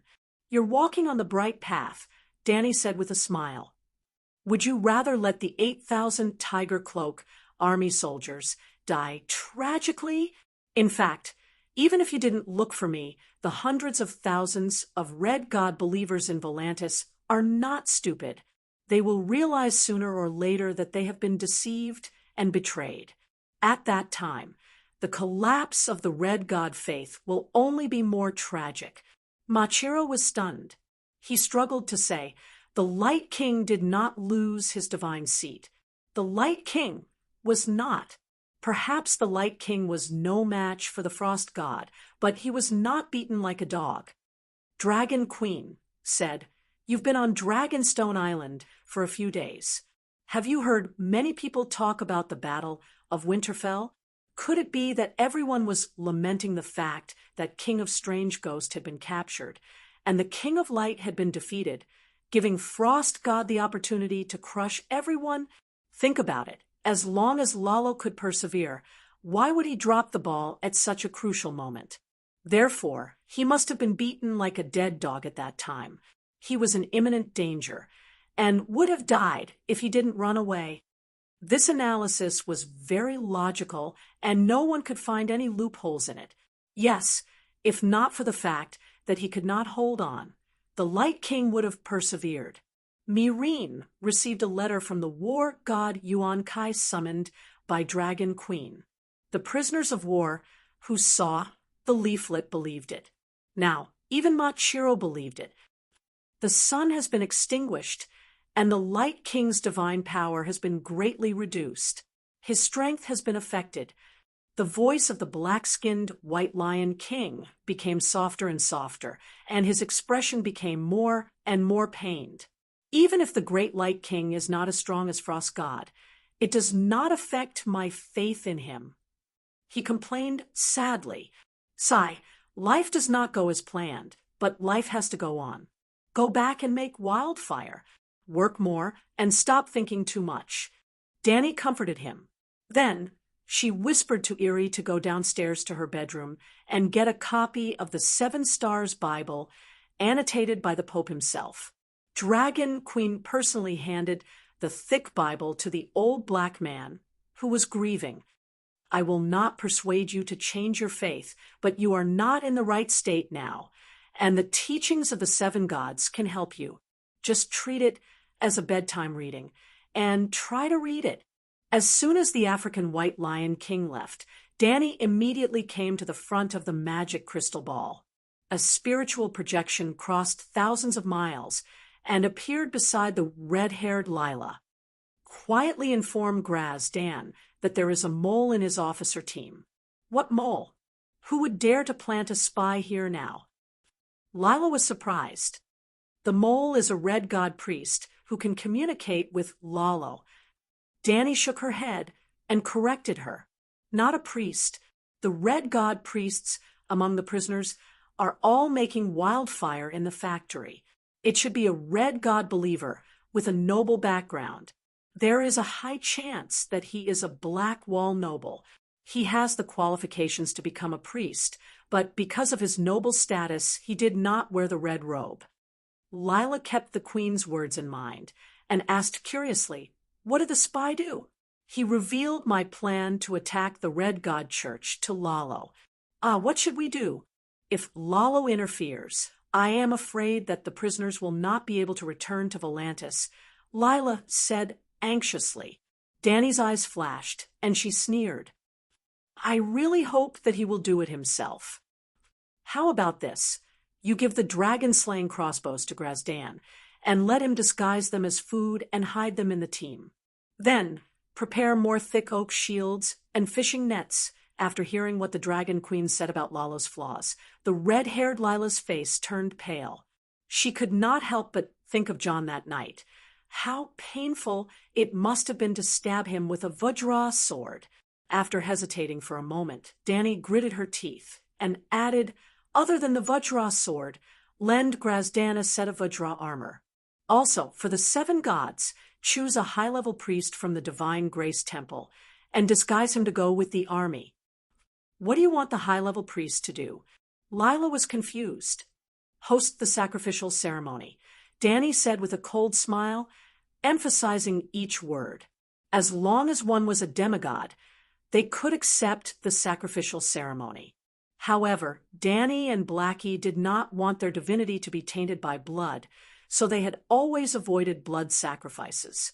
However, after studying the sacrificial ceremony that the dwarf had learned from Jenny, Danny realized that the sacrificial ceremony was not an evil art. What was evil was human nature and the nature of the gods. Other than blood, the gods could also obtain other offerings from their believers. For example, food. If someone offered food to the Dragon Queen, she might actually waste some of her divine power to respond. For example, killing. The storm god and Inami were typical examples. For example, lust. The number of gods who fed on human desires was second only to the gods who enjoyed blood. To be more direct, the number of passion gardens exceeded that of the Red God Temple. Passion gardens were very popular in the free trade city-states, especially around the Summer Sea. This was because behind the city-states was the goddess of passion. The goddess of passion was not a god. Just like the god of death had the black goat, the night lion, and the stranger, the goddess of passion was also a profession and a divine title. For example, in the Summer Islands, sex skills were sacred skills on par with archery.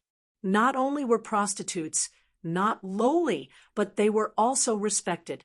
Many people of noble birth on the island would spend some time in this ancient profession, just like many children of Westeros nobles who spent years studying in the City of Learning. To pay tribute to the venerable deceased, they would hold super multiplayer sports at the funeral. After studying the sacrificial ceremony of Sheep Egg, Danny learned 2 skills, God's Descent and Sacrifice. Sheep Egg often descended his will on his believers, and now Danny could do it too. However, Sheep Egg's targets were all his direct descendants, so it was highly effective and consumed little. If the distance was too far, the 7 gods' descent would consume a lot of energy, but the effect was not very good. The key was the sacrifice. Danny and Blackie did not need blood, nor did they need to kill or desire. They drew power, spirituality, divinity from slaying demons, killing evil gods and monsters. Just a few days ago, Danny taught 2 divine spells to all the priests of the 7 gods in the world through the thread of faith. Just like when she taught holy healing, as long as a monk prayed devoutly in front of the statue of the Holy Mother, he would be blessed by the Holy Mother. Well, it was a bit like a system update. In the future, if a monk of the 7 gods used the holy fire to burn the remains of the undead, he would be able to sacrifice the spirituality of the undead to the great 7 gods. Most of the time, the 7 gods would only give him a few spell slots, divine power. But if the monk was lucky and sacrificed a big boss to the 7 gods, such as a demigod, then he would be rich. The 7 gods would reward him with spirituality, talents, special divine spells, Saint Seiya cloak, and so on. If this continued, one day in the future, a new profession might rise in the 7 gods' church. Demon Hunter, Chapter 856. Tidehead Island, Spice Town. The sky was dark, and the air was cold and damp. The northern wind seemed to be howling beside one's ears. However, the town was unexpectedly lively. Rows upon rows of shops were open, and they were filled with goods from all over the world. Some of the shop assistants were yelling loudly to attract customers, while others were discussing the quality, origin, and price of the goods with customers beside the shelves. On the muddy streets, the crowd jostled one another. There were nobles in luxurious fur coats riding on horses, knights with swords hanging from their waists, merchants calling out to their friends, laborers pushing carts and carrying boxes, and ordinary citizens with their hands tucked in their sleeves, strong alcohol, roasted meat, toasted bread, feces, urine, and other smells mixed together. Even though it was unpleasant, the streets were filled with the scent of life. At the south end of the main street, there was a 4-story stone building called Spice Hotel. At this moment, 8 knights with the insignia of a silver seahorse on their chests were guarding the entrance of the hotel. Every customer that tried to enter the hotel had to be checked by them. 10 days ago, when I took the fast boat from Tidehead Island to Mir, I heard that they were negotiating. It has been almost half a month, and they still haven't come to an agreement. What a waste of time. Also, they didn't choose to negotiate in High Tidehead Castle, but in the hotel. Every time we enter the hotel, we have to check our identities and weapons. Isn't this torture? In the northwest corner of the hall, a knight with slanted eyebrows complained. He was drinking. Looking at the insignia on his leather armor, he should be from the Hog family. Sitting at the same table was Sir Haver, who wore a green ripple cape with gold background, and an olive-skinned mere merchant. There's no other way. This involves 100,000 tons of food and the ownership of a duchy. Of course, we have to negotiate slowly, Sir Haver, who had a boil on his left forehead, said. 100,000 tons of food in exchange for a duchy. That's too profitable. Sir Hogg raised his eyebrows. Envious. Sir Haver nodded in agreement. It's just 100,000 tons of food. If it were 10 years ago, even Haver City would have been able to provide that amount after a decade or 2 of hard work, let alone a duchy. Sir Hogg narrowed his eyes and chuckled. Now, it seems like the fake Crown Prince Aegon is such a pity. If he had returned to the Westeros a few years later, he would have been able to become a duke at the very least, if not the Iron Throne, with just a few 100,000 tons of grain. Now, Sansa Stark had taken advantage of him. Although she was his wife, if the pretty widow really became a duchess and she really wanted to marry someone, who could stop her? Even the 7 gods can't stop a widow from marrying. I wonder if the little devil has worked so hard. But now that she's pregnant, I'm afraid she'll have to use other methods. Hee. Ha ha ha. The expressions on the faces of the 2 men at the same table became lewd, and they laughed at the same time. I can't call him Little Devil anymore.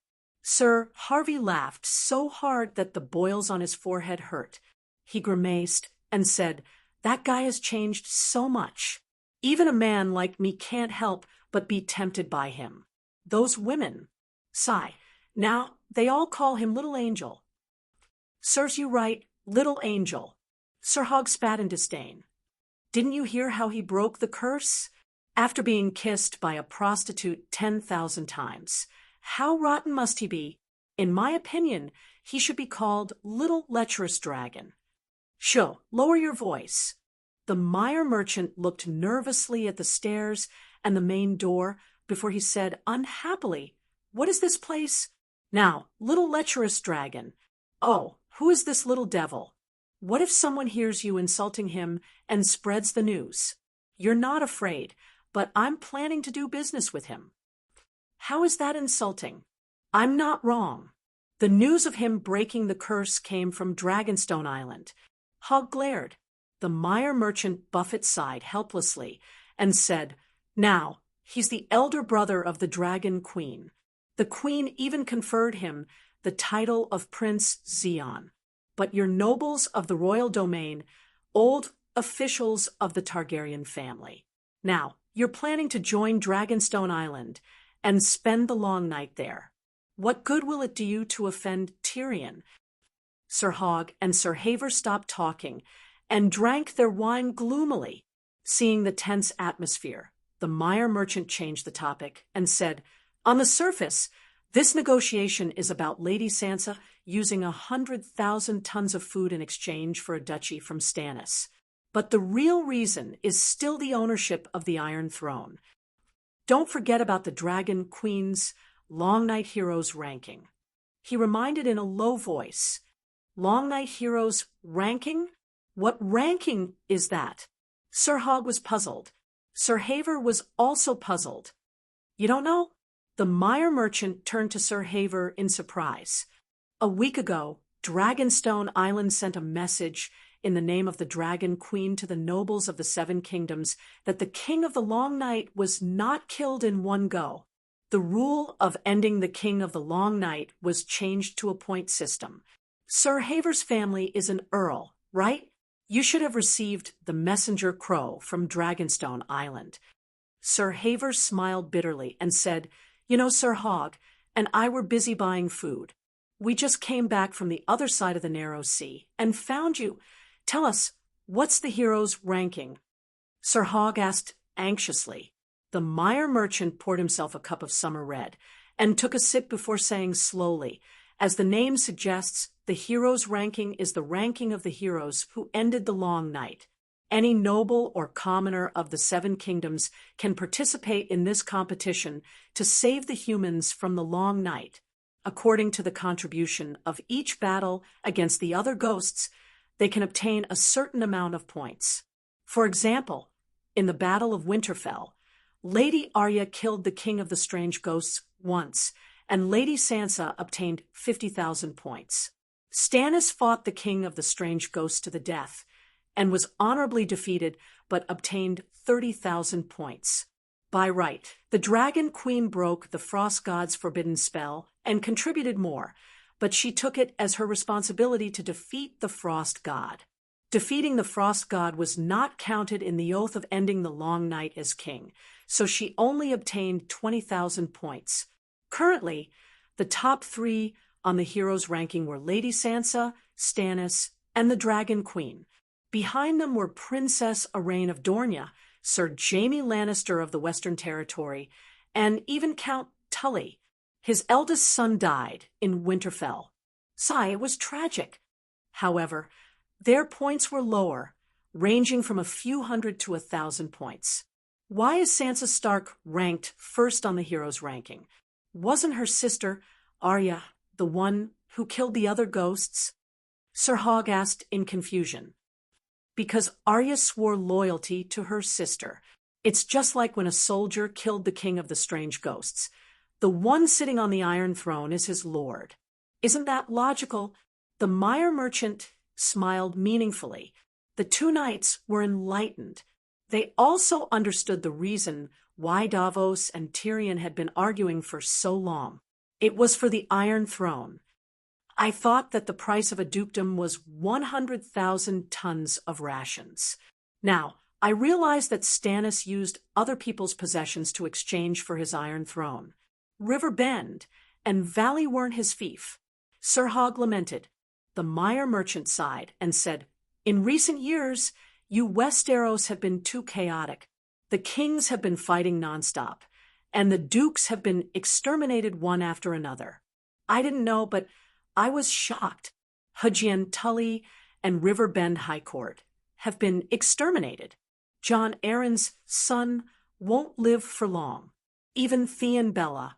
At the mention of Theon Bella, the merchant suddenly stopped talking. He looked around cautiously and heaved a sigh of relief when he saw that no one was paying attention. He smiled awkwardly at the two knights. That is a ruthless person, more terrifying than a little devil. The two knights nodded in agreement. Then they stopped talking about national affairs and started talking about their recent business. Besides man-made disasters, there are also natural disasters. Westeros have the Long Night and millions of other ghosts that are even more terrifying than war. I don't even dare to enter the inland now, afraid that I'll encounter the living dead and can't return. Naturally, I can't do business anymore. Now, I've started to become a lone merchant. Although Meyer Buffett sighed, he had a look of obvious superiority on his face. It was as if the Chinese netizens had seen the terrifying data of a certain virus patient across the Pacific Ocean on TikTok, or the beautiful scenery, or the monologue of a certain king of crosstalk, or the news that the king of crosstalk had finally fallen victim to a trap. Although the netizens sympathized with the people across the sea, they couldn't help but feel joy in the pain of others. Business is difficult, not only because Westeros are chaotic, but Ursos isn't peaceful either, right? I wonder how many of the hundreds of ships you sent out to Slavers Bay have returned. At this moment, a few young women dressed as warriors sat down at a table. The petite and voluptuous woman in the lead interjected, "You are." The Meyer merchant looked at the voluptuous woman with olive-colored skin, black hair, and black eyes. He was very friendly. "Ah, Princess Ariane." The bald Sir Harvard didn't recognize them at first, but when he saw the distinctive style of the Vipers and the emblem on their clothes, he immediately exclaimed. Sir Hogg bowed in a gentlemanly manner before sitting down again. He asked curiously, "I heard that Dorne is setting up the third line of defense at the King's Pass. You're the commander. Why are you here at Tidehead Island?" Arian shrugged and said, "I'm just here in name. The real person in charge of Nightsong City is Sir John Clinton. If you ask me, instead of spending so much effort setting up a line of defense, it's better to build a ship to cross the sea and take refuge in Ursos. No matter how strong the other ghosts are, can they cross the sea?" The Meyer merchant laughed. Chapter 8:57. Elaine frowned as she looked at the merchant and asked, "Did the long night affect the Ursos continent?" "I'm talking about deviant ghosts." The merchant was taken aback and said hesitantly, "I don't think so. Deviant ghosts are a specialty of Westeros. If the 400-kilometer-wide narrow sea doesn't freeze, how can those monsters cross the sea? In legends, deviant ghosts appear in barren lands. Have you heard of the last emperor of the Dawn Kingdom, the Bloodstone Emperor?" Snake elder sister Opaya asked. "I'm in the narrow sea trade. I've never been to the Jade Sea." The merchant shook his head. "Recently, many nobles have arranged for their families to move to the other side of the narrow sea," Sir Harvey said softly. "Tidehead Island is so prosperous because it's close to the King's Landing, but it's not connected to the mainland. Deviant ghosts can't cross over." The merchant said. Elaine said, "Sir Barristan is building the Neck Lake defense line with the help of the swamps. Then there's the Trident River defense line. Even if deviant ghosts break into the Three River Basin, Dragon Queen's Dawn warriors will provide support. There's no need to worry. The news from the north is terrifying. I heard that Winterfell was frozen in a 2-kilometer-tall iceberg." Nighthawk looked at Elaine and asked, "Your Highness, were you in Winterfell at that time?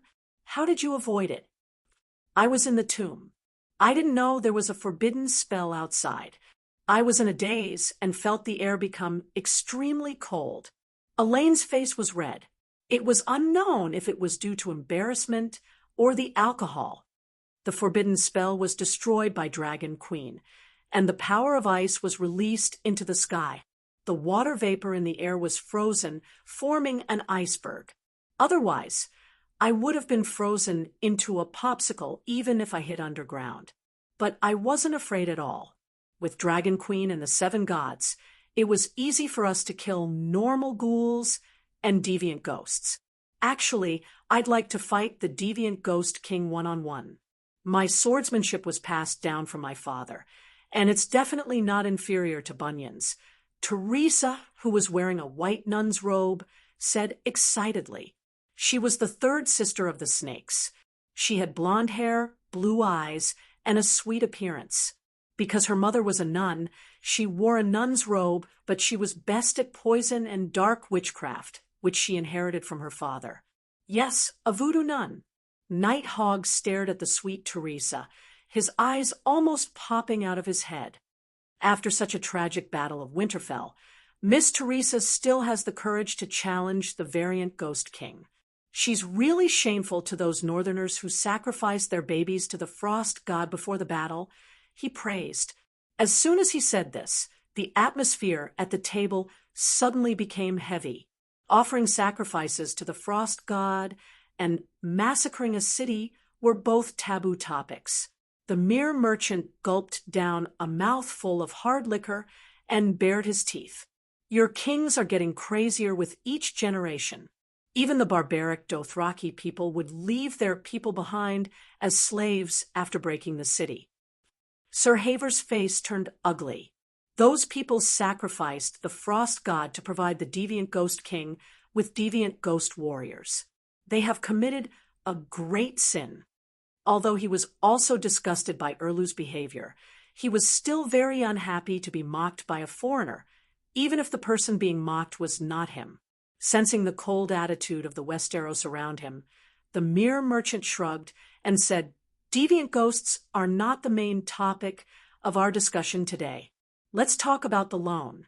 I've been to your territory before, but it's really not worth that price." Sir Haver and Sir Hogg glanced at Arianne and the other ladies, their expressions slightly uneasy. However, they were indeed in an emergency situation where they urgently needed money, so they could only bite the bullet and haggle with the mere merchant. After listening to the three men talk for a while, Arianne figured out the ins and outs of the matter. The Westeros were constantly at war and turmoil, and the royal territory was a place that all kings had to pass through on their expeditions. Similar to Guangzhou and Luoyang during the period of the Three Kingdoms, the fertile land of hundreds of thousands of households had been trampled by the feudal lords of the Seven Kingdoms several times in turn. Now, it had become a desolate wasteland where white bones were exposed in the wild, and not a single chicken was heard for thousands of miles. The war was already a tragedy. In addition to the long nights and the cold winter, the nobles of the royal territory could not bear it anymore. They could only sell their family property and even mortgage the minerals and taxes in their fief to borrow money from the bankers across the narrow sea to buy winter food. Hiss, the price of food has risen to such an extent. Arianne could not help but exclaim when she heard that Sir Haver had used 30 years of taxes in his fief in exchange for 500 tons of wheat and 100 tons of bacon. This Sir Neville Haver was only a knight, but the Haver family had the title of Count and fief. However, the current Count Haver was a 5-year-old girl, so her family's cousin helped her manage the family's affairs, a count's territory, and a prosperous royal territory at that could only be exchanged for 600 tons of food with 30 years of taxes, counting from the end of the long night. If it was a summer without war, Haver City could produce thousands of tons of wheat and fruits in a year. 1 copper coin could buy 5 big and crunchy red apples. Sir Haver said dejectedly, "You said it yourself. That was a summer without war. Now there's war and the long night." The mere merchant chuckled. "You vampires from the free cities, you're robbing us." Arianne felt the same way as she gnashed her teeth in anger. The mere merchant argued, "Now that the price of food is like this, we can't even grow food after the long night. Every grain of wheat we eat is 1 less grain. It's even more precious than gold. After all, even the long night doesn't affect miners from digging for gold. The Westeros are suffering in the long night, but you are having a gluttonous feast. This is too unfair." At this point, Mother Teresa's eyes turned, and a sweet smile appeared on her face. She said in a crisp and sweet voice, "Perhaps we should suggest to the Ghost Resistance Committee that if any city on the other side of the narrow sea doesn't give us food, we should catch a few other ghosts and throw them over. We even almost captured the king of the other ghosts, so catching a few other ghosts isn't difficult at all." The mere merchant looked as if he had seen a female other ghost. His face was full of fear as he pointed at the sand snake with a trembling finger. You're a nun, Holy Mother of God." The two knights also turned pale, and their previous fanciful thoughts flew out of their minds. This was the sand snake, the daughter of the red viper, Oberon. Mother Teresa rolled her eyes and said in annoyance, "You're from Mir and called Holy Mother. Do you believe in the seven gods too?" "Yes, I've changed my belief to the seven gods. In Mir's hometown, I emptied a coffin shop at the end of the street and converted it into a small sanctuary so that the neighbors can pray there," Mir said proudly. "Coffin shop? Is it because of the recent other ghosts that the coffin business can't continue? I thought that only the Westeros coffin shops were closed. I didn't expect the coffin shops in the narrow sea to be unable to survive," Elaine said in a strange tone. During the Battle of Winterfell, there were many armored and armed ghoul knights. Most of them had rotting bodies and had obviously been dead for many years. The clan insignia on their armor also indicated their identity, the ancestors of the northern noble family. They could imagine the scene. On the city wall of Winterfell, a northern knight was wielding his dragon-toothed saber and slaughtering behind the hanging ladder. Suddenly, a familiar figure appeared in front of them. The familiar rotting face, the familiar armor, and the clan insignia that was identical to their own. Their ancestral graves had been dug up, and now their ancestors were wielding rusty swords to kill them. The faces of the northern warriors turned green. When the summary of the Battle of Winterfell was sent to the southern castles, the coffin shops of the Seven Kingdoms became deserted. The mere merchant blushed and said awkwardly, "Many of the coffins in my shop are exported to King's Landing. Using a coffin shop to rebuild a sanctuary is blasphemous to the seven gods." Elaine shook her head and said, "Your Highness, you can't say that. Compared to other shops, the coffin shop is big enough but not too conspicuous. Also, the stranger represents death. In fact, my small sanctuary only worships the Virgin Mary and the stranger," the mere merchant said. "Have you been to King's Landing? Isn't the great sanctuary of Baelor conspicuous enough? You purposely chose an inconspicuous coffin shop. The stranger will most likely bring you to the seven hells," Elaine mocked. "The situation is different." The mere merchant shook his head and said with emotion, "In Westeros, the seven gods are the mainstream religion, but Mir is the territory of the red gods. The red gods' believers are crazy. Think of the red monks in Khal who tried to burn down the Black Goat Temple. It's not that I don't have money, and it's not that I can't build a sanctuary in the middle of the street, but that would be too conspicuous. If I agitate the red gods' believers, the entire building might be burned down by the fanatical red monks. So I intend to develop believers in a remote area. When the surrounding commoners start to believe in the seven gods, the red monks will have some scruples." Such detailed considerations shocked the Westerners. This mere merchant had put in so much effort to build a sanctuary because he sincerely believed in the seven gods. "You used to believe in Lalo, right? Why did you change your faith to the seven gods?" Elaine asked curiously. The mere merchant hesitated for a while before pulling out a seven-pointed red pouch the size of a chicken liver from his collar. "Atonement scroll." The Westerners exclaimed together. The mere merchant nodded and stuffed the pouch back into his chest like it was a treasure. He sighed and said, "I'm in the narrow sea trade and spend at least 4 months in a year in Westeros. I already have some understanding of the teachings of the seven gods, and I've also participated in a few sermons of the Great Sparrow. It's only natural that I change my faith to the 7 gods. You're afraid of death, aren't you? Mother Teresa sneered. The mere merchant's mouth twitched. Who isn't afraid of death? The Red Gods Church also preaches that believers will go to Allahlalo's heaven after death. It doesn't seem too bad to have a virgin as a companion, right? When I was still in the old town, I was almost pulled into the Red Gods Church by Risa's red robe monk, Viper elder sister, Opaya said. Opaya's mother was a prostitute in the old town. When she was almost an adult, Prince Oberon found her and threw a spear at her feet. He asked, "Do you choose the spear or your mother?" The big, lowly Opaya picked up the spear and became a female warrior with outstanding martial arts skills. Her mother, on the other hand, died of alcoholism a year after losing her daughter. However, before Oberon came to find her, the red robe monk took a fancy to her because of her tall stature. He was going to buy her as a saint. During the day, she would ride a horse to guard the Red God Temple, and at night, she would ride a man to make money. The mere merchant's eyes flashed with shrewdness. He said in a low voice, "No one has seen the Red God's heaven, but many people have seen the Holy Mother's miracle with their own eyes. Some people even returned from heaven and described the scene, characters, and operation of heaven.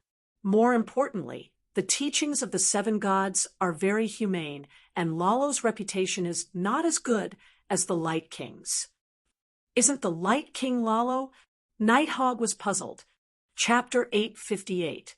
Lalo is the Light King, but not only is he the Light King. Many wizards know that Lalo is also the ruler of the shadows, the Meyer merchant said in a low voice. What is the ruler of the shadows? The Westeros knight was confused. The evil god of the Far East. After a pause, the Meyer merchant asked, "Sir Hogg, do you know about Aegon's death?" Sir Hogg was deep in thought. "The Light King likes blood sacrifices. Brother Maldini, who serves my family, often scolds Lalo as an evil god."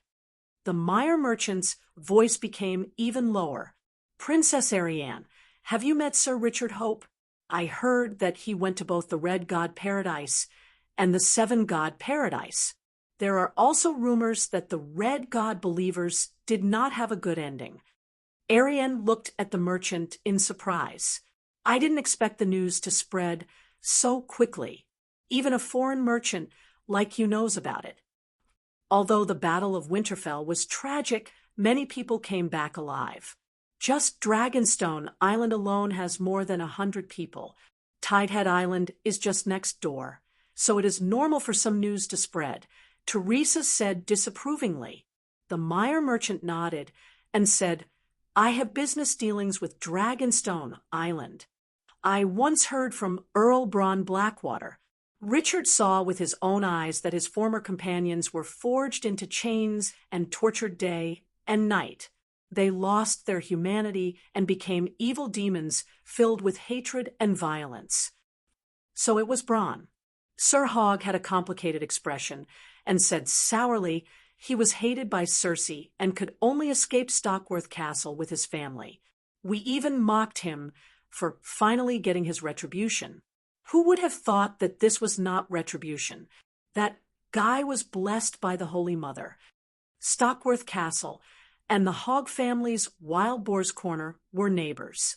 The two families even shared a forest, which was the forest Dany had prepared to spend the night in. A mercenary who picked up a piece of trash, like Loras, would not be envied. However, using underhanded means to inherit Stockworth Castle was envied and hated. Now, he had broken away from the Stockworth surname and become the true Earl of Blackwater. More importantly, he had become one of the 3 heads of Dragonstone Island under the Dragon Queen. No matter what the other nobles thought, Sir Hogg next door was jealous. However, other than Sir Harvard, who was also having a hard time, the Arryn sisters and the mere merchants didn't have any feelings for Bronn. They didn't even respond to Sir Hogg's words, and continued to talk about the previous topic. I heard that recently many commoners have sold their atonement scrolls in order to survive. Many of them have been taken away by the merchants of the free cities. Elaine asked. The mere merchant said with a strange expression, "Not a lot, but all. In the end, all the atonement scrolls that are sold will fall into our hands, except for some second-hand dealers who hoard the goods to make a profit from the price difference. After all, Westeros can get free atonement scrolls, so there's no need to buy them. You are blaspheming the gods. You will suffer retribution," Big Sister Sand Snake said coldly. The mere merchant nodded and said, "I think so too, which is why I never take the initiative to buy Westeros atonement scrolls." Not taking the initiative, the mere merchant glanced at the two knights opposite him. Even the nobles can't live happily. They can only sell their properties and mortgage their fiefs for taxes. What can the common people do? The two knights, Hogg and Haver, blushed and cursed the bald merchant inwardly for being so tactless. Teresa frowned and asked, "How many gold royals can one atonement scroll be exchanged for?" "Gold royals are useless. Commoners only need food and clothes, a few kilograms of wheat, a few loaves of bread, a bottle of fine wine. There are also people who use an atonement scroll to exchange for a ticket to leave Westeros," the mere merchant said with a sigh. "That's too foolish. How long can a few kilograms of wheat last? Even if they go to the free cities, there's no sun, no food, no work. They will still starve to death. They can't even go to heaven after death. That's too foolish." Teresa was angry and anxious. Her pair of tall calfskin boots stomped on the floor loudly, as if those fools who only cared about their lives and suffered great losses were her relatives. It's easy to overlook the true value of something that's too easy to obtain. Thus, they won't cherish it. The mere merchant drank a corner of honey wine, bared his teeth, and sighed. An atonement scroll that can allow one to go to heaven unconditionally is definitely a rare treasure in the world. If there's only one atonement scroll in the world, you can find any king and exchange it for a piece of land, a city, or a title that can be passed down for generations. But now, there are millions of people in Westeros. Almost, at least, the Dragon Queen promised to give one to everyone, regardless of status or age. Teresa stood up abruptly and hurriedly left her seat. Elaine pulled her back. "What are you doing?" The nun in long boots said anxiously, "I'm going to Dragonstone Island to find the Dragon Queen. I can't let the atonement scroll leak out. Faith cannot be blasphemed. The Holy Mother cannot be disrespected. Heaven is not a bathhouse. You can't enter it just because you have a ticket. The negotiation upstairs is about to end. Wait a little longer. We'll sit on Tyrion's pterosaur and go to Dragonstone Island together," Elaine advised. Teresa sat down angrily. Her face was gloomy, and she did not speak. Nighthawk comforted her gently. "Actually, this isn't something that happened in a day or two. The Dragon Queen should have known about it a long time ago. They gave up their long-term happiness for the sake of living a few days in front of them. The commoners have always been so short-sighted and stupid. Even the merciful Holy Mother can't save them. Miss Nunn, you don't have to be so agitated," Sir Haver said disapprovingly. These words made Teresa, who was already in a bad mood, even angrier. "You're a noble. You don't seem to have much foresight."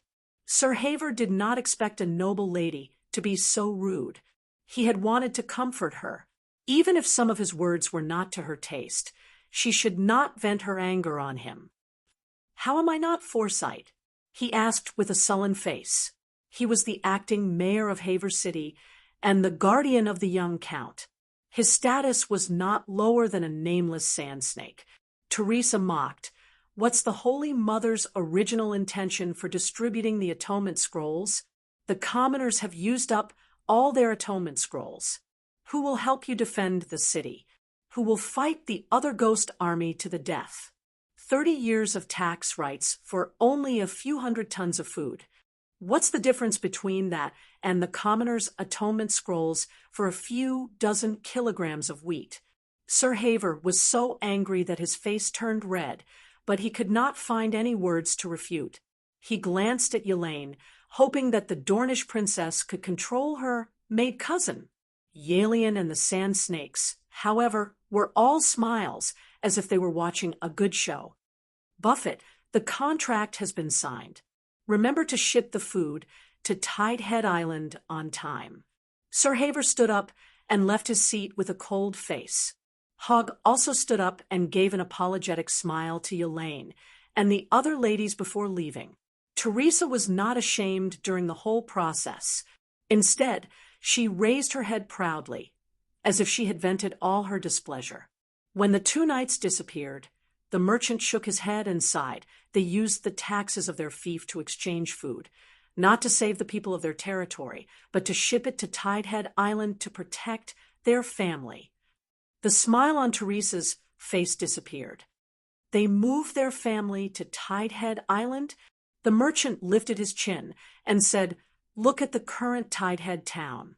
There are so many people, so many carriages, so many goods, and so many hotels. Most of the customers are nobles and their servants. At the cliff where Tidehead floating wooden castle, Valerian Castle, is located, there are hundreds of small villas being built. They belong to the nobles of the Seven Kingdoms, and the Haver family is one of them. Their family is very small, and they only have a 5-year-old daughter. Including their cousins, servants, and guards, they have less than 40 people. 600 tons of food is enough for them to eat for 100 years.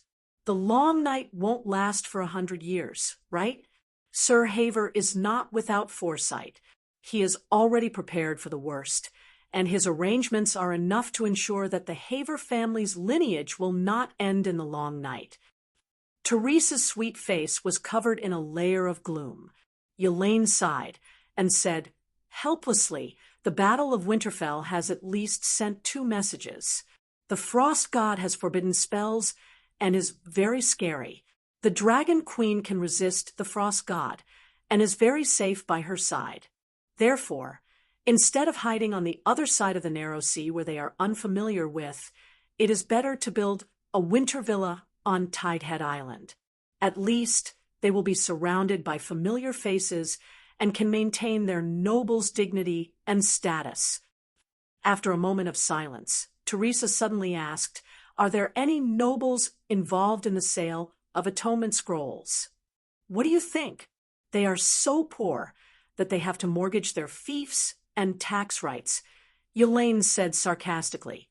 Teresa looked at the merchant and said, "I should pray to the Holy Mother and ask her to set restrictions on the atonement scrolls so that the red light normal atonement scrolls can lock onto a person's soul waves like the gray light warrior edition. You can use divine spells." The merchant was shocked and his tone changed.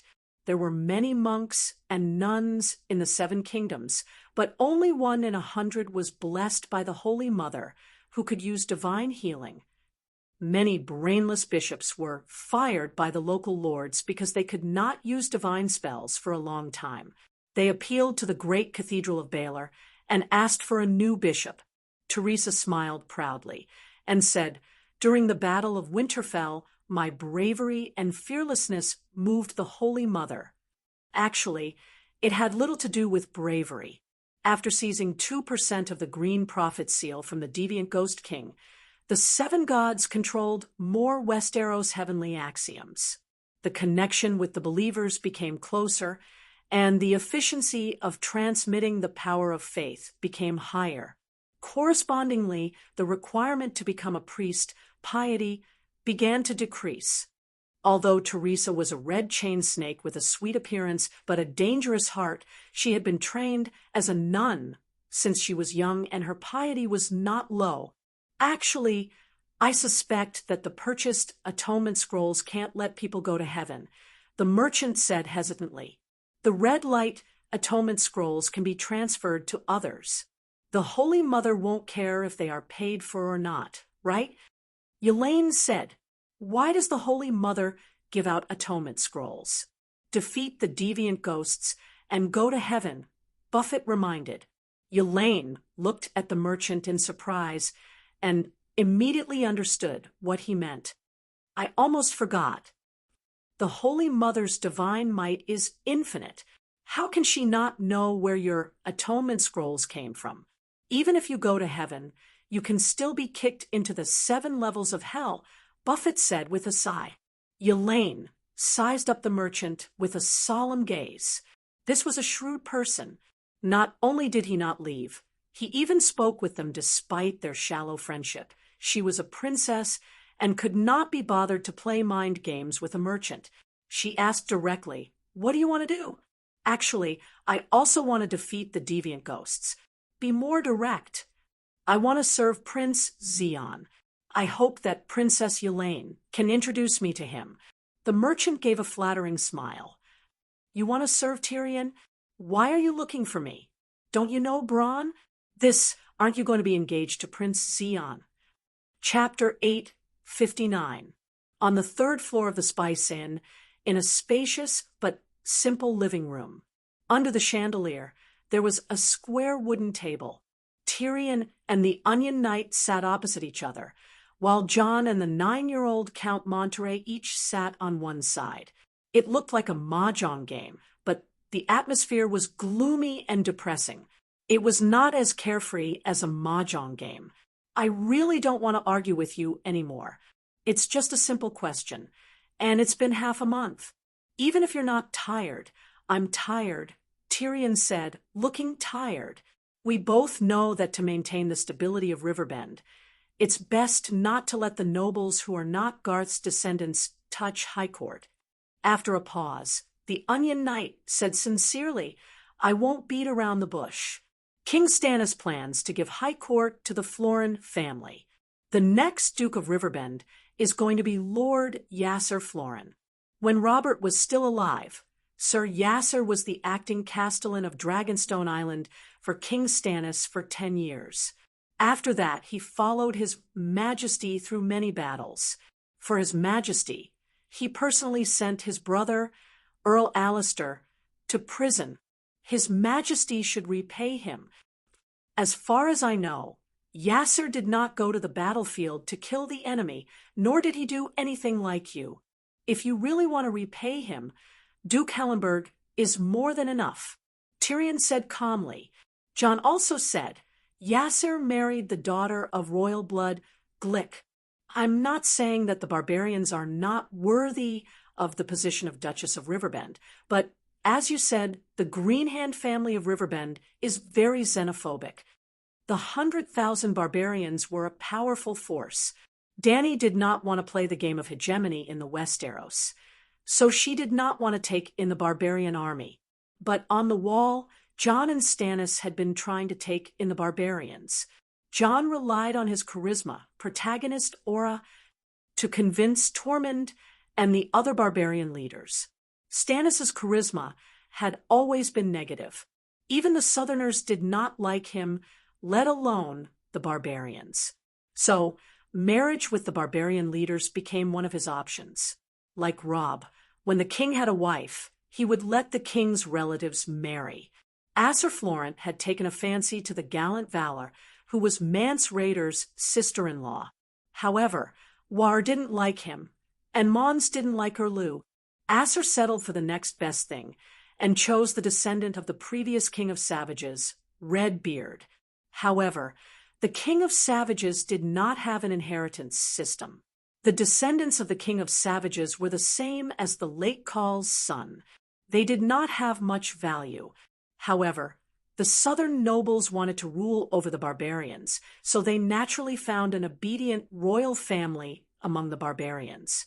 As it turned out, not many savages recognized the so-called royal blood. They did not even care about Manslade, the current king of savages, let alone the descendants of the previous king of savages. Now, the worthless marriage had become a burden to Asser. As Jon said, Sansa was not a descendant of the Green Hand, but she and Aegon had an extraordinary background. At least they were better than the second son Asser and the female barbarian. Sir Asser plans to dissolve the marriage and send his current wife to the Sisters of Silence. Then he will marry Marjorie, Tyrell. If Marjorie dies, he will marry the youngest daughter of Count Randall Tarley. The Onion Knight said awkwardly, there were many organizations under the Church of the Seven Gods. The most common were the monks and nuns, the children of war and the congregation of the poor, the monks in the monastery, and the Sisters of Silence who collected corpses. Well, the monks in the monastery were real monks. They shaved their heads and swore the vow of silence, practicing silence meditation. Their daily activities were mainly labor, meditation, prayer, and silence. The hound was saved by the monks in the monastery, but he did not shave his head. The Sisters of Silence were a bit like nuns. They swore the vow of silence and abstinence. The other priests served all the seven gods. In fact, there was only one of the seven gods, while the Sisters of Silence only served strangers. Therefore, they were also called strangers' wives. Asser sent his wife to the Sisters of Silence to force her to become a nun. It was very cruel. Tyrion mocked, Asser believes in the Red God. What's the point of sending his wife to the Church of the Seven Gods? Also, Randall Tarley is my sister's hand of the king. He hasn't even conquered King's Landing, and he's already thinking about his daughter. The Seven Hells. Suddenly, Jon slapped his thigh and exclaimed, I remember now. Sam's mother is also Florin, Sir Asser's niece. Sam's sister is Sir Asser's niece. How can they be together? It's not like they are brother and sister or father and daughter. The seven gods don't forbid this kind of marriage between cousins. The Onion Knight explained awkwardly. I think brother and sister are more acceptable. Tyrion muttered, because you've become a Targaryen. That's why you say that. Davos mocked. Even if it was for my sister and brother, I would still say that. Tyrion laughed. Davos gave him a deep look and said straightforwardly, Riverbend is too important, especially today when the long night is descending. King Stannis will only give it to his most loyal subordinates. Let's put it this way. Lady Sansa only provided us with 100,000 tons of food, but High Court has more than 300,000 tons of food in reserve. What about the valley? Tyrion asked. Sigh. His Majesty's base is the vassals of the valley. They are opposed to Lady Sansa becoming the ruler of the Eyrie, so there's no room for discussion. Tyrion shrugged. His Majesty means that Sansa can inherit House Tully's Riverrun, the Onion Knight said. Tyrion shook his head. I actually agree with this suggestion, but Sansa will definitely not agree. Her uncle is still alive, and her grandfather is helping Ser Barristan set up the neck defense line at Riverbend. Then let's split Riverbend into two. Riverrun will still belong to Tully, and Lady Sansa will inherit Aegon's position as Duke of Hellenberg. That's not good. Sooner or later, the two families will clash. And don't forget about the Dragon Queen. Tyrion said faintly. The Onion Knight's heart tightened. She wants to interfere in the conflict between the Seven Kingdoms? Tyrion said. She still upholds the oath of the one who ends the long night shall be king. But the royal territory is the land of the Targaryens for hundreds of years. Just like the north belongs to Stark, the west belongs to Lannister. No matter who sits on the Iron Throne in the end, the Targaryens' land will be taken back. Either move the Iron Throne to Storm's End, or give her the same compensation as the royal territory. For example, the Three Rivers Basin connected to the Crabclaw Peninsula. The Onion Knight looked conflicted. This was something that neither he nor Stannis had thought of before. But after thinking about it, the Dragon Queen's request was not too much. The Dragon Queen had saved the Great Wall when the barbarians went south. After the long night fell, she immediately rushed to fight the other ghosts. Together with King Stannis, she formed the two main forces against the other ghosts, Davos's idea. She had fully fulfilled the responsibility of a royal territory. Responsibility and power were equal. At least the Dragon Queen had the power to ask for equal power and benefits. After a while, Davos said helplessly, "I have to go back and discuss with King Stannis." Discuss. Count Valerian, who was dozing off, was unhappy. Count of the Rainforest, Davos title. Every time you have a problem, you go back and discuss it with someone. You have been going back and forth for almost half a month. If you discuss it now, when will the next negotiation be? It's different this time. It involves the Dragon Queen and the royal territory. Davos said softly. Monterey sighed like an adult and said, "Count, I am young and not as knowledgeable as you, but I know the history and traditions of the Westeros. Before Aegon the Conqueror came, the King's Landing was a hill covered by forest. Most of the royal territory was barren and undeveloped. It was the Targaryens who turned the barren land into the prosperous cities and villages it is today. According to tradition and law, the royal territory should belong to the Targaryens. There is no need to discuss this. Otherwise, why would the Green Hand faction want to rule the Riverbend? Why would Stark become the king of the North? Why would the Western region belong to Lannister? There is also Storm's End, Eagle's Nest, Sunhalberd City, and many other counts' territories that have been passed down for thousands of years. If you break this tradition, the Seven Kingdoms will fall into chaos." Davos was speechless. Tyrion winked at the young count and said with a strange smile, "I thought that a notary like you only knew how to doze off." The young count's face flushed red. He lowered his head and said softly, "I woke up hungry." "Then let's go eat. That's all for today," Davos said hurriedly. To be honest, if Stannis is in the mood to fight the King's Landing and play power struggles, he might as well focus on the King of the Strange Ghosts. Once he's dealt with, Sansa Stark won't ask for anything.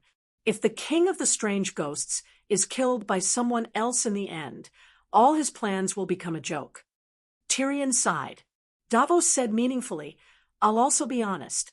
If it wasn't for the Dragon Queen tormenting a direct descendant of the mediocre king, His Majesty Stannis wouldn't care about Lady Sansa's little tricks at all.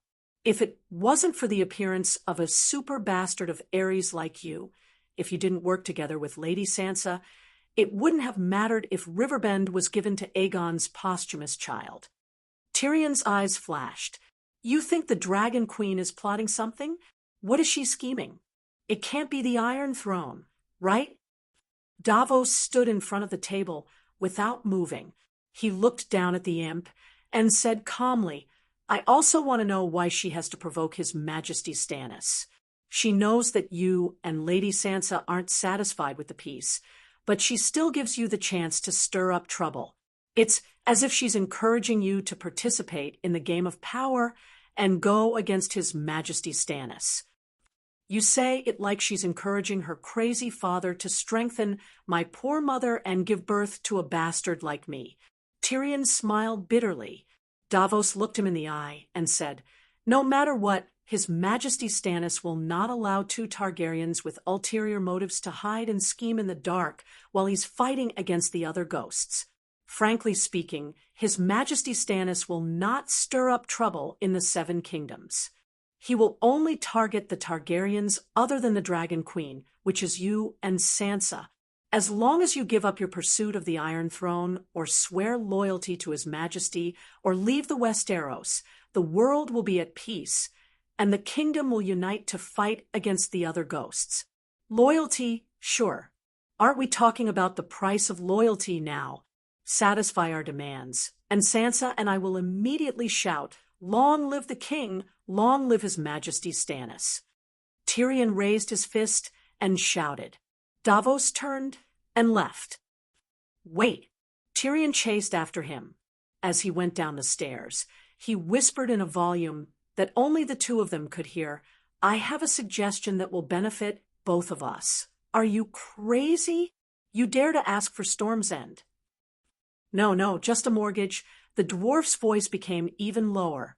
"You want to imitate your ancestor, clever Lon. Just like how Lon swindled Casterly Rock, you want to swindle His Majesty Stannis out of Storm's End." Davos said coldly, "No, my ancestor is the Dragon King of Valeglia. If he wants something, he will fight for it. He will never lie," Tyrion said seriously. Chapter 860.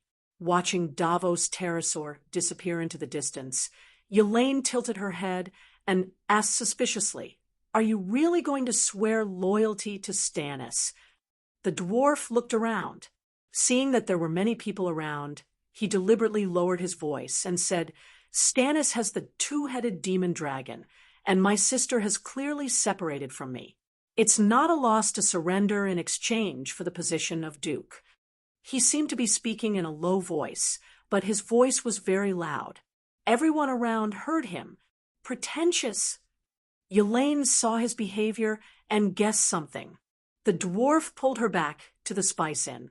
"Have you noticed that not only are the kings of the Westeros falling one after another, but even the seven dukes are declining rapidly?" Elaine was stunned for a moment, then nodded and sighed. Indeed. First, it was Stark in the north, then Tully in Hajin, then Aeron in the valley, Tyrell in the river bend, Theon in the Stormlands. Even Lannister's strength was greatly damaged.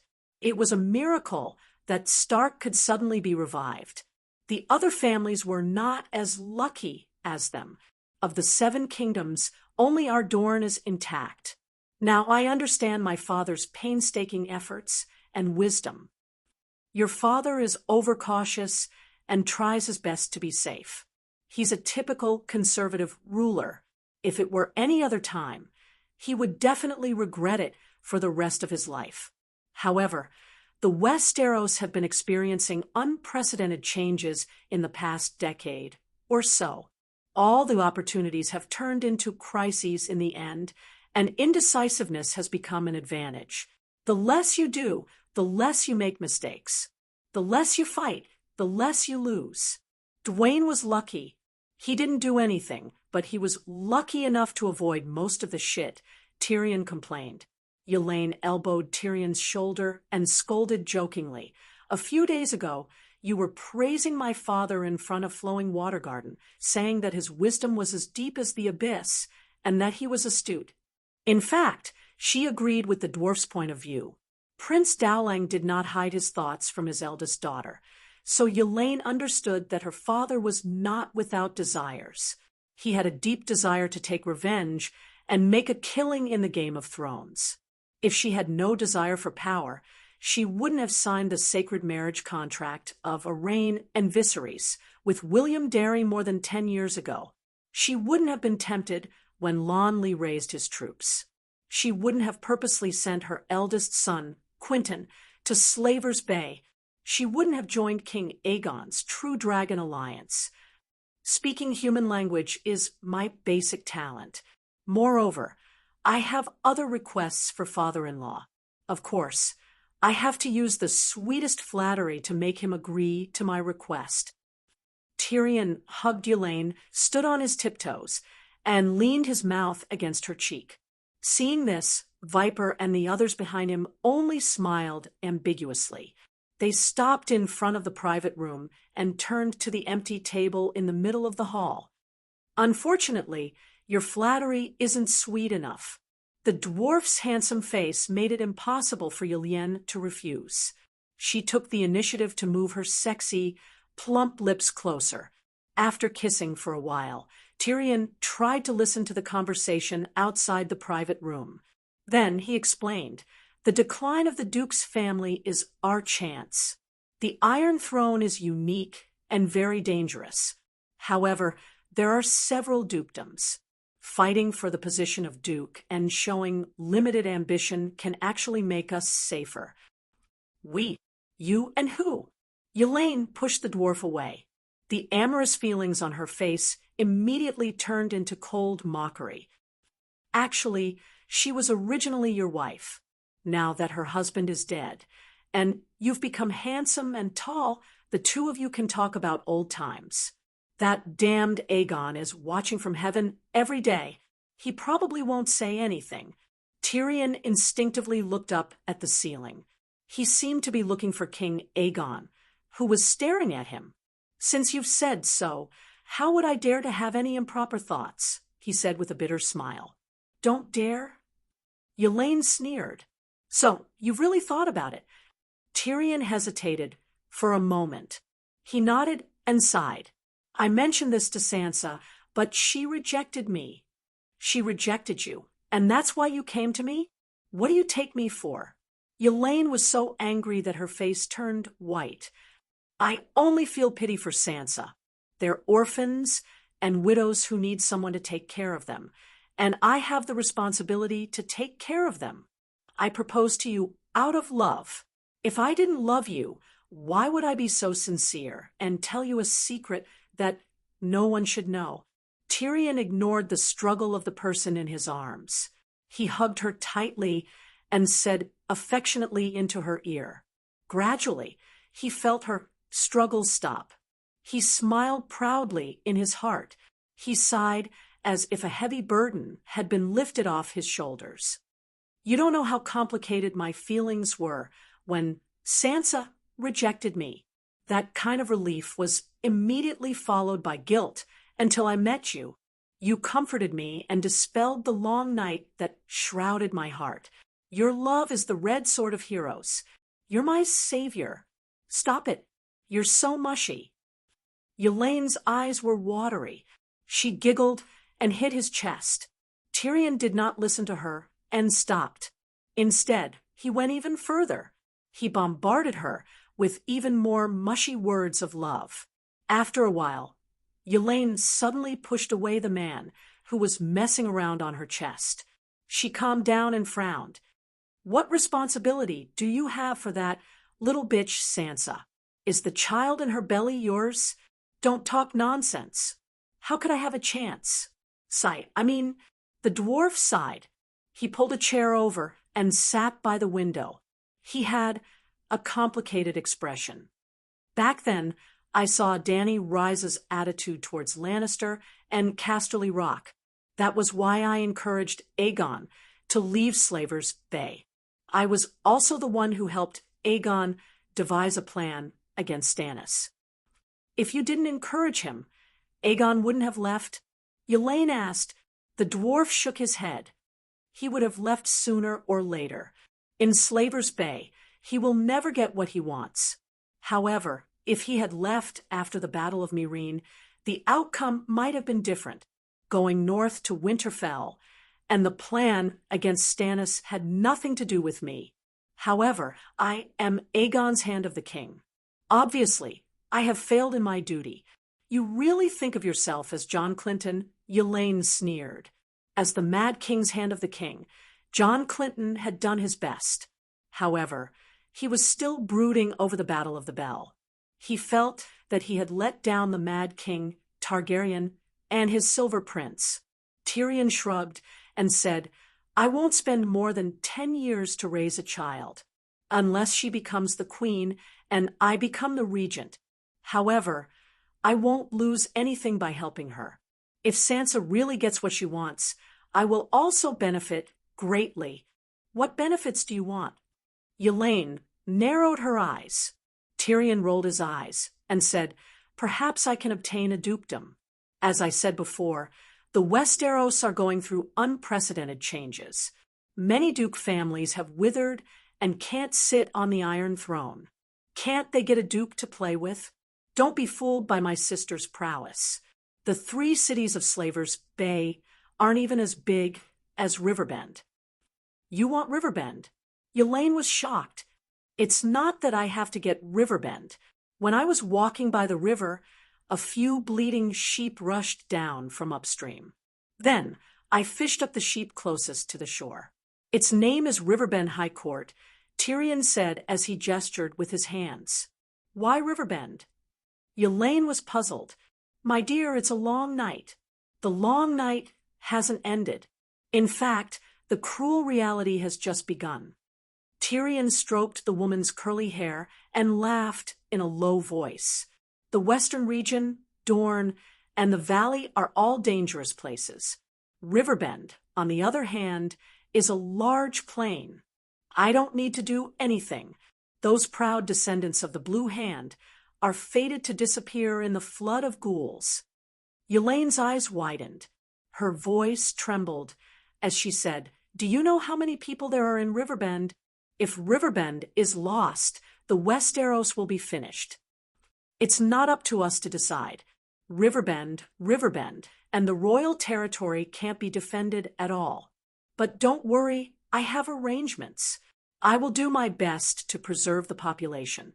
Tyrion smiled bitterly. Elaine's heart skipped a beat. She asked, "Is this your sister's judgment? Or her decision? What are you thinking? Do you really think she's the mastermind behind the scenes and can control everything?" Tyrion shook his head. "Right now, only the Frost God can move her. Only the gods are worthy of her schemes. She has always insisted on ending the long night and stopping the world from falling. She doesn't care about the Westeros at all, much less participate in it. Otherwise, why would I play tricks with Stannis? I could have taken Sansa to Dragonstone Island. What can he do even if he has the two-headed demon dragon? Things are different now that you have a sister. If it was in the past, you would have mocked her secretly. Now, you're praising her as an otherworldly god." Elaine said bitterly, "In the past, when the two were alone, the dwarf would often say bad things about the Dragon Queen. He said that she was scheming, vicious, sweet on the outside, evil on the inside, vengeful on the inside. My knowledge was shallow before. Recently, I became an extraordinary and have a deeper understanding of the truth of the world. My way of looking at things has also changed. The dwarf side, even if you're scheming against Riverbend, why pretend to be loyal to Stannis?" Elaine asked, "Before this, how could an outsider become the new master of the Seven Kingdoms? First, war, then marriage. Not to mention that I don't have the power to start a war. Even if I did, it's already the long night. I can't fight a war of conquest. Marriage, I don't know if Marjorie is still alive. But even if she isn't, Yuluan won't let her go." "Ha, ha, ha." Tyrion suddenly started to laugh, and he looked a little lewd. A duke's moral integrity is no different from a woman's chastity. The first time is the most precious and the hardest to give up. But after the first time, ouch. Before the dwarf could finish his words, Elaine slapped him in the face. He couldn't help but cry out in pain. "Your words are crude, but the logic is not.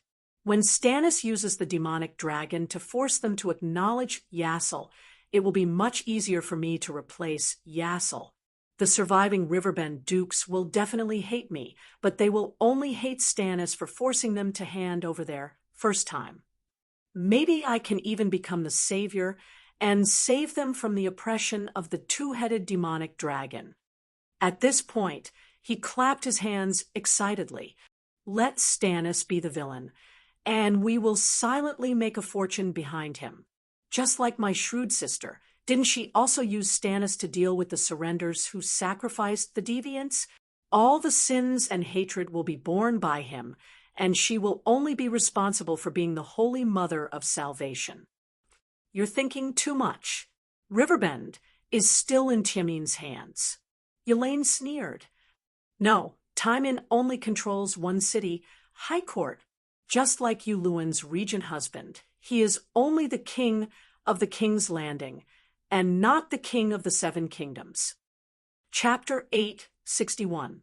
Due to the siphoning effect of the capital, the cities near the capital would not be too big. In the world of the Song of Ice and Fire, this rule was applicable. Rosby City was 30 kilometers north of the King's Landing. The city was small and had no bustling commercial districts or tall and magnificent buildings. Besides the castle of the Rosby family, there were huts made of wood and mud everywhere. Rich merchants, noble knights, and even Count Rosby himself lived in the King's Landing next door. Rosby was very rich. The narrow land of the King's Landing was either near the bay or the Blackwater River. The land was fertile and rich. During the War of the Four Kings, the food provided by Rosby and Stockworth Castle, Bronze territory, was enough to satisfy half of the needs of the King's Landing. Because of the War of the Four Kings, Rosby City could not support Erlew's 20,000 Valley army. That day, under the dim sky, a winged dragon flew from the east and landed on the spacious drill ground in front of Rosby Castle. There were many people on the drill ground, but no one cared about the old knight who came down from the winged dragon. Hundreds of people were gathered in a circle and performing a ritual. Davos was the hand of the king. As he approached, the people in front of him made way for him. After a while, the Onion Knight squeezed to the front. At the center of the pile of wood, he saw the cold-faced king, the graceful red-robed woman, and the 8 knights who were tied to wooden stakes and begging for mercy. "What's the matter?" Davos found his son, Stannis, heir, not Erlew, but Davos' 6th son. The Onion Knight had 7 sons. The first 4 died in the Battle of the Blackwater River and were indirectly destroyed by the gnomes. The 5th son, Devon, was 15 years old. He was Erlew's attendant, but one day the Onion Knight noticed the way Devon looked at Melisandre. That was the way a man looked at a woman. It was full of strong desire and uncontrollable love. He asked around and found out that when Erlew left the Great Wall for Winterfell, he didn't bring Devon with him because Melisandre asked him to stay with her. Actually, this was a misunderstanding. Melisandre knew that the Onion Knight didn't like her, but she respected his character. The reason why she left Daifong behind was not because of the loneliness that Davos was worried about, but because the red-robed woman knew that Erlew's trip would be dangerous, and Daifong would most likely never return. She pitted Onion Knight because 4 of his children had died at the Blackwater River. That was why she wanted to protect Daifong. She understood Daifeng's love for her and was happy about it, but she didn't do anything to him. Davos did not know the twists and turns of the story, so he left Daifong in the rainforest with the excuse that he had left home to visit his mother. Out of loyalty to Erlew, he brought his 13-year-old son to serve Erlew. The 6th was named Stannis, and the 10-year-old 7th was even more awesome. He was named Stephen, Erlew's father's name. They are Braavos mercenaries. They disobeyed His Majesty's orders. Not only did they leave the area they were stationed at, but they also kidnapped a 14-year-old peasant girl in a village 3 miles away, and little Stannis' childish face was filled with anger, and the way he looked at the mercenaries on the pillar was filled with a kind of fanaticism that made Davos' heart skip a beat. This child had only been with His Majesty for a few days, and he was already looking forward to being burned alive. Davos thought worriedly. Erlew stood quietly in front of the pillar, listening to the pleas of every prisoner before he turned around. His gaze first swept across the short and stocky Sir Songgu and Sir Richard with the scarred face. Without any hesitation, he continued to look behind. "Asser, can you do it? Your Majesty, your faith is the one I serve." A simple and stout middle-aged man, with protruding ears, said in a deep voice, "Then let's begin." Erlew sighed softly. In the past, the ones who led the blazing Red Heart Knights in the sacrificial ceremony were Gordy Fallon and Richard. After Gordy was slapped to death by Great John, Sir Songgu took over. Now, although Richard still wore the blazing red heart cloak, there was a bright white heptagram on his chest. Even though Songji's attire was no different from before, he had died once, and his soul did not report to the Light King. Instead, he was resurrected by the Dragon Queen. What did this mean? Songgu had also lost his faith in Lalo. People without faith could not lead believers in the sacrificial ceremony. On the other hand, Asser Florence was an opportunist. He converted to the Light King to gain the favor of the king and queen to gain power. His faith was not as pure as Gordian Richard's. King of Light, listen to us. Yassel shouted. Light King, protect us. The Red God believers chanted in unison. Because the night is long and danger lurks everywhere. Sir Yasser looked up at the dark sky and shouted, Oh, Allah, please return the light of day to us. Please lead us straight in and annihilate the enemy. Please banish the dark clouds that cover the sky and let us bask in the light of the stars. The believers prayed, Light King, protect us and banish the merciless darkness. With a look from Melisandre, the firewood around the 8 stakes burst into flames. The sacrifices began to howl and curse. Lalo, Sir Asa raised his voice. We offer you 8 sinners, pure and sincere, worshipping Allah. With their blood, we offer sacrifice. With the help of God, we swear to destroy the enemy.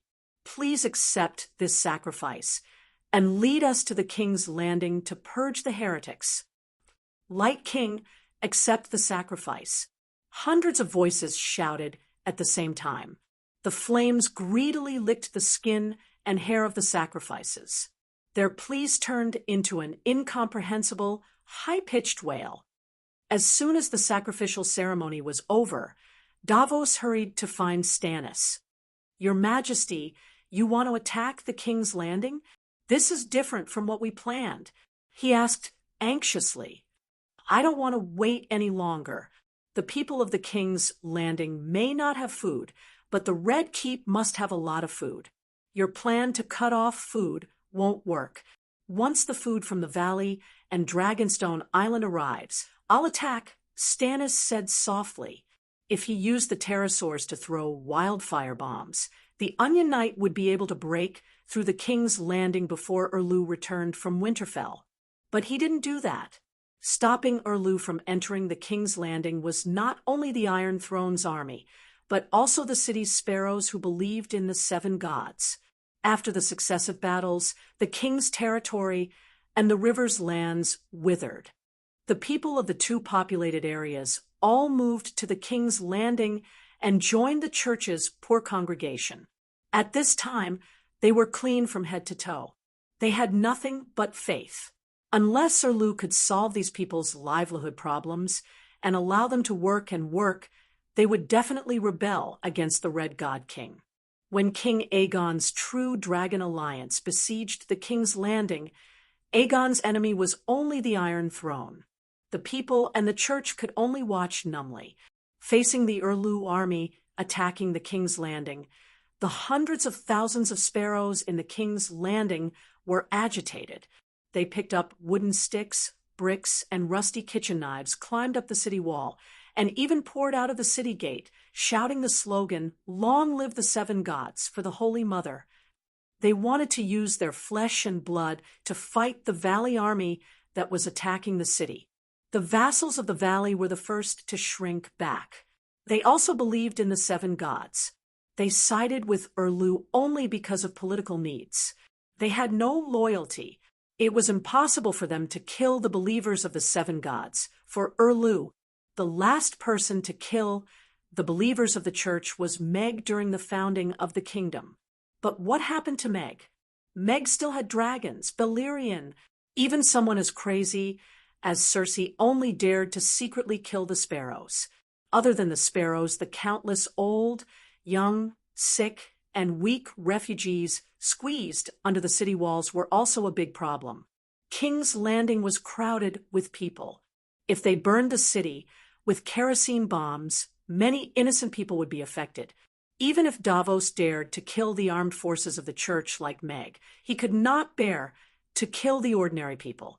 Therefore, he only blocked the land passage between King's Landing and Highland, blocked the sea passage of Blackwater Bay, cut off the food supply into the city, and forced the starving people of King's Landing to open the city and surrender. Then, he comforted the believers and people who had fainted from hunger with food. Your Majesty, if you burn King's Landing and kill the people, the vassals of the Valley will no longer be loyal to you. The mercenaries hired from Bravos are not trustworthy at all. They even want to terminate the employment contract and escape back to Bravos, where there are no other ghosts. At that time, even if the city gates of King's Landing are open, you will have no soldiers. How will you occupy King's Landing? How will you rule the country? Davos advised bitterly. Without a base, this was indeed one of the problems that Erlu was facing. As the Duke of Dragonstone Island with a small territory, he did not have many confidants to begin with. After wandering around the northern region, he lost Storm's End Castle and Dragonstone Island. He was completely alone, with only a few hundred knights of red heart. The Bravos mercenaries, the northern region's 2,000 cavalrymen, and the vassals of the valley seemed to be powerful, but he could not rely on them as a foundation. In the past, Erlu would have clenched his jaw and ground his teeth. But now he was pale and lifeless. His shriveled cheeks did not even show a trace of emotion. He only said indifferently, "Davos, I don't have time to waste. It's night now, and the other ghosts are infiltrating Neck Swamp and going south to Hajin. If you are indecisive, you will be in trouble." Davos sighed helplessly. What about the poor and the refugees? A dim light flashed in Erlu's deep eye sockets. He said, "As long as the people can temporarily fill their stomachs, they won't care if the Iron Throne is an angel or a demon. They love Marjorie, who murdered her husband, and call her Holy Mother Marjorie because the High Court brings them bread and cheese. They accept the rule of the bastard Tommen and the criminal Cersei because the food from the High Court can sustain their lives. I believe in the Red God, but are you, Luwin, a devout believer of the seven gods?" Erlu patted the king's hand's shoulder and said indifferently, "The people are much easier to deal with than the nobles. As long as they don't starve to death, they are the most obedient people. The nobles' desires are endless. It seems that they will never be satisfied unless they sit on the Iron Throne. For example, that woman, that dwarf. Have you reached an agreement?" Tyrion rejected the suggestion of dividing Hajin into two. Davos explained the details of the negotiations that afternoon. Dany Rise can give up the Iron Throne, but she wants to inherit the Targaryen ancestors' land, which is the king's domain. If the new king is unwilling to move away from the King's Landing, he can compensate with other lands close to Dragonstone Island, such as the Three Rivers Basin. The Targaryens are just outsiders. What land do they have? Erlu said coldly, "Your Majesty, forgive me for being blunt, but your ancestor Theon Bella and Aegon the Conqueror are in cahoots." Davos said awkwardly, "They are all foreign bandits." Chapter 862. "But I have the bloodline of Storm King Durin Durant," Erlu said coldly. God's Sorrow, Durin, and City Builder Brandon were legendary heroes of the same era. They were not of the same age, with a difference of more than 1,000 years. However, Durin and Brandon were both extraordinaries, while Durin was most likely a demigod who had lived for more than 1,000 years. In his later years, Durin had interacted with Brandon in his youth. Durin abducted the daughter of the sea god and storm god, Yini, a mermaid. The gods were furious and destroyed his city and tribe. The entire Storm Kingdom wailed in the storm, but the gods could not kill Durin. Durin even dared to declare war against the two gods. Brandon helped him, or at least helped him build the Storm's End fortress to block the waves and storms. After the first long night, Brandon created the Stark faction in Winterfell, while Durin created the Durant faction in Storm's End fortress. Until 300 years ago, when Aegon the Conqueror landed in the Westeros, Erlu's ancestor, Orys Byra killed the last Durant and married his only daughter. In a sense, Erlu and his daughter, Shireen, were descendants of the gods. They had Yini's bloodline, and Yini was the daughter of the storm god and sea god. Many nobles with thousands of years of history still lost their lands and castles. No one cared about what happened to them because they were insignificant. However, the Dragon Queen is different. She has the power to claim her inheritance. In fact, if she is willing, the Iron Throne is hers. Davos sighed. Erlu closed his eyes for a moment and said, I only want 200 kilometers of land around the King's Landing. I will leave the rest to her and compensate her with 1/6 of the Three River Basin. The rest of Hujin will be divided equally between Tully and Sansa. Even if 1/6 of it is divided equally, it is still bigger than the land of the king. What are they not satisfied with? That's true, but Davos said hesitantly, Your Majesty, we don't have the power to make the decision. Tyrion refused to divide Hujin County equally. What he wanted was a complete duchy. We haven't even taken down the King's Landing, and we're still far from unifying the Seven Kingdoms. To put it bluntly, you don't even have the qualifications to make Madame Sansa and Tyrion submit to you. Now, they are proposing to exchange their loyalty for a dukedom. It may be difficult for you to accept, but for them, is it the best choice? In the worst-case scenario, they would bring the food to Dragonstone Island and continue to watch from the sidelines, waiting for the opportunity to kill the variant Ghost King. Are you going to reject Madame Sansa's arrangement of her vassals to fight the deviants? Or how will you stop her sister from snatching King Ygway's head again? Erlu's face was gloomy, and he remained silent. Davos sighed and continued, To put it bluntly, the Dragon Queen is too powerful now. She has the Megalosaurus, the Holy Mother's blessing, and the magic power to resist the Frost God. So, she's the one who makes the rules of the game, and we're just players. The rules she made the one who ends the long night as king are simple and fair, so it's easy for the people of the Seven Kingdoms to accept. You took down the King's Landing and sat on the Iron Throne to better unify your forces and strive to become the first on the Heroes of the Long Night list. But Stark has the King of the North, Jon, the Three-Eyed Crow, Bran, and the powerful assassin Arya. Madame Sansa has the ability and opportunity to fulfill the promise of the one who ends the long night is king. We're afraid of her, so if we make her submit, we'll eliminate one of our biggest competitors. The price of a duchy is not too much. Erlu's face was gloomy as he paced back and forth by the fireplace. Davos stood at the side and looked at him. The king was thinner than before. In the past, only his cheeks were thin, but his body and limbs were strong and powerful, not losing to any knight. But now, Davos could see the dark green, almost black veins protruding from the king's hands. The armor he had worn for decades now seemed to be loose.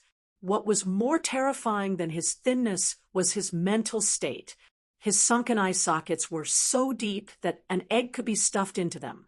The dark circles under his eyes were like bacon that had been smoked in a chimney for half a year.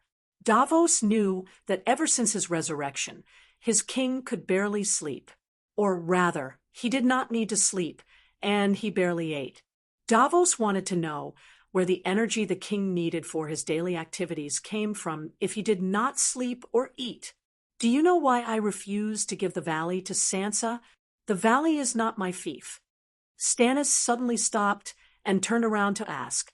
Davos was stunned for a moment before he said, For the sake of balance, if the valley belongs to Sansa Stark and Hujin still belongs to Tully, then the alliance between Hujin, the North, and the valley will be formed again. The royal authority will be seriously threatened. This was not the first time they had discussed this issue. The king's hand spoke smoothly. That's right. I haven't forgotten how Targaryen lost the War of the Usurpers. Erlu nodded. Your Majesty, with all due respect, you should only consider the king's problems when you are king. You are not king yet. Davos looked at the king expectantly after he finished speaking. He hoped that the king would glare and grit his teeth to vent his anger. He was disappointed once again. The king's gaze only grew darker and gloomier, making him panic. So he quickly said the imp's suggestion before he left. Your Majesty, Tyrion hopes to protect Lannister's position, as long as you do not attack the west before the end of the long night, and after taking the king's landing and capturing Cersei, hand her over to him unharmed, he can persuade Sansa to make concessions. What kind of concessions? Erlu asked. He can persuade Sansa to give up the valley and the river, but you will have to pay 5 million gold royals for the 100,000 tons of food. 5 million? Erlu thought for a moment and said, this price is not too expensive in the long night, so I can agree to it. But can he make the decision for Sansa? I only need Sansa to submit to me. I don't care about Tyrion himself. For a moment, Davos's expression became very strange. He said that Sansa is his lover now, and that his handsome face and the 12 cries of spring are guaranteed to make her listen to him. He blushed and hung his head as he stammered. Shameless. Erlu cursed. Shameless indeed, but he is very handsome now. He can make many girls blush and shout when he walks down the street. He should be able to sleep with persuade Lady Sansa. Davos said. I remembered there are only 7 cries of spring, Erlu said doubtfully. Your Majesty, Davos suddenly raised his head and looked at his king, his face full of shock. Erlu looked calm and said, when I was Robert's minister, I once cleaned up the brothels in King's Landing. Davos remembered. There was indeed such a thing.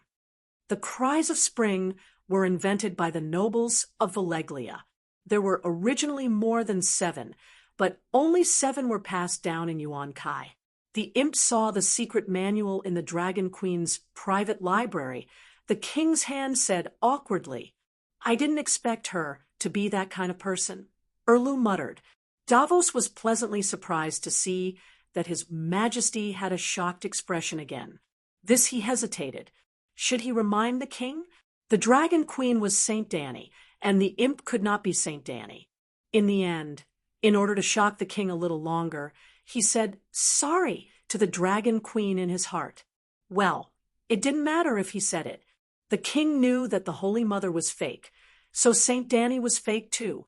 After a while, Erlu returned to his calm expression and said, I can't take out 5 million gold royals now.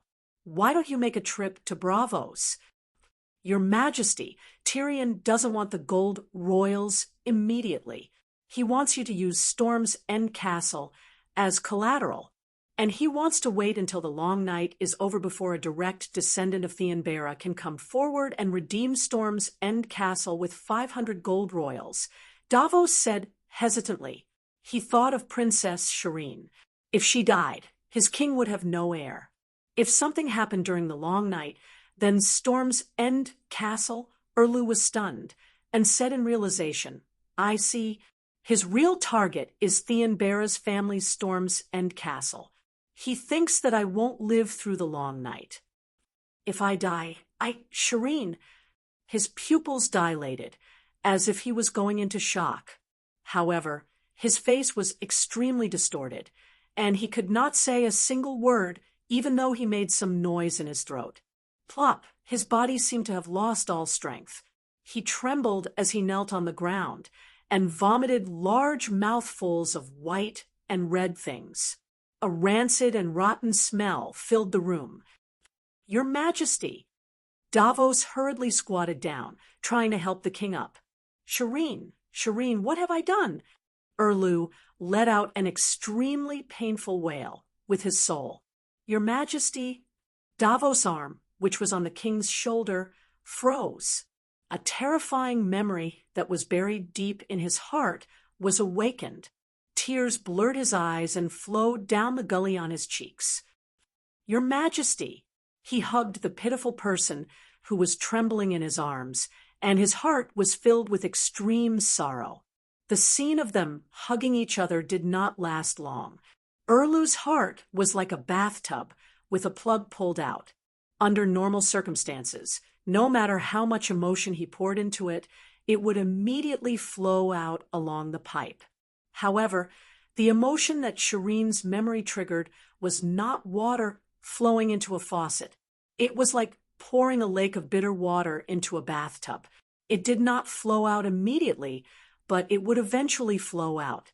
Erlu slowly stood up, wiped away the filth at the corner of his mouth, and said coldly, "Promise him." What?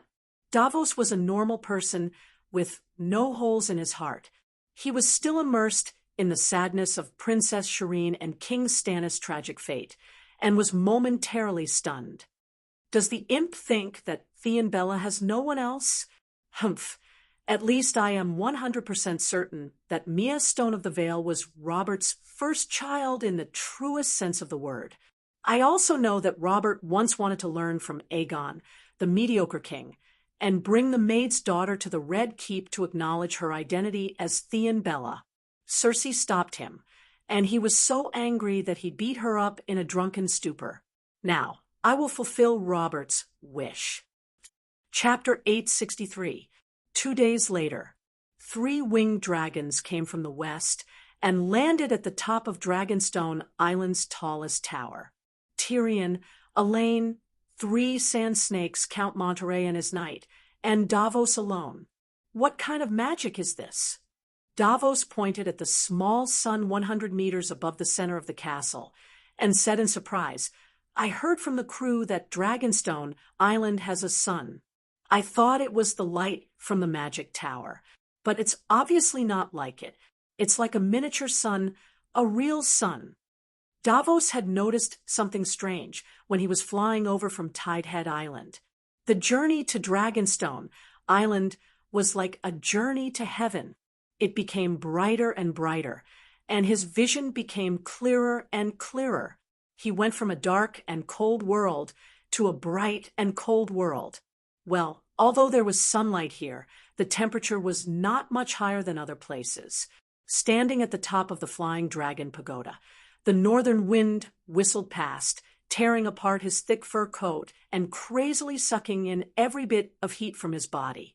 However, his exposed skin could still clearly feel the warmth of the sunlight, the long-awaited warmth of the sun. Actually, the small sun was only the size of a wash basin, but it was like a small candle that lit up the entire room. The faint golden sunlight from the small sun almost covered the entire Dragonstone Island. Even the sea was no longer dark. He could see the familiar blue sea again. Inexplicably, even the uncouth Davos felt touched. "It's so beautiful that it's intoxicating." He looked at the small sun and said sincerely, "Hee, am I really beautiful?" The small sun spoke and even moved. Under Davos's stunned gaze, the small sun moved to a spot 10 meters above his head. A little girl's face opened in the middle. It was not very beautiful, but it was strangely cute. "Holy Mother, it's so scary. The sun has a face and can speak. Is this the fairy sun?" Davos exclaimed and retreated. "Ha ha ha." His lovey-dovey look amused those who had seen fire fairies before. The small sun glared at Davos, then closed its face and became a small shining sun again. "This is an elemental life form created by Her Majesty, the Fire Spirit." Larissa, who was wearing a blue mage robe with a flame pattern on it, walked up the stairs and explained to the Onion Knight with a smile, "The fire elf can turn into a small person, a big crow, a big fireball, and a small sun. It's currently in its small sun form." Yilien and the other vipers winked at Black Sis, and Black Sis rolled her eyes at them. "Gentlemen, the wind is strong here. Let's go down and talk. The Queen is waiting for you in the glass garden," Blackie said seriously. Davos looked at the little sun that had floated back to its original position and was in a daze. Dragon Queen can create the sun. How to create it? Can Lalo, the King of Light, create one? He had too many doubts in his heart and asked several questions in a row. "Only Her Majesty the Queen can create elemental spirits. It's not a complete creation. It requires a special soul, and the queen can help those souls start a real new life. Seeing that her sisters were also curious, Larissa briefly explained. In fact, Davos and the others still did not understand, but they did not ask in detail. The old crab led a few knights to welcome them. After the greetings, Ylien and the vipers followed Black Sis to the living room. Only Tyrion, Davos, and the young Earl Monterey followed the old crab to the glass garden in the backyard. As they walked and looked, Davos could not help but feel a little sad. He was no stranger to Dragonstone Island. In the 16 years when Stannis was the Duke of Dragonstone Island, he often went in and out of this magnificent stone castle. Now, other than the change of the wall carpet and banner, the scenery was not much different from before. But the people of the past had all changed. Earl Cyworth, the call seemed to come from beyond the sky, and Davos woke up from his closed heart. Then he found himself in a sunny, warm summer garden full of flowers and green leaves. There was another sun here, and under the glass cover, the plants were thriving and growing well. Then he saw a tall lady standing in front of the rose bushes. She only wore a plain dress, which was not luxurious. He had not seen the Dragon Queen before, but he knew who she was with just one look. Targaryen's exquisite appearance was secondary, but what was more important was her temperament. She was like a queen, like a pope, like Saint Danny. Before he met the Dragon Queen, he had imagined her image countless times. Majestic, noble, holy, powerful, domineering, and other words related to her achievements. But once he met her, he abandoned all his guesses. It was not that he was wrong, but compared to the real person, all the descriptions were too weak. She was one of a kind, as one of a kind as her king, Stannis. There were only a few ornamental flowers in the garden, but there were more vines, fruits, and vegetables. Beside a shelf covered with cucumber vines, there was a 2-meter-long wooden table. The Dragon Queen was not interested in the legendary Onion Knight. After a few words, they pulled out chairs and sat at the table. 5 million gold royals, to be repaid after the long night, with Storm's End as collateral. What is Stannis thinking, to agree to such conditions? Doesn't he know that Tyrion is plotting against his Storm's End castle? Seeing the contract on the parchment, Dany asked directly. Originally, this was a negotiation between Erlu and Sansa, and Tyrion and Dragonstone Island did not have to participate. But Tyrion became Sansa's representative, and Dragonstone Island became the notary for the negotiation. Your Majesty, don't say it so harshly. No one knows how long the long night will last, but even now, Madame Sansa's 100,000 tons of food is worth more than 5 million gold royals in the market. It's not that the food is worth that much, but that there is no market for it. After the long night, there is no food production. Glancing at the fresh green cucumbers, Tyrion immediately added, "Other than your garden." If I were Stannis, he looked at Davos and smiled. I would sell a large portion of the 100,000 tons of food and use the money to repay Sansa's debt of 5 million. The rest of the food would be given away for free, and I would also get rid of a competitor for the Iron Throne. It's a win-win situation, and there is no danger of losing Storm's End castle. Davos's face, that had been eroded by the passage of time, showed an expression of shock and doubt. Indeed, if he followed the dwarf's plan, Stannis would not lose anything, but the dwarf would not be so kind. Actually, as a smuggler, he did not need the dwarf's reminder to notice this bug. Because of this, he did not reject Tyrion's suggestion and told his king about it. He had been thinking about it for the past few days, but he could not figure out Tyrion's motive. So he thought that the clever dwarf had finally been stupid for once, leaving such a flaw. But now he said it out loud. "What is your motive?" He could not figure it out, so he asked directly. Tyrion met the doubtful eyes of the Onion Knight with the most sincere gaze. "I am just looking at the big picture. and do not want to see the humans fighting among themselves when the other ghosts invade the city. Look at my queen sister. He pointed at Dany. The Iron Throne is within her reach. She has a grudge against Theon Bella, Lannister, and Stark for destroying her country. But when the greatest disaster befell the human race, she stepped forward without hesitation to face the strongest enemy and obtain the most insignificant benefits. I was once as despicable and shameless as Stannis, but now I have decided to be a good person who is brave enough to sacrifice. Dany looked at him sarcastically, but did not say anything. If you are so selfless, there is no need for you to sign such a contract. Just learn from Her Majesty and use free food to help the poor. Davos said, being despicable is the passport of the despicable. I want to be noble, but I don't want to be noble as my epitaph. The dwarf shook his head. You are not here to negotiate. The negotiation has already ended at Tidehead Island, and I am only here to witness the signing of the contract. If the negotiation is not successful, you can go back to Spice Town. Dany said impatiently.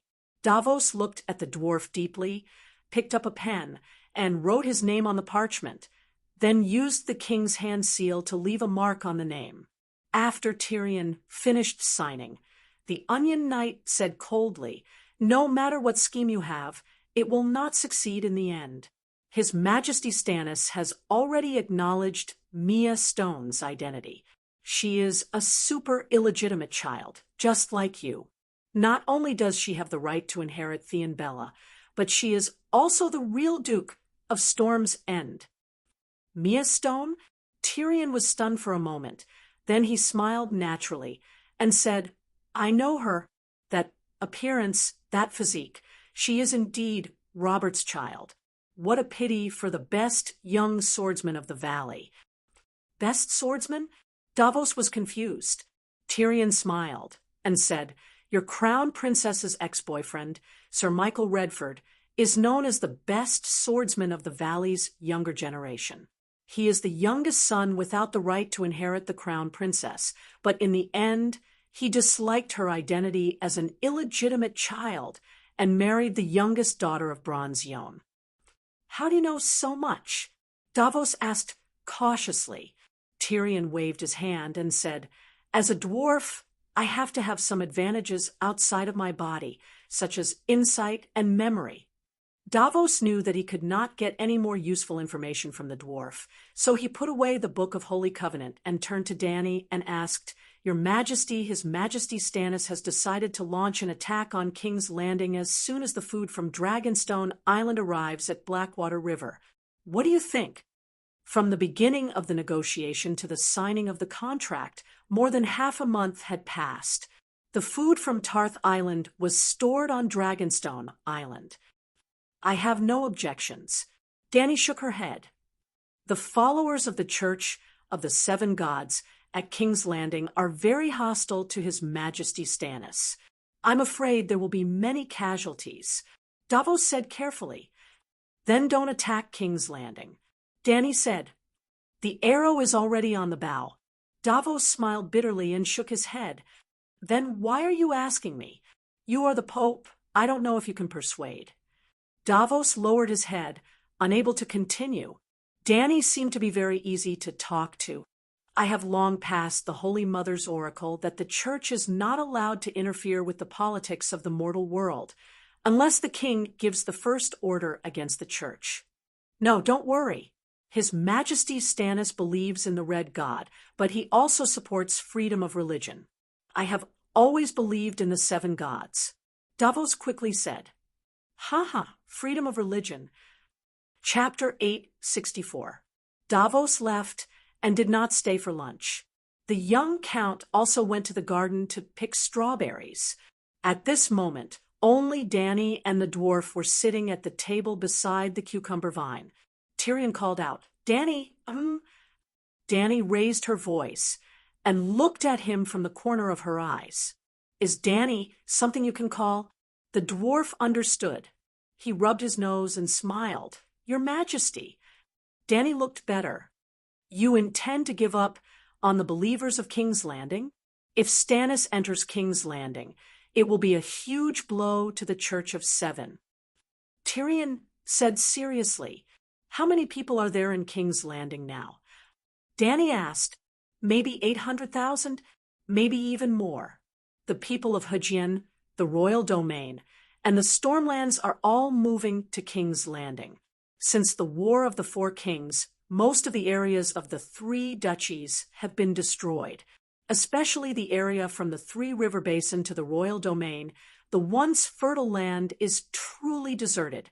When the Valley Army goes south to King's Landing, Aegon and I have to ride on the dragon to deliver the army provisions." The dwarf frowned as he pondered. Even in the ancient Celestial Empire, where the government was the most efficient, there were still people who could not survive the winter and ran to the nearby cities to beg for food. In the world of the Song of Ice and Fire, the tradition of going to the city to avoid the winter was carried to the extreme. Ordinary farmers did not have the ability or the awareness to store food for several years of winter on their own. Even the nobles only received the seasonal forecast from the City of Knowledge before winter, and then used the remaining 1 or 2 years to store food. If the scholars of the City of Knowledge did not notice the change of seasons by observing the stars, the people of the Seven Kingdoms would not even know when winter was coming. By the time they felt the temperature drop, it was already too late to store food. Every winter, not only the people of the Northern Territory gathered at the nobles' castles, but also the people of Hugin, the royal domain, and the Stormlands. In summer, including the floating population, King's Landing had 500,000 people. In winter, the number would fluctuate between 500,000 and 1 million. It was no longer winter, but a long night. The people of the royal domain were not the only ones flocking over. The people of several kingdoms could not survive. Have you ever seen a sardine barrel? King's Landing was now like a barrel full of people, a barrel of explosives, and no one could save them. Even I can't support so many people. Moreover, King's Landing will definitely fall when the deviant ghost army moves south. Dany said helplessly, "Why? The King's Landing is right next to Dragonstone Island. We can provide reinforcements at any time," Tyrion exclaimed. "How high are the walls of King's Landing?" Dany asked. Tyrion thought for a while and said, "The side near the Blackwater River is shorter.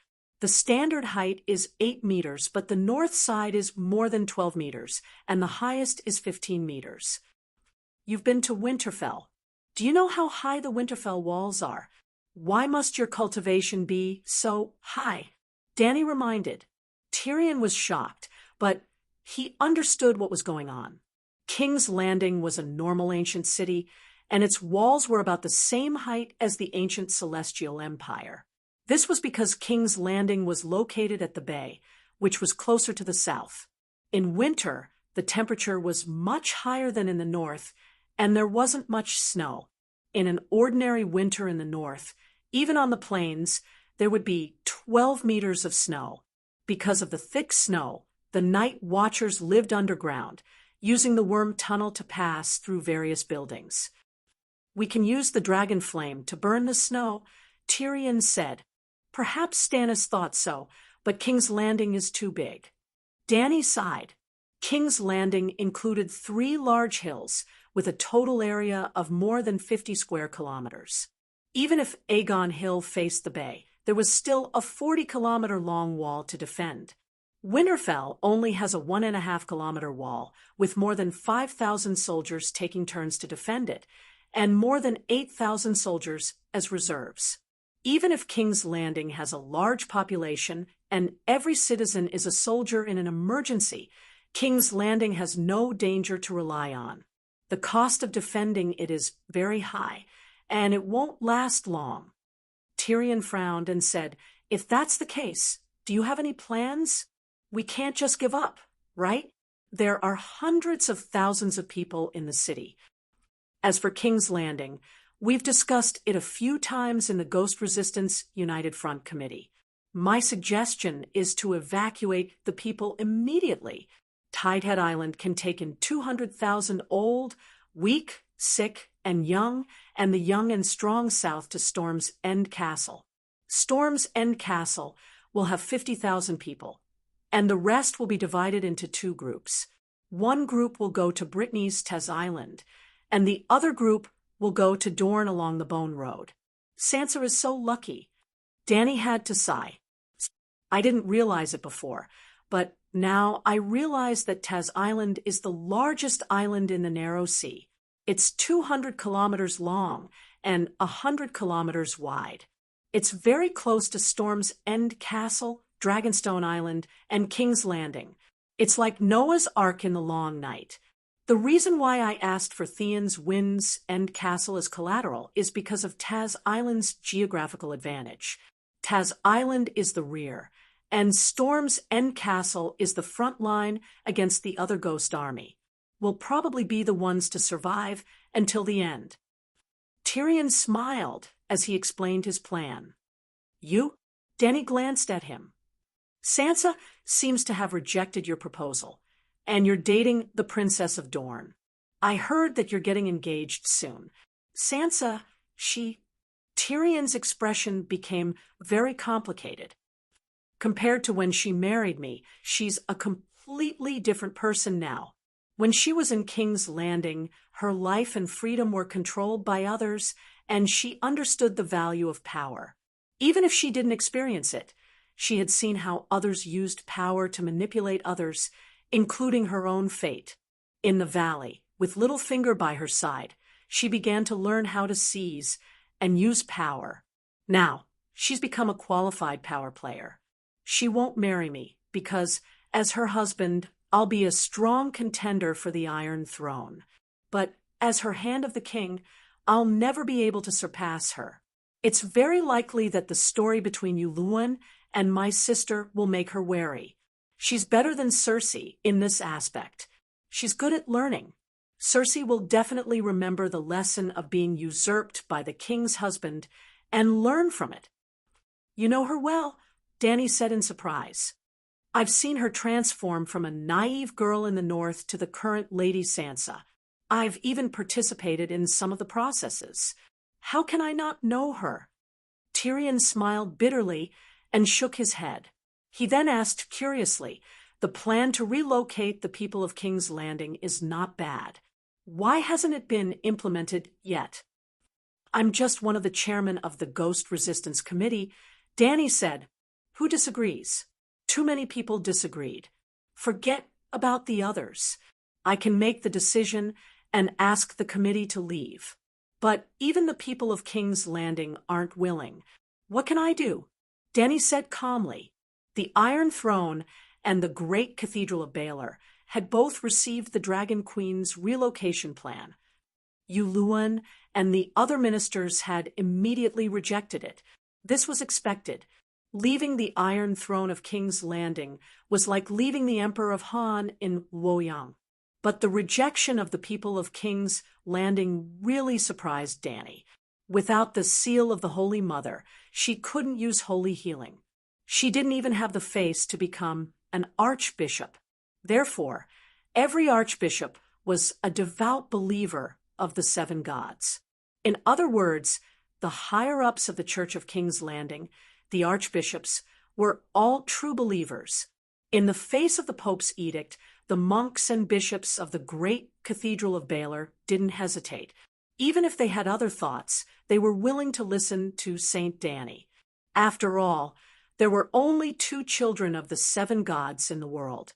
The Great Sparrow was dead, and only Saint Dany was left to represent the Holy Mother. If they didn't listen to the Holy Mother, would they betray the Church? During this period of time, the great Cathedral of Bel had been building fortifications. They sealed the main doors and small doors, smashed the mosaic glass windows on the lower floors, and covered them with thick bricks. In short, they wanted the great Cathedral of Bel to become a one-way fortress. The Church had priests and sons of warriors. Of course, they wouldn't leave the King's Landing. In Dany's plan, the King's Landing could fall, but the Red Castle and the great Cathedral of Baylor had to be defended. It was best to pin down a large number of ghouls in the King's Landing like a nail, so as to reduce the pressure on the defense of other areas. Therefore, in Pope Danny's edict, a large number of bishops and the church's armed forces stayed. Instead, the small monks and the old poor were responsible for leading the people to leave. In Danny's opinion, she was selfless to the extreme by sacrificing the church's elite forces to resist the ghouls. But the people didn't think so. They felt that the church's upper echelons were two Westeros nobles. They hid in the King's Landing and enjoyed their lives, while the believers with no status fled thousands of miles and died in a foreign land. Danny felt that it was inconceivable, but it was human nature. In the hearts of the people of the Seven Kingdoms, the King's Landing was the capital of the Seven Kingdoms. The most normal thing for the Dragon Queen to do was to lead the 5 Megalosaurus and all the relief food to move the nest to the King's Landing.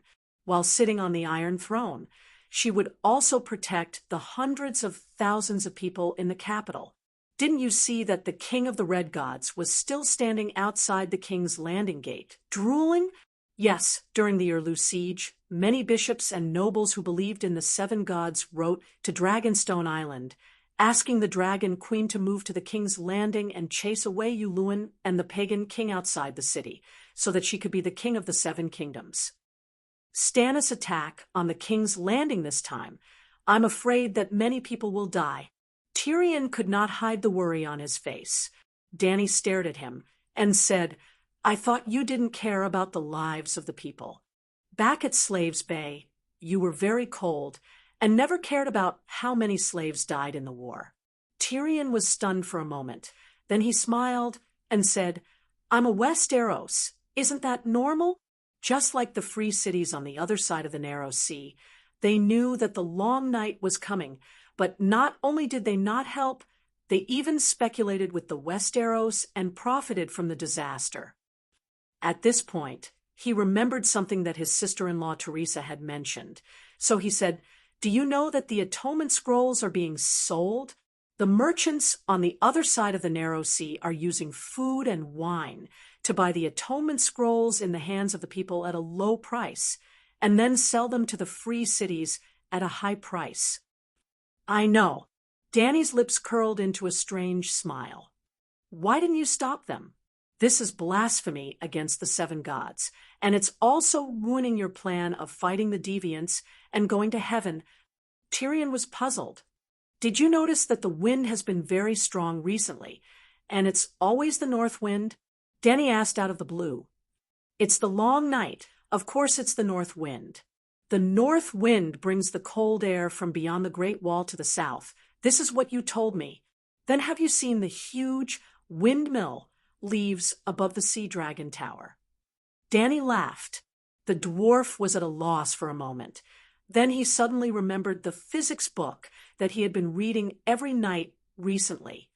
You use the windmill to drive the printing press and print the atonement scrolls day and night. Tyrion was first enlightened, then his face was full of shock. How does your brain work? Even in the long night, you can still find something to exploit from the disadvantages.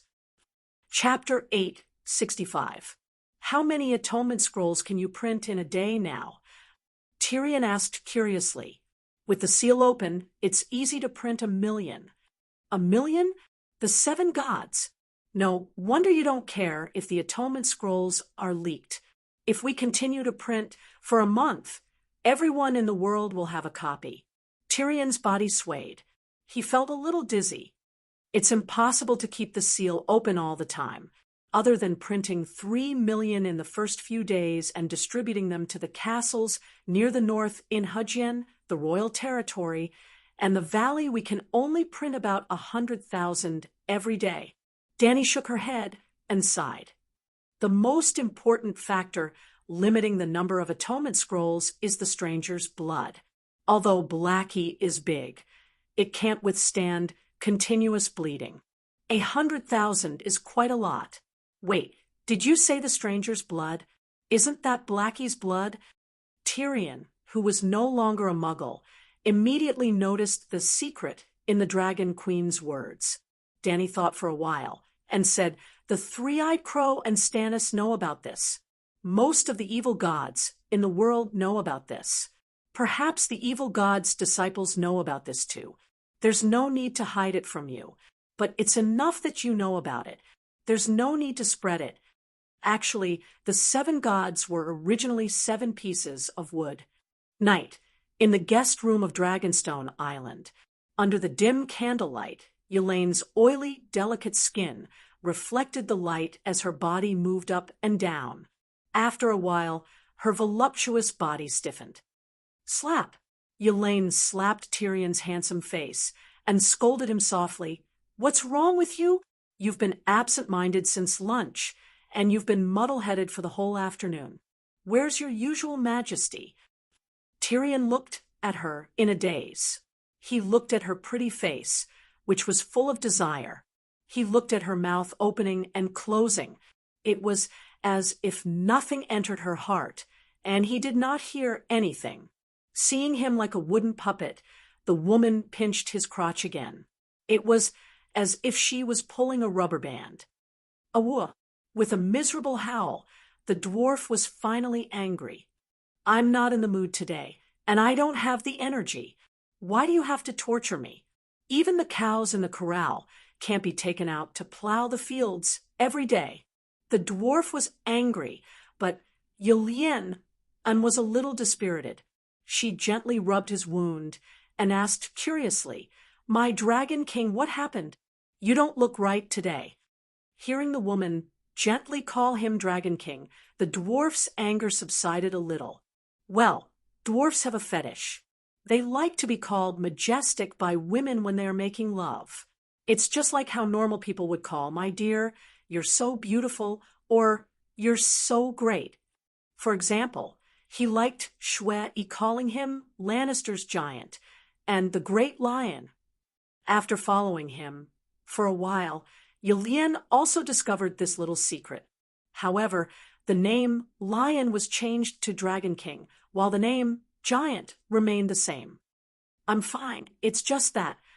Tyrion hesitated for a moment before shaking his head with a bitter smile. "I have something to do, but it has nothing to do with you, so I can't tell you." "Why can't you tell me? Does it have something to do with that little bitch on Taisai Island?" Ylien's expression changed as she said warily.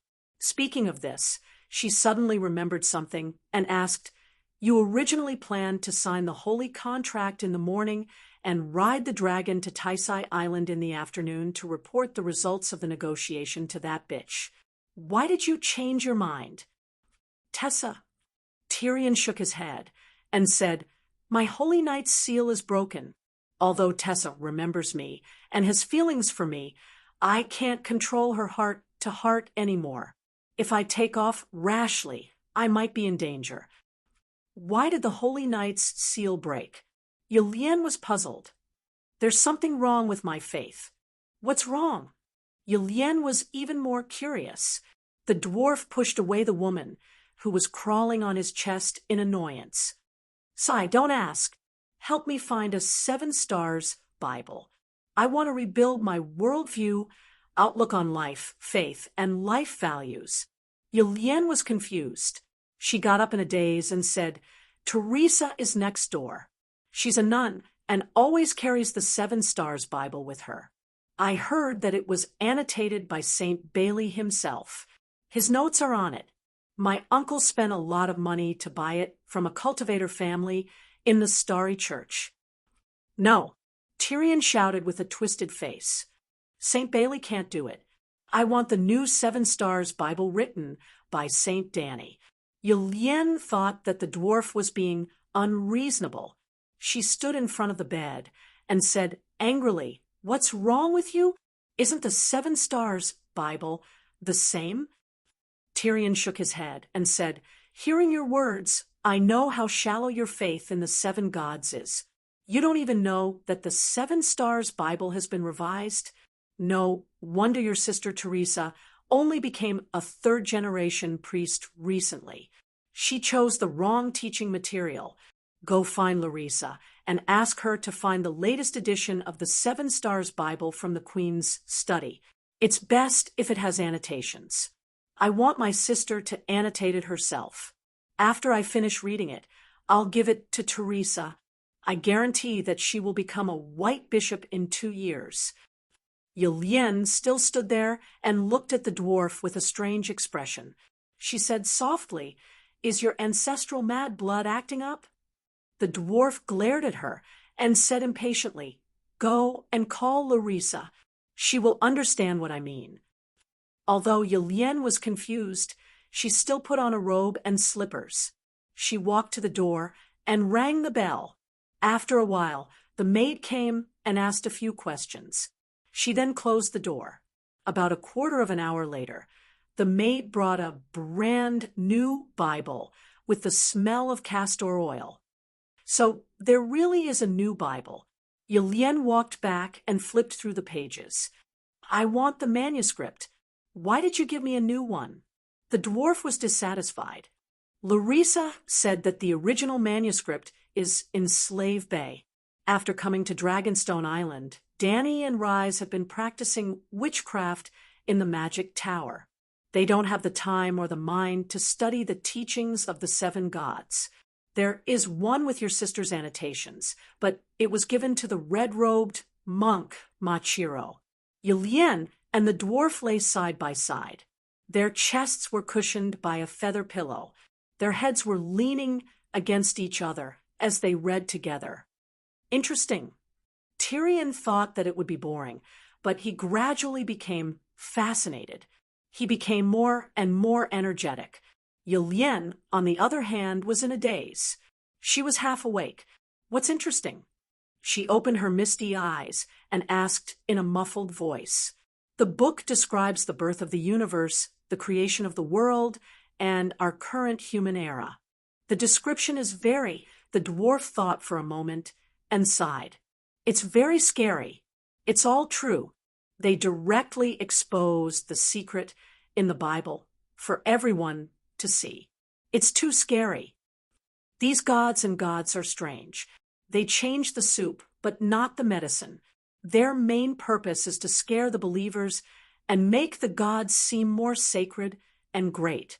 It's fine to just casually read about it. Whoever really believes it is a fool," Yulien said disapprovingly. "You're very insightful." Tyrion praised her. "My uncle Oberon said so. He had studied the Holy Scriptures and had almost become a monk. However, he gave up halfway, just like how he became a scholar. It's a pity. If he were still alive, he would definitely take back what he said. Sigh, that guy likes to talk too much." Thinking about his good friend, who died under the claws of the Demon Mountain because of his broken mouth, the dwarf sighed. Unexpectedly, it only took 3 days for the dwarf to regain his faith in the seven gods once more. Yes, he acknowledged the teachings of the seven gods from the bottom of his heart. It was not worship of the seven gods themselves. Not only did he recover the divine power he lost when his faith collapsed, he also found that his connection with the Holy Mother had become closer. The divine power that the seven gods gave him after praying increased. With complicated feelings, the dwarf rode on Tessa, who had signed a Dragon Knight contract with him for the 3rd time. He brought the sacred contract with Stannis to Taz Island. "You betrayed me?" Sansa's hands were trembling as she held the parchment.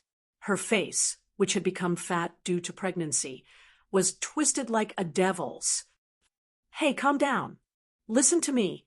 The dwarf hurriedly persuaded her. "You gave my food to Stannis for free in exchange for him to let your bitch sister and Casterly Rock City go. And you want me to calm down?" Sansa roared.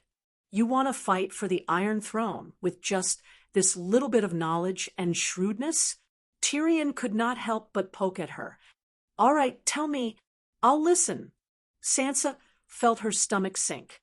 She hurriedly took a few deep breaths to calm herself down. "Storm's End Castle is now ours." "It's yours," Tyrion said softly. It's only mortgaged to me. When the long night is over, he will use 5 million gold royals to redeem it. Even if he dies in the long night, Mia, Byra, and Theon will inherit this contract. In the end, I will only get 5 million gold royals. You, on the other hand, will not only protect Jaime and Cersei, but also Casterly Rock City, Sansa said coldly.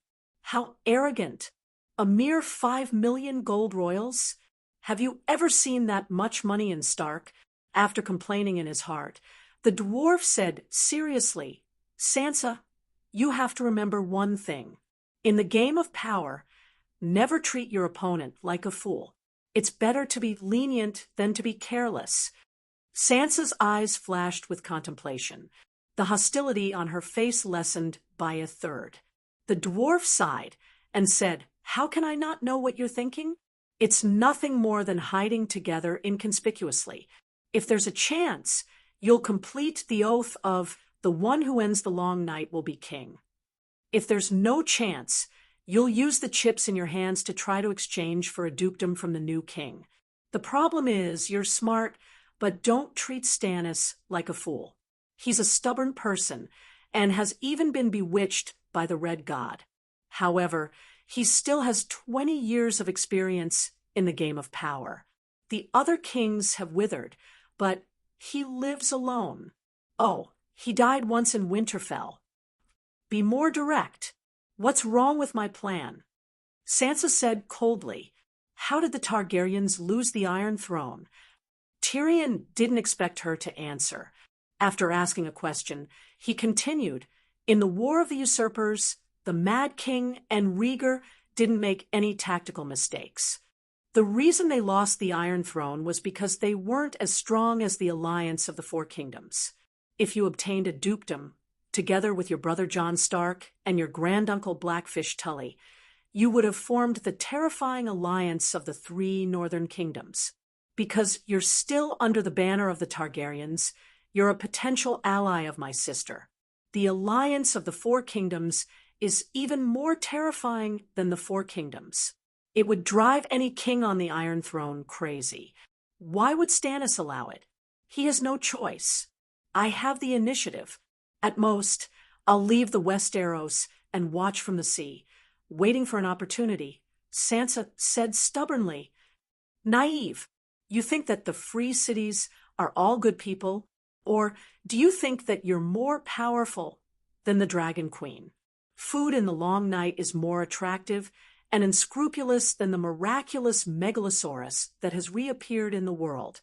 After all, the food is eaten by humans, but the megalosaurus will eat humans, the dwarf sneered. Chapter 866. I still have the Golden Group. They're much stronger than Dany Rise, who only relied on a few dozen centaurs to conquer the world. Sansa's face was pale, and her tone was uncertain. If you really think that mercenaries are more reliable than Kars, then let's break up. I'll return to Dragonstone Island, and you'll return to Winterfell. We'll leave the food on Taz Island to rot. Tyrion crossed his arms and stood at the head of the bed, mocking her. Sansa knew that the Golden Group was not 100% reliable, but she was angry at the dwarf for mocking her. She argued, The Golden Group once swore a blood oath to Aegon. Now, the oath has been transferred to me and Catelyn. Tyrion could see that she was at her wit's end. She was arguing with him because she did not want to admit defeat. He decided to take a step back and not argue with her to the end. If you don't have a trustworthy group, then try to build your own. If you don't understand, I can help you. Seeing that the dwarf did not pursue the matter, Sansa's tense heart relaxed. She did not celebrate her victory. Instead, she asked, How do I build a group? Why does the Dragon Queen have so many loyal subordinates? Tyrion asked. Because of the megalosaurus. Sansa said, What did you learn from Littlefinger?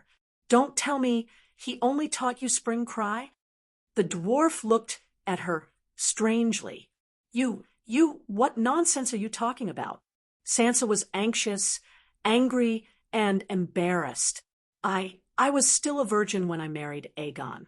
Brother Meribad can testify for me. Aya, why am I talking to you about this? She covered her face with her hands, embarrassed. That's enough.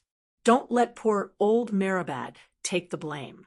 That honest man doesn't know anything, but he's willing to believe you. Tyrion waved his hand and said nonchalantly, From the first time we met, I knew that you were taught by Littlefinger countless times. Don't deny it. I know him too well, and I know you better than you think. Get out. Get out. Sansa said, angrily. The dwarf did not leave. He chuckled and said, I'm also a rotten person. I was kissed 10,000 times by a prostitute before the curse was lifted. Have you forgotten? Actually, when you're with me, you don't have to pretend to be a noble and inviolable saint, Sansa. I don't care about your past, and you can't hide it. Let's go take a look at my sister. She's truly otherworldly. She's about to become a god. Even now, I can't imagine how Zhugu made her pregnant. The dwarf shook his head. It's a pity that you can't learn the way of the Dragon Queen. In the end, you can only walk the path of the Virgin Queen who loves to drink moon tea. I don't want to talk to you about this, Sansa said coldly as she held up the sacred contract. If you can't give me a reasonable explanation, I'll give the remaining 200,000 tons of food to Stannis for free. I only have one request. Kill your incestuous siblings. The dwarf smiled and gave a thumbs up, praising, Not bad, you've touched my weak spot. Sansa couldn't help glancing at his manhood. The dwarf noticed and proudly stuck out his crotch. When she blushed and looked away, he said, The Megalosaurus only instills fear in people at first, but it's very difficult to turn fear into respect. Just like Stannis, he also has the two-headed demon dragon, but who would submit to him?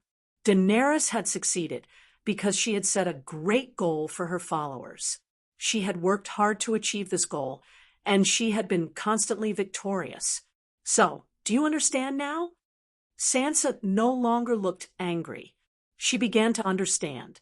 She might not be very smart, but she was at least very studious and good at learning valuable things from others. If I want to succeed, I should imitate her and set a goal. Then I should keep fighting and winning, she muttered. Learn from the winners and learn from the losers. Tyrion looked at her with satisfaction and smiled. Cersei and Littlefinger were both your teachers, but they were also losers. From them, you can only learn some shady methods of taking advantage of the side door. Those tricks may be useful in the palace and in power struggles, but they are not suitable for establishing a country. If you want the Iron Throne, you should change your goal and learn from her grand way of the Emperor. Sansa had an idea and asked, What should I do? I don't have the Megalosaurus. I don't have her powerful personal strength. Tyrion shook his head. She is very strong now, but her starting point is not as good as yours. I told you to learn her strengths, but I didn't ask you to imitate her completely. There is no better goal than ending the night, and no better victory than defeating the others. You should give up on what Littlefinger taught you.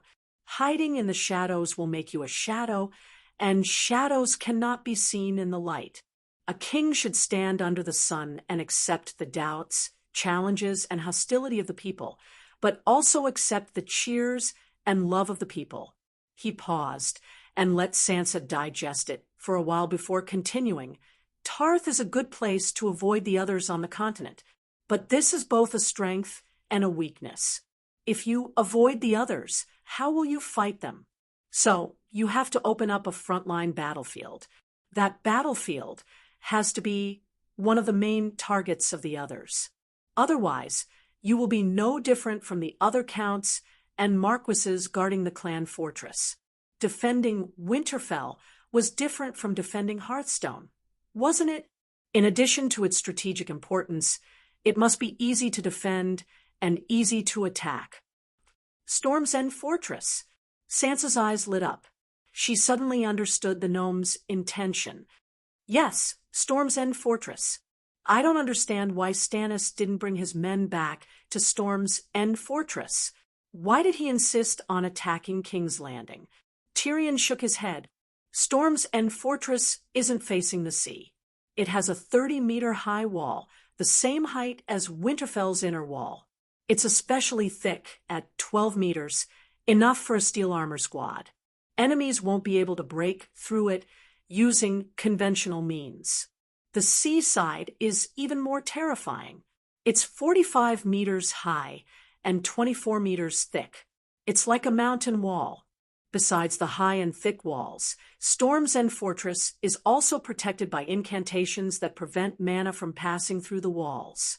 Yes, Winterfell is also protected by mana. Winterfell and Storm's End Fortress were built by the fortress builder Brandon.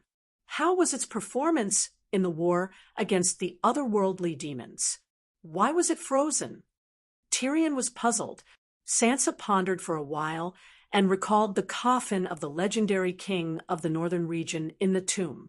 She said, Storm's End Fortress is still the Storm's End Fortress from 8,000 years ago. Winterfell has been expanded several times. The outer walls were built by the Snowbeard King, Idlick. If the inner walls weren't damaged, the Snowbeard King wouldn't have wasted his effort to repair the outer walls. The otherworldly demons will invade the south. We can test if the Storm's End Fortress is effective. Tyrion was tired from standing, so he took 2 steps forward and sat on the edge of Sansa's bed. He smiled and said, Now that the contract has been signed, you're the temporary Duke of Storm's End Fortress. At least during the long night, no one can question the legitimacy of your identity. The nobles of the Stormlands have joined Aegon's True Dragon Alliance. It won't be difficult for you to pull them to Storm's End Fortress. After all, guarding Storm's End Fortress is also saving their lives. Immediately announce the contents of the contract to the 7 dukes and send out messenger crows.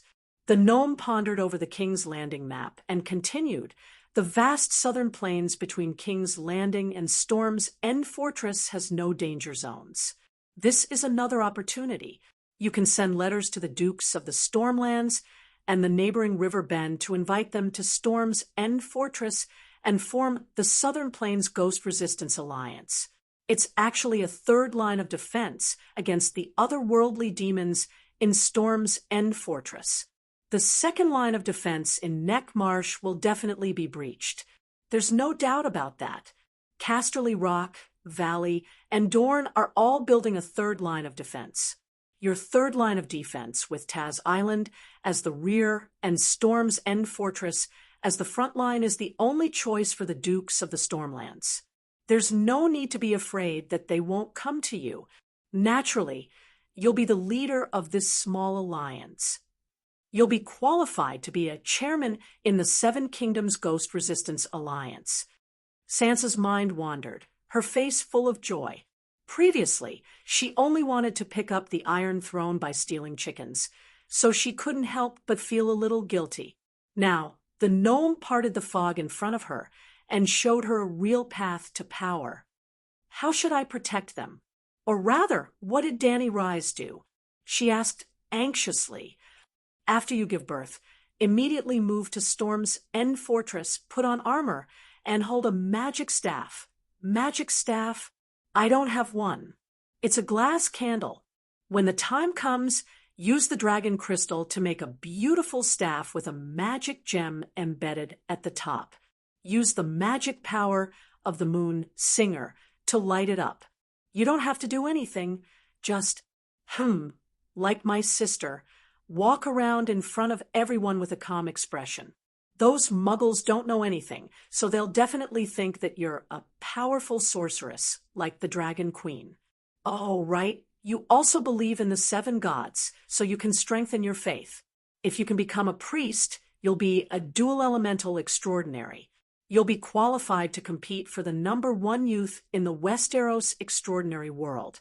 It's mainly because of your previous experience.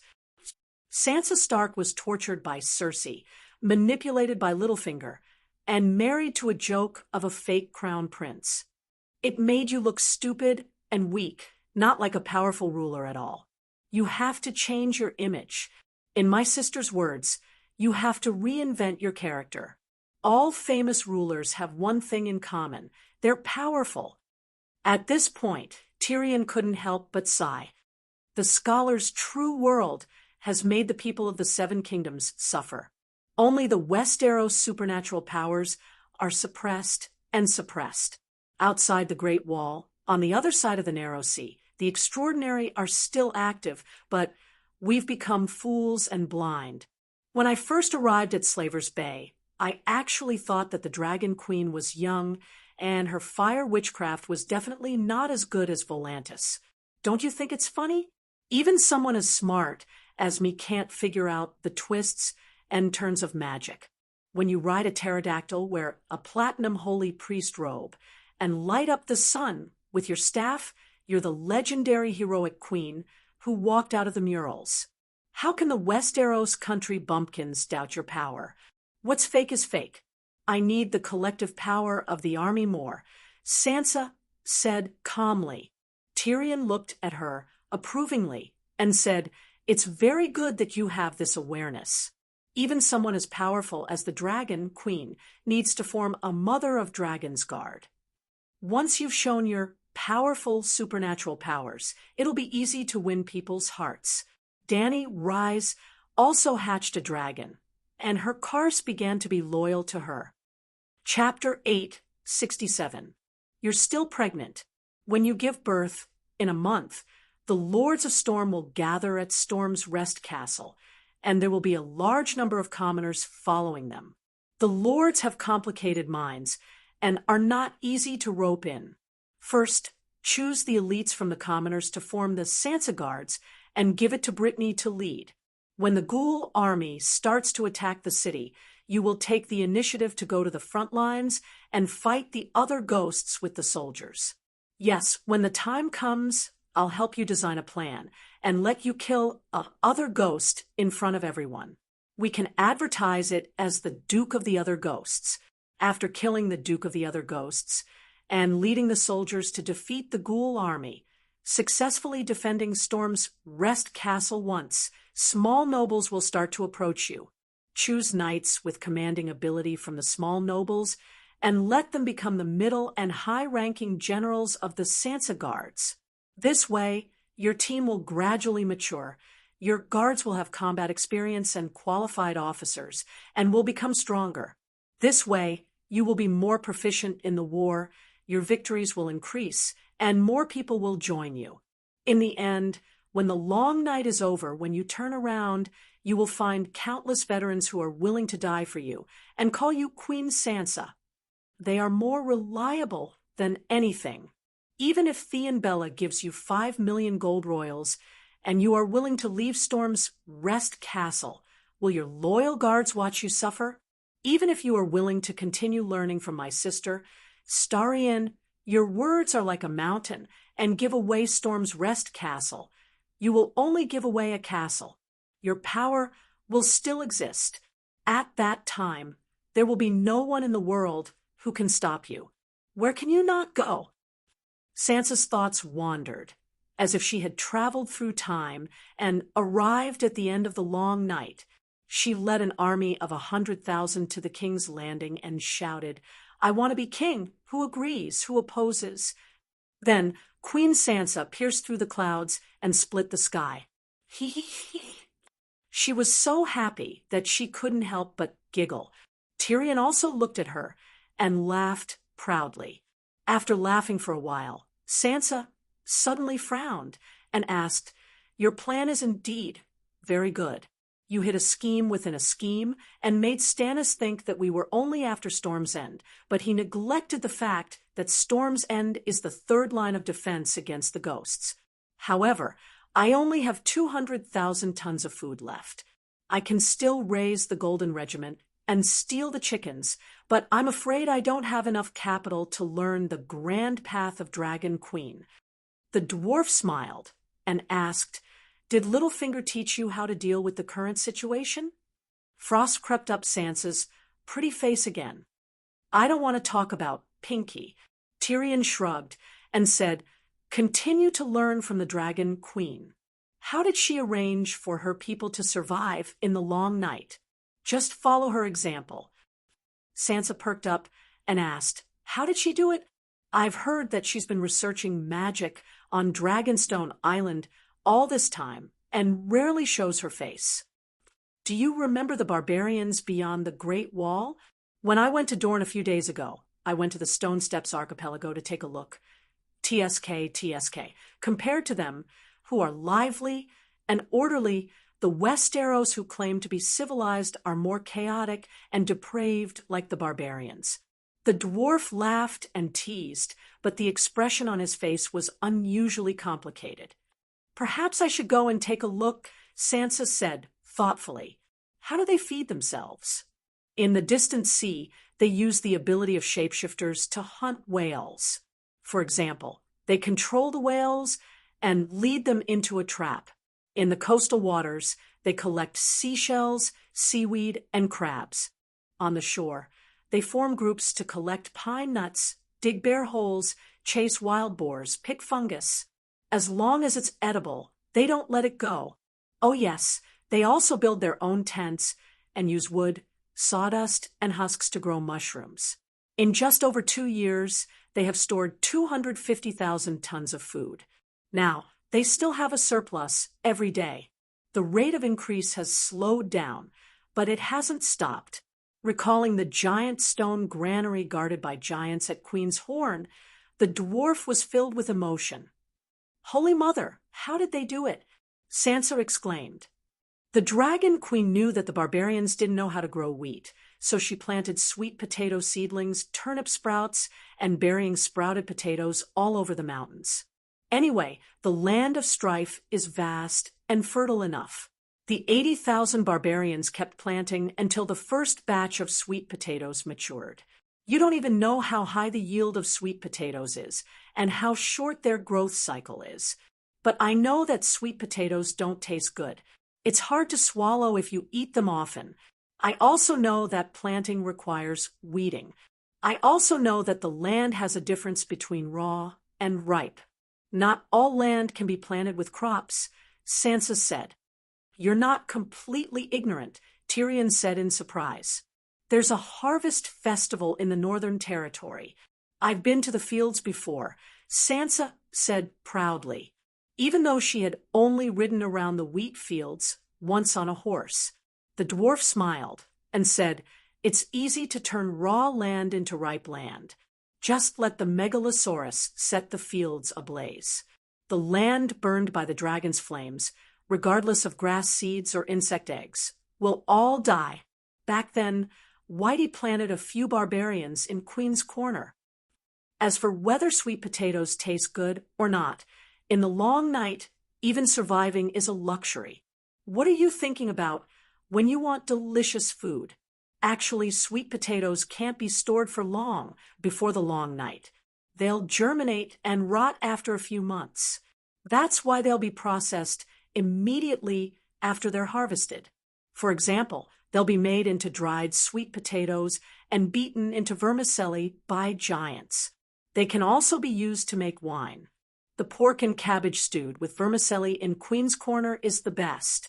You can try it if you have the chance, the dwarf said while smacking his lips. After staying in Taz Island for a day and a night, the dwarf boarded Tessa with a strangely satisfied expression and flew to Dragonstone Island. "Your Majesty, Sansa plans to build a third line of defense against ghosts in Wind's End Fortress. The vassals and citizens of the Stormlands and the neighboring river bend can seek refuge there. In the magical wizard tower of blue and red, Tyrion proudly explained his plan. In the end, he asked tentatively, Wind's End Fortress and Tez Island will definitely gather a large number of citizens, but the food shortage is still a big problem. I wonder if you can provide a batch of fire elves to help the citizens of Taz Island catch fish and grow winter wheat. Why are you so concerned about her?" Red lines of fire flew out from the blue magic crystal ball. Like a 3D virtual print, they printed a set of translucent red armor on the surface of Dragon Queen's body. It was as vivid as a painting, showing every detail. The dwarf looked at it enviously and explained, "As long as one is alive, one has to find something to do. After doing it for a long time, one has to have a goal." After signing a sacred contract with Stannis, Jaime, Cersei, and Lannister of Casterly Rock are basically safe. It's time for me to think about my own future. The last time he learned the secret of the 7 gods from the Dragon Queen, although he was so shocked that his faith collapsed on the spot, in the process of rebuilding his faith and worldview, he also had a clearer understanding of himself. In the beginning, he returned to the Westeros to help Aegon fight for hegemony only because of his feelings for Lannister. He wanted to protect Casterly Rock and his loved ones, especially Jaime. Now, he already knew what happened in Winterfell. Since Jaime had received the Dragon Queen's evaluation of the Grey Robe Knight, he naturally would not be dealt with by her.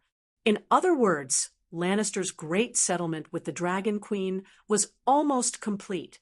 The remaining scraps could be covered by his identity as the son of Ares. In this way, as long as he could ensure that Stannis, who went crazy and massacred the city, did not go crazy on Casterly Rock, his responsibility of protecting Lannister in this chaotic world would be considered complete. He could then pursue other goals. As for the guilt of killing his father, the dwarf was honest. After knowing the truth, he was even more pained. However, the psychological burden of killing one's foster father was different from killing one's own father. Moreover, Tywin's father was indeed too much to him. He let soldiers rape his wife Tessa, favored his own daughter Cersei, and allowed her to torture him. After that, he slept with his lover Shwe. He did his best to save Lannister, and considered it as repaying his father's kindness. By helping Sansa, I am fulfilling my friendship with Aegon, and I am also fulfilling my own value.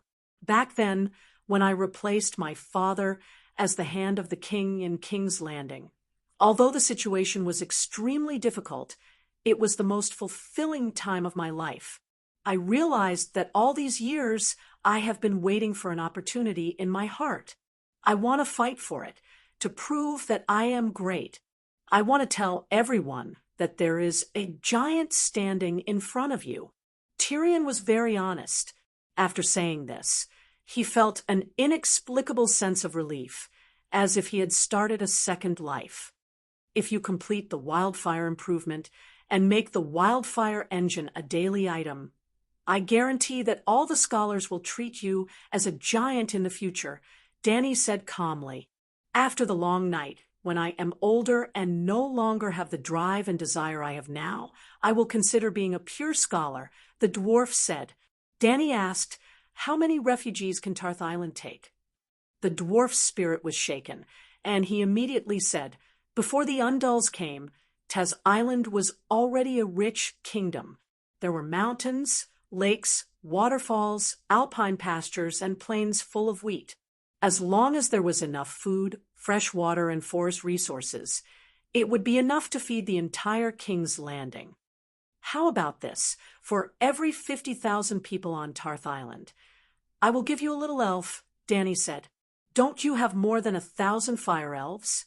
Even if 10,000 people share one, it would be enough for the entire Westeros. Don't push your luck." Dany's expression turned cold. "I'm not greedy. It's just that if there aren't enough little sons, we won't be able to grow wheat," Tyrion said helplessly. "Stop dreaming. The long night has just begun, and it will only get colder and colder in the future. It will be impossible to grow crops on the surface unless you cultivate a new breed of wheat that can withstand the cold and low light."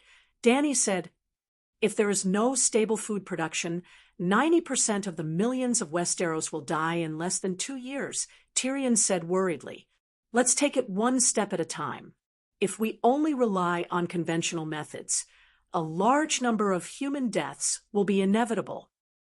Then, do you have any unconventional methods? The dwarf's heart skipped a beat as he heard the hidden meaning in Dragon Queen's words. A green light flashed in Danny's eyes as she said calmly, "That depends on how far my training can go before the food runs out." The dwarf's mouth twitched. "That's too unreliable. Who can say for sure when it comes to training? Stop talking nonsense. Let me have more time to train. That's more reliable than anything," Danny said impatiently. Tyrion was embarrassed and didn't know if he should leave immediately. Then he saw the short and plump Chi-Chi running upstairs and shouting, "Calixi, they're our guests. It's Tai Chu from Bravos and Davos, Count of Rainforest. Do you want to see them?" "Why are they looking for the queen?" Tyrion asked curiously. "It seems to be related to the food purchase contract. Bravos should deliver the food to the queen," Chi-Chi said. "Take them to the garden," Danny said. Chapter 868. Next to the cucumber vines was a long wooden table. The Dragon Queen sat at the head of the table, while the dwarf and Tai Chu sat opposite each other. The one who owed money might be the boss, but if the one who owed money wanted to borrow more money, he would definitely be the grandson. So as the hand of the King of Stannis, Davos was willing to sit below Tai Chu. "Your Majesty the Queen, you won this long night." The representative of Bravos, who had thin eyebrows, a thin goatee, a thin face, and a thin body, said dejectedly, "I thought you would continue to play dead and act shamelessly." Tyrion smiled. "You think we don't want to? If it was anyone else, they would have already been served by Faceless." But Dragon Queen had defeated the World-Allied Army, challenged Frost God, who had beaten Lalo into a dog, and slapped the King of Foreign Ghost like a grandson. Whether it was military power or personal strength, she was the only one who could act shamelessly. When did anyone else have the right to act shamelessly? Tai Chu glared at the dwarf and said righteously, "The Iron Treasury's credibility is even stronger than the Westeros sacred oaths." "Are you hinting at something? In recent years, the Westeros sacred oaths have become as solid as mud," Tyrion said strangely. "We have the ability to carry out the contract." Tai Chu turned to the Dragon Queen. "Then how do you plan to carry out the contract, gold or food?" Danny asked. "Your Majesty the Queen, the situation is like this." Tai Chu cleared his throat and said tactfully, "After receiving your food contract, the Iron Treasury immediately packed it up and sent it to 20 major merchants of the 9 free cities. Now that they are unable to deliver the goods, we are unable to provide you with the food in the contract. Naturally, since we have breached the contract, we are willing to pay you 20 times the compensation according to the contract. However, those 20 merchants are unable to take out that much gold at the moment. So the Iron Treasury's idea is to transfer the debt of those 20 merchants to—" "No." Without waiting for him to finish, Danny shook her head and refused. "Your Iron Treasury is a big business. There's nowhere to run, and you can't go bankrupt. What if those grain merchants jump into the sea and kill themselves? Who am I going to cry to?" "Your Majesty, please let me finish." Tai Chu smiled awkwardly. "In your contract with us, the compensation is only 20 times, but we signed a contract with 20 grain merchants to pay 25 times the compensation. If you transfer the debt, you can earn 25% more. I'm not interested in gold royals. You can earn the money yourselves." Danny said indifferently, "If you're not interested in the gold royals, you should just cancel the contract right now. 50 million gold royals, 20 times that 1 billion. Tai Chu wanted to complain loudly, but the truth that Sir System was the one who owed money did not apply to Bravos. The Dragon Queen's fist was too hard. "Then can we wait until after the long night?" he asked. Sigh. Davos, who had been silent all this time, suddenly sighed. the Iron Treasury's meekness in front of the Dragon Queen, and its arrogance in front of him was a stark contrast. The old knight felt very complicated. Why was there such a big difference between people? How much gold do you have in the Iron Treasury? Tyrion asked curiously. Tai Chu glanced at Davos and said maliciously, "How much gold does Lannister store in Casterly Rock City?" Tyrion narrowed his eyes and laughed. "I want to know too, but I'm the second son without inheritance, and I'm a dwarf. My father didn't allow me to enter the treasury at all. He only said that he would give me 2,000 gold royals when we split the family. Braavos, on the other hand, has too much gold. Even the old mine can't hold it all, so you can only build a bigger treasury. I'm afraid that 1 billion gold royals is nothing, right? I'm just a representative of the Iron Treasury. I'm not even a shareholder, so I don't know the amount of gold in the Iron Treasury." Tai Chu copied the dwarf and evaded the question. Dany said, "I'm not being unreasonable. 1 billion gold royals in one go is indeed very difficult. You can pay in installments and pay a little every year. I don't want too high of an interest rate, just half of the interest you gave to the kings of the Westeros." "How many installments?" Tai Chu asked nervously. "This is determined by your ability to repay." Dragon Queen was very reasonable, but Tai Chu was in a difficult position. If the amount of repayment was too much, the Iron Treasury would not be able to handle it. The internal pressure of the Iron Treasury was not 1 billion gold royals. If the repayment period was prolonged, it would generate high interest. It would be great if they could not repay. After thinking for a while, he asked, "Can we use goods as collateral?" "Yes, didn't you collect hundreds of tile steel swords? It's a complete waste to leave them in the warehouse. Why don't you use all of them to pay off the debt? I can also equip a group of Dawn warriors." Dany said casually. Tai Chu probed, "How much are you going to pay for the tile steel swords?" "The tile steel swords on the market are depreciating rapidly, right?" Dany smiled. "If we calculate based on the current market price, we won't sell them." Tai Chu shook his head. Then he added, "In fact, the Iron Treasury is still wantonly purchasing those depreciating tile steel swords. Even if you melt hundreds of tons of tile steel statues, the total amount of tile steel in the world is fixed. When the tile steel swords on the market enter the Iron Treasury, the price of tile steel will naturally rise again." Too naive. Whoever has more tile steel swords will have the right to set the price. As long as the Dragon Queen is willing, she can make any profiteer who hoards tile steel swords to commit suicide. Tyrion sneered. "Hoarding garlic and medicine might cause you to lose money, but hoarding tile steel swords definitely won't. Tile steel swords won't deteriorate even after 10,000 years, but accidents will cause the loss of tile steel swords. For example, your Lannister's clan sword, Light Howl.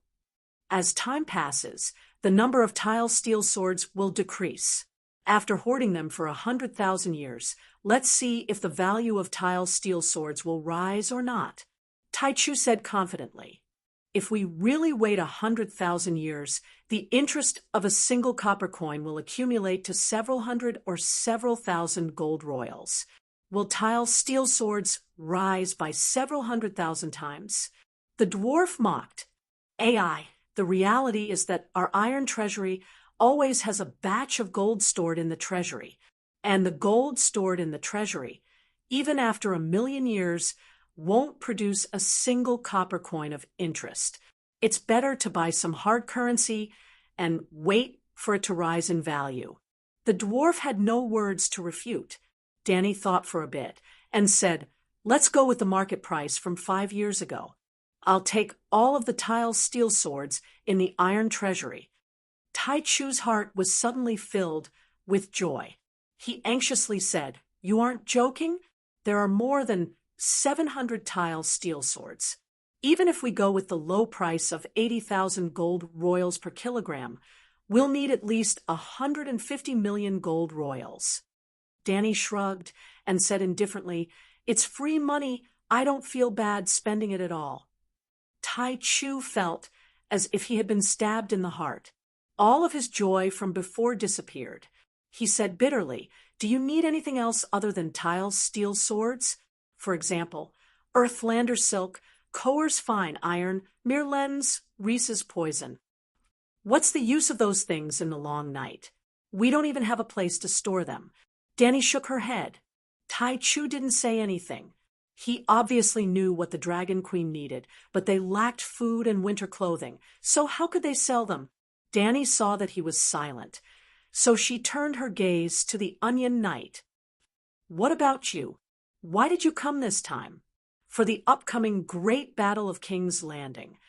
Davos glanced at Tai Chu and explained, "His Majesty Stannis believes that the Long Night is a threat to the entire world. Fighting the other ghosts is not the responsibility of the Westeros alone. Therefore, he hopes to expand the scope of the United Ghost Resistance Front to the entire world. At least, let the free trade city-states on the other side of the Narrow Sea participate. In the previous Great Battle of Winterfell, almost all of the Seven Kingdoms gathered together, but they still failed. In the foreseeable future, there will be an even more intense battle at King's Landing. In order to protect the King's Landing and to completely eliminate the king of the deviant ghosts at King's Landing, the people of the world should unite. Just like how the Seven Kingdoms warriors came to Winterfell's aid, the city-states of the world can send knights and wizards to King's Landing. The supernatural forces of the Westeros are weak, but in the continent of Ursos, there are many wizards and wizards. According to Priestess Melisandre's plan, if we can form a wizard legion with 10,000 wizards, we can even fight the Frost God head-on. In this way, we have hope that the Battle of King's Landing will be the final battle against the deviant ghosts. We can defeat the Frost God, kill the king of the deviant ghosts, and end the Long Night. Tyrion was dumbfounded, and so was Danny. However, the reason why they were shocked was different. Danny was shocked by the fact that 10,000 wizards could fight against a true god, while the dwarf was shocked because he realized that he had underestimated Stannis. Stannis was not an idiot, nor was he a scapegoat. He had his own thoughts and plans. If they followed Erlu's plan, his plan for the third defense line of the Storm's Rest stronghold would be meaningless. If they won the Great Battle of King's Landing, there would be no need for a third defense line. If the King's Landing, which gathered the forces of the world, was lost, the Storm's Rest stronghold would inevitably fall as well. The Storm's Rest stronghold would not be able to form a wizard legion with 10,000 extraordinaries to fight against the Frost God. The only question was, could Erlu's plan be realized? Would the city-states be willing to help the King's Landing fight against the deviant ghosts? Could they gather 10,000 wizards? Was it Melisandre who said that a wizard legion with 10,000 wizards can fight against the Frost God? Danny asked doubtfully. Yes, she was the one who proposed the Great Battle of King's Landing. Davos nodded and explained. She said that the King's Landing is the capital of the Seven Kingdoms. It can nurture the bloodline of kings and has special magical powers. If we set up a wizard spell formation that gathers the power of 10,000 wizards at the King's Landing, we can cast a fire-type forbidden spell that can fight against the Frost God. Hiss! Tai Chu took a deep breath and muttered, "How terrifying would a forbidden spell that can fight against a true god be? What is the name of that forbidden spell?" "I don't know. I don't have any direct knowledge of forbidden spells. The red-robed lady told me, and I'm telling you now. That's all," Davos said awkwardly. "Why didn't she come here herself?" Danny asked with a frown. "Your Majesty, I didn't expect to meet Her Excellency Tai Chu here. We are not together. I came to find you this time, to reach a preliminary agreement. After all, We haven't even taken down the King's Landing yet. Davos said with a bitter smile. After a while, seeing that the Dragon Queen was still deep in thought, he couldn't help but ask, "What do you think?" "The idea is not bad, but where do we find 10,000 wizards? There aren't even 10,000 extraordinaires in the entire world," Tyrion said doubtfully. "Priests are also extraordinaires," Dany said calmly. "Yes, Melisandre said that priests of the 7 gods and priests of the Red God can do it." The dwarf had just said this when he suddenly saw the cold expression of the Dragon Queen and suddenly stopped talking. In that case, there really is some hope for the great Battle of King's Landing. He remembered the relationship between the Dragon Queen and Lalo. What does Her Excellency Taichu think? Dany looked at the representative of the Iron Treasury. Chapter 8:69. Taichu said, "Bravos didn't know about His Majesty's plan for the King's Landing War, so I can't comment now. But the Sea King, the professors, and the wardens have already decided on their attitude towards the Long Night and the other ghosts. The Frost God came from Westeros, and the king of the other ghosts was transformed by Bunyan Stark. The Long Night is a disaster brought by Westeros to the world. As victims, we should ask for compensation. But with the situation of the 7 kingdoms, we can't really add insult to injury." Obviously, the people of Bravos didn't think it had anything to do with them and planned to watch from the sidelines. Dany said lightly, "If the Westeros can't hold on, can you survive in a world without the sun? Do you think the savior is in Bravos?" Taichu asked. "The savior in Asha's prophecy is His Majesty Stannis," Davos said immediately. Taichu laughed. "That's it. The Westeros have the king of the other ghosts and the savior. This is obviously your own business. Why should we get involved?" "Are you sure the other ghosts can't cross the narrow sea?" Tyrion sneered. "If no one deliberately throws the other ghosts across the narrow sea, if the sea doesn't freeze," Taichu stared at the dwarf and said word by word, "No one is that crazy, but the last long night affected the whole world. Will it be an exception this time?" Tyrion said seriously. Taichu frowned and looked at Dragon Queen. "How will the other ghosts cross the narrow sea? Will the narrow sea freeze? It's at least 400 kilometers. In the later part of the long night, there may be glaciers connecting the 2 continents. You know, the old man of the river, right? He had experienced the last long night." Taichu nodded with a grim expression. The Battle of Meereen attracted the attention of the whole world. The outcome of the battle would affect the future political structure of Essos. So who wouldn't pay attention? Naturally, they knew that the old man of the river had sided with the Dragon Queen. They didn't doubt the old man of the river's words. He really experienced the last long night, so there was no doubt. In fact, even without the old man of the river's reminder, Dany had guessed that there would be icebergs in the sea. Even the Atlantic Ocean had icebergs. How else could the Titanic have sunk? The Atlantic Ocean was much wider than the narrow sea, and the long nights were much colder than the winters on Earth. Therefore, the entire narrow sea might not be frozen, but the appearance of continuous icebergs was inevitable. Bravos, on the other hand, was located at the northernmost tip of the Essos continent. It was the entrance to the narrow sea, and the probability of glaciers appearing there was the highest. After a moment of silence, Taichu sighed. "If deviant ghosts appear in Essos, Bravos will definitely join your united front against the ghosts. But now that there is no danger, and the weather is so bad, why would the nobles and the common people have the motivation to cross thousands of miles and fight for their lives in a foreign country?" Davos said, "The common people are ignorant, and the aristocrats are selfish, but those in power should be farsighted. At least they can hear the cicadas and know the summer heat, and see the falling leaves and know the arrival of autumn. Even though the danger is not imminent, the signs of danger are very obvious. His Majesty, the Sea King, the professors, and the guards are all people with great wisdom. How can you not understand the principle of if your neighbor is on fire, you will be in danger if you don't help?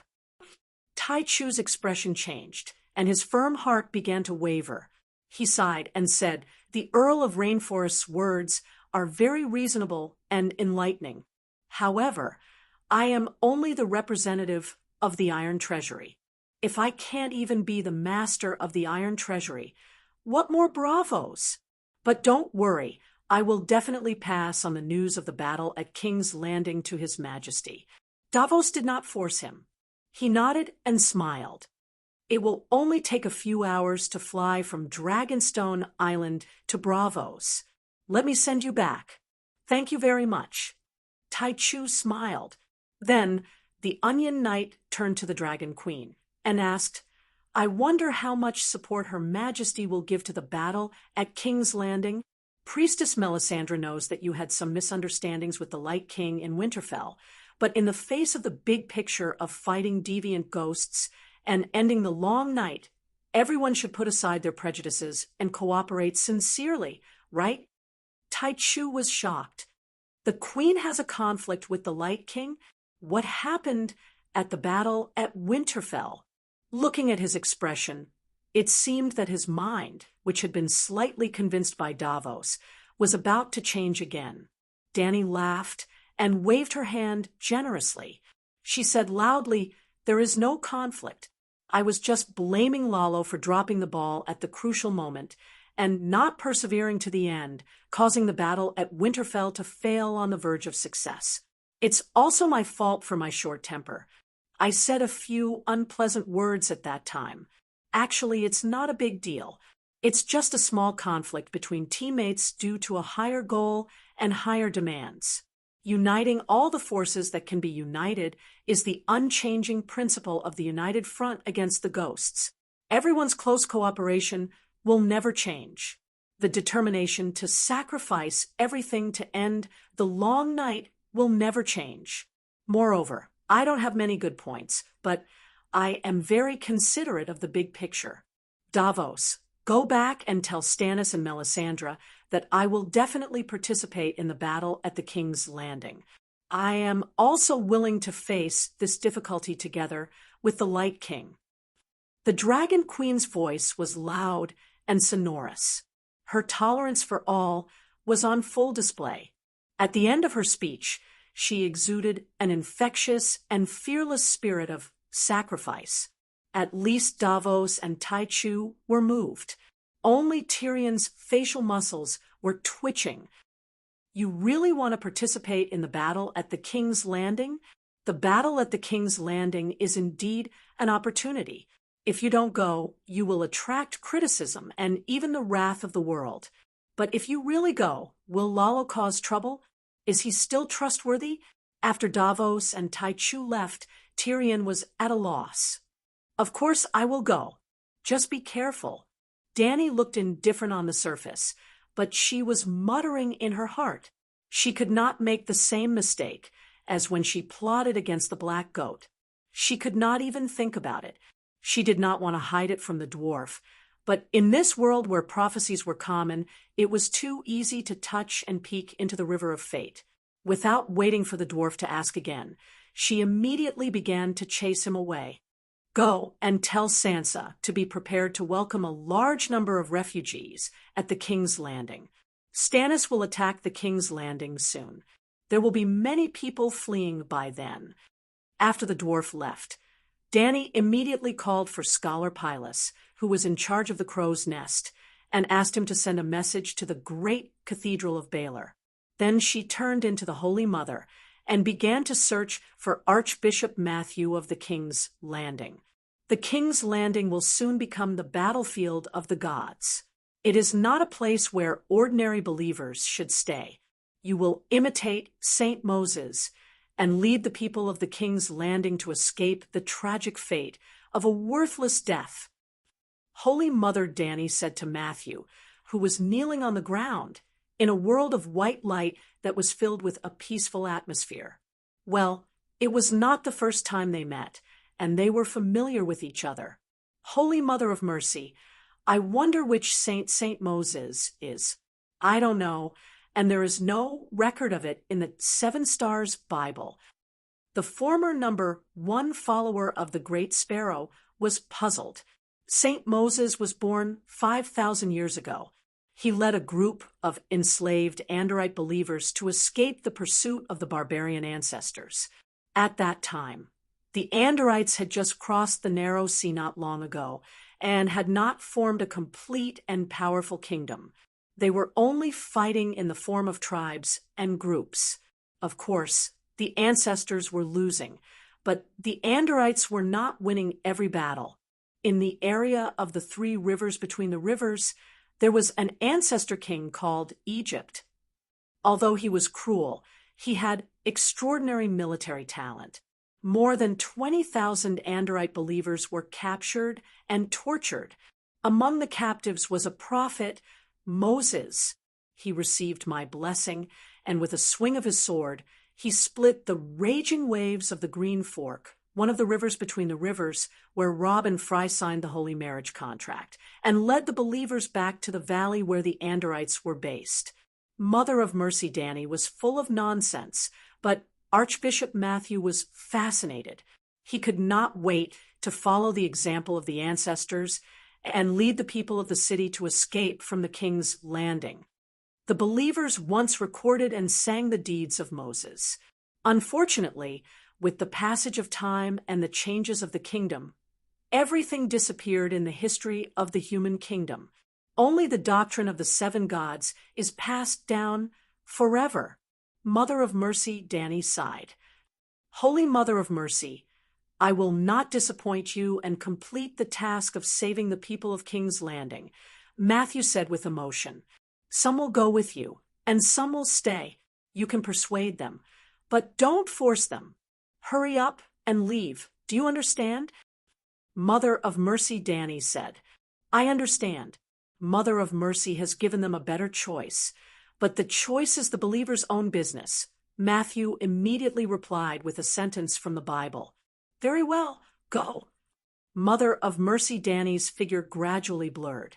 Matthew had been summoned by the Mother of Mercy many times and knew that he was about to leave the place of the Mother of Mercy. He immediately shouted, Holy Mother of Mercy, you have not separated the sword of Moses from the Green Fork River for me yet. I have the ice sword of the King of Strange Ghosts. Do you want it? Mother of Mercy, Danny almost could not hold it in. Times have changed. This time, you will not encounter any river blocking your way, and there will be no king of Egypt leading his soldiers to chase after you. Holy Mother of Mercy, King Stannis of the Red Gods is more brutal than the king of Egypt. He burned the statues of the 7 gods and massacred the city. Matthew complained, with Saint Danny around, no one dares to slaughter the believers of the 7 gods for no reason. Saint Danny, who was wearing the Mother of Mercy's vest, said, Holy Mother of Mercy, Saint Danny is good at everything, but she is too weak, too Holy Mother of Mercy. Matthew was horrified. Oh, 7 hells, what nonsense am I talking about? He immediately defended himself. Holy Mother of Mercy, benevolence and generosity are the virtues of human nature, and also the teachings of the Mother of Mercy. But Saint Danny is too tolerant of the king of heresy. In the face of the blasphemous Stannis, we should use the thunderous means of a warrior. At least we can't let him occupy the King's Landing. The King's Landing is the holy city of the Church of the 7 gods. It was not his fault that he lost his composure. Since the Erlou siege, Bishop Matthew had been anxious because of St. Danny's inaction. Not only did he send messenger crows to Dragonstone Island many times, but he also prayed to the Mother of Mercy for guidance. However, St. Danny was busy practicing and never responded to him. Now that he had finally met the Holy Mother and was even given the position of a saint, he was so excited that he forgot himself and began to report St. Danny to the Holy Mother. Matthew, have you forgotten the lesson of the Holy Sparrow? The Mother of Mercy was not angry, but her gentle tone became indifferent, which made Matthew tremble in fear. Holy Mother of Mercy, I dare not forget the purpose of the Church not to interfere in government affairs for a moment, but the blasphemer Stannis is extremely evil and is about to occupy the king's landing. He explained weakly as he crawled on the ground. Saint Danny resisted the urge to endow the little brother in front of her with a spirit. She sighed and decided to use the profound path of the seven gods to understand him. Sigh, you still haven't understood the true meaning of mercy. Matthew looked up and asked, Holy Mother, what is the true meaning of mercy? Chapter 870, enlightening the good and sending them to heaven is only a small mercy. Enlightening the ordinary people who are lost and sending them to heaven is a medium mercy. Using the teachings of the seven gods to enlighten the demons and send them to sainthood is a great mercy. Turning demons into saints. Great mercy? Matthew was shocked. Saints went to heaven and demons went to hell. This was the worldview that they had always taken for granted. At most, the monks would admonish those who still believed in the seven gods but had gone astray, but they would never pull the demons from hell to heaven, just like Cersei and Stannis. Cersei's sins were far worse than Erlu's, but she had believed in the seven gods for decades and had always been devout. Even though all the monks, including Archbishop John, who crowned Cersei, the archbishop of the southern diocese established by the Starry Cathedral, thought that Cersei would definitely go to hell after death, they still tolerated her rule. But for Erlu, the devout monks could not bear to breathe the same air as him. It seemed that as long as Erlu got close to them, they would be pulled into the hell of the evil gods. In the Western Church, demons were generally used to purify and destroy. In the Eastern Buddhism, demons were used to turn demons into saints. In the Western Church, angels in heaven were born. There had always been fallen angels, but no fallen demons had ever become angels. In the Eastern Buddhism, Buddhas were all enlightened through cultivation in the mortal world. There were very few fallen Buddhas. Falling into depravity was also a kind of experience. Their career was still attached to the Buddhist heaven, and there would always be a day when they would return. However, there were a lot of demons who fell and became Buddhas. Removing the cassock, spirited mountain was full of demons. Cough, cough, they used to be demons. How to turn demons into saints? Matthew respectfully asked the Holy Mother. The Holy Mother sighed and said, Let me tell you a story first. That year, the beginning of the new era, all things were born. I was happy and went down to the mortal world. After playing for a long time, I was a little tired, so I landed in a bamboo forest and meditated in silence. Suddenly, a cry came from the sky. It was an eagle chasing a pigeon. The pigeon was very spiritual. When it was desperate, it saw the green clouds in the bamboo forest, the divine music, and the fragrance that filled its nose. It guessed that a god had come here. Matthew listened with fascination, wishing that he could personally witness the scene of the Virgin Mary descending to the world. If I saw green multicolored light and divine sounds, I would also know that it was a strange place. He sighed. The Holy Mother Danny nodded slightly and continued, When I saw the white pigeon, I felt pity for it. I opened my sleeve and let it hide in it. I said to the eagle that was chasing after us, Please let go of this pigeon. Heaven is virtuous. Matthew frowned. Mother Mary was too much of a saint. Wasn't it natural for an eagle to eat a pigeon, just like a noble eating a commoner? The Holy Mother did not seem to see his expression, nor did she hear his thoughts. She continued, The eagle told me that if I let the pigeon go, the pigeon would survive, but I would starve to death. What kind of virtue is that? Matthew was displeased. This eagle was so untactful. How dare he talk back to the Holy Mother when she had already invited him? Even if you starve to death, you'll still be able to earn something. At least you'll be able to go to heaven. I said to the eagle, I can't bear to let you starve. Why don't you cut off a piece of meat of the same weight from me in exchange for the pigeon's life? Ah, no, Matthew exclaimed unbearably, as if the Holy Mother was about to cut off a piece of meat in front of him.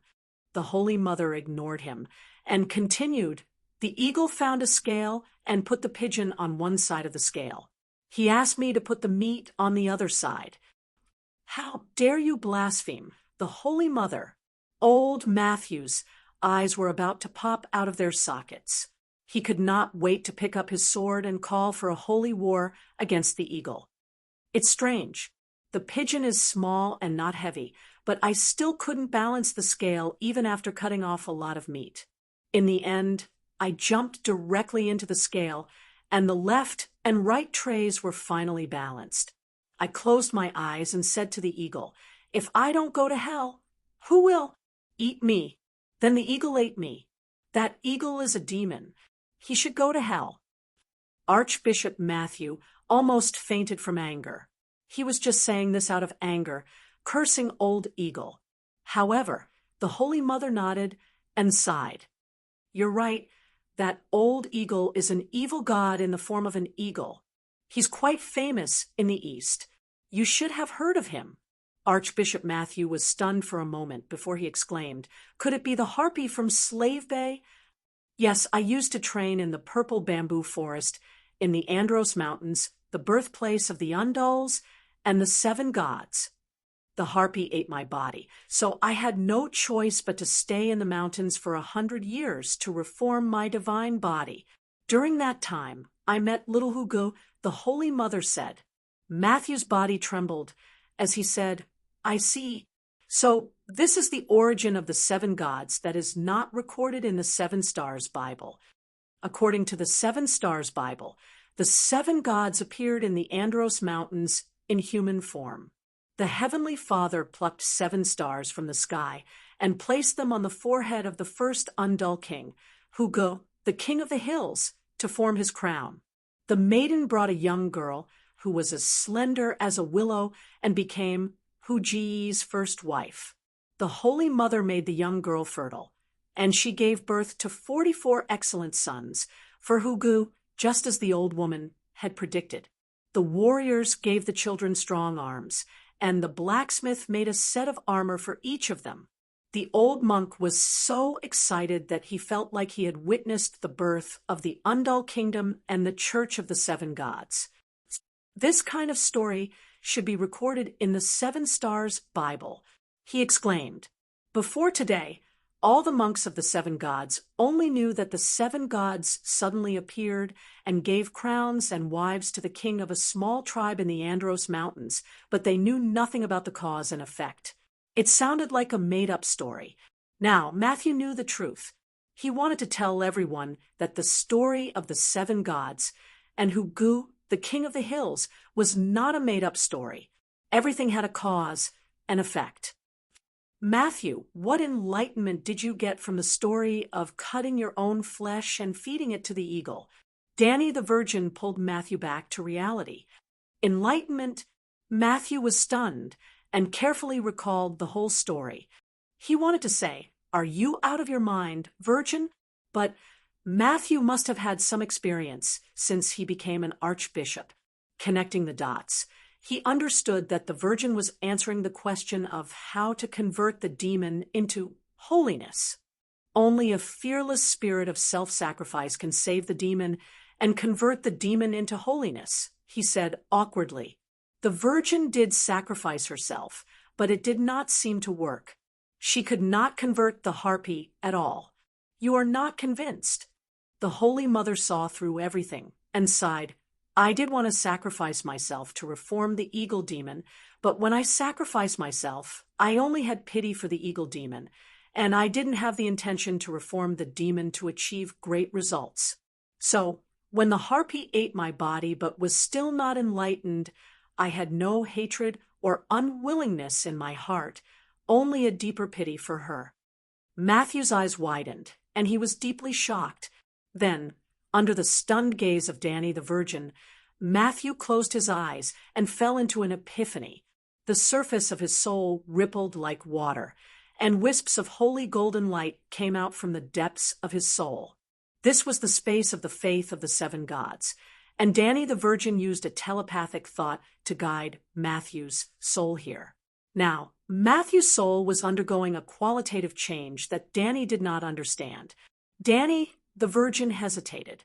There was no doubt that Matthew's soul was sublimating under the guidance of the Virgin. But she had not finished her teaching yet. Should she continue? The following story might allow Matthew to have a further epiphany, or it might break his current state. Just as Danny the Virgin was hesitating, the golden light in Matthew's soul gradually faded. Was the epiphany over?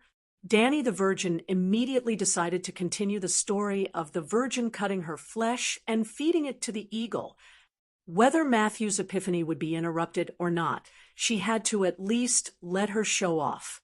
What do you think? Danny the Virgin asked. Archbishop Matthew opened his eyes, and a golden light flashed in his eyes. He murmured, "Mercy comes out of pity without the slightest utilitarianism. The satisfaction after doing good deeds and the expectation of the results after doing good deeds are utilitarian. That kind of mercy is not great mercy." Very good. You have been enlightened by 30%. Danny the Virgin nodded with satisfaction. Then she asked gently, "Actually, the story of cutting her flesh and feeding it to the eagle is not over. There is a follow-up. Do you want to know?" Matthew was shocked. He bowed piously and said, "Please teach me, Virgin." The white dove is also a demon. The reason why the harpy wanted to eat it was not because she wanted to eat the dove's flesh, but because the same kind of gods robbed each other of their divinity. Danny the Virgin dropped a bomb, and Matthew was dizzy. He almost went from sublimation to depravity. "Did you know before?" he asked bitterly. "The Holy Father's eyes see the truth," the Virgin said faintly. Matthew understood that the Virgin knew everything from the beginning. She knew that the white dove was a demon, and she also knew that the eagle was a demon. The Holy Father's eyes could shine for thousands of miles and see through everything, but the Holy Father was the Virgin. If the demons kill each other, won't there be one less demon? Matthew asked. "One less demon, and a more powerful one will be born." Matthew was silent. "Do you know who the white dove is?" Danny the Virgin asked. "Who is she?" Matthew asked. "Where did the wife of Hugu, the king of the hills, come from?" Danny the Virgin asked with a smile. Matthew's soul trembled, and he said in disbelief, "There is a description in the Seven Stars Bible that the maiden of the seven gods, brought a girl who was as slender as a willow. Her dark blue eyes were like deep pools.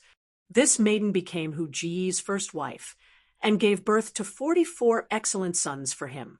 Could that maiden be?" Danny the Virgin smiled and nodded. "That's right. She is the white dove. Great mercy is not only the cultivation of your own state of mind, but it will also bring more kindness and beauty to the world. Cutting meat to feed the eagle did not convert the eagle demon, but the white dove was touched. She sincerely put down her butcher's knife and became a saint. Therefore, the white dove was the first believer of the Church of the Seven Gods, and also the first saint. After that, she followed me to learn the teachings of the seven gods, and gradually understood the fearless spirit of, if I don't go to hell, who will? In order to help the humans in the chaotic world, the white dove voluntarily shed her demon body and started a second life as a human. After that, she married Hugo and spread my teachings to the Undals. Even the first version of the Seven Stars Bible was compiled by the white dove. Chapter 871. Now, you understand why there are white pigeons circling the seven gods in the murals of the Holy Church in the future, and why the white pigeons have a special symbolic meaning in the Church of the Seven Gods. Before Danny could finish, Archbishop Matthew, who was kneeling below, shone with golden light again. He fell into an epiphany, and his soul was sublimated. He murmured, "Great mercy is to perfect one's own cultivation, and also to spread the beauty of truth and kindness to the world. Finally, the flower of truth and kindness will grow, and the world will become more perfect with one's state of mind." Even though she had expected it, Danny was still dumbfounded. The old monk's transformation was too shocking. His soul had turned completely golden, and the power of faith around him was surging like a storm, gathering around him and merging into it. Danny was a little confused.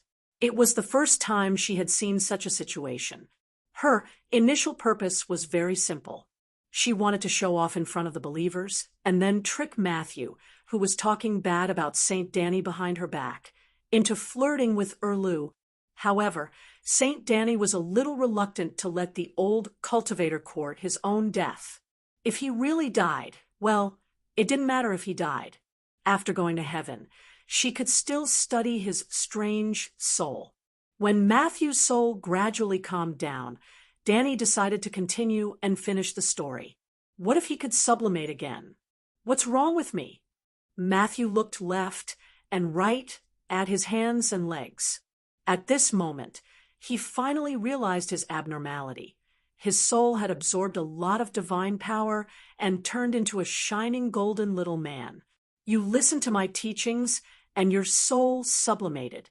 This is the ultimate pursuit of the Church of the Seven Gods, to let the believers make up for the defects, from the mind to the soul, and from the soul to the body, from the inside out, to achieve perfection.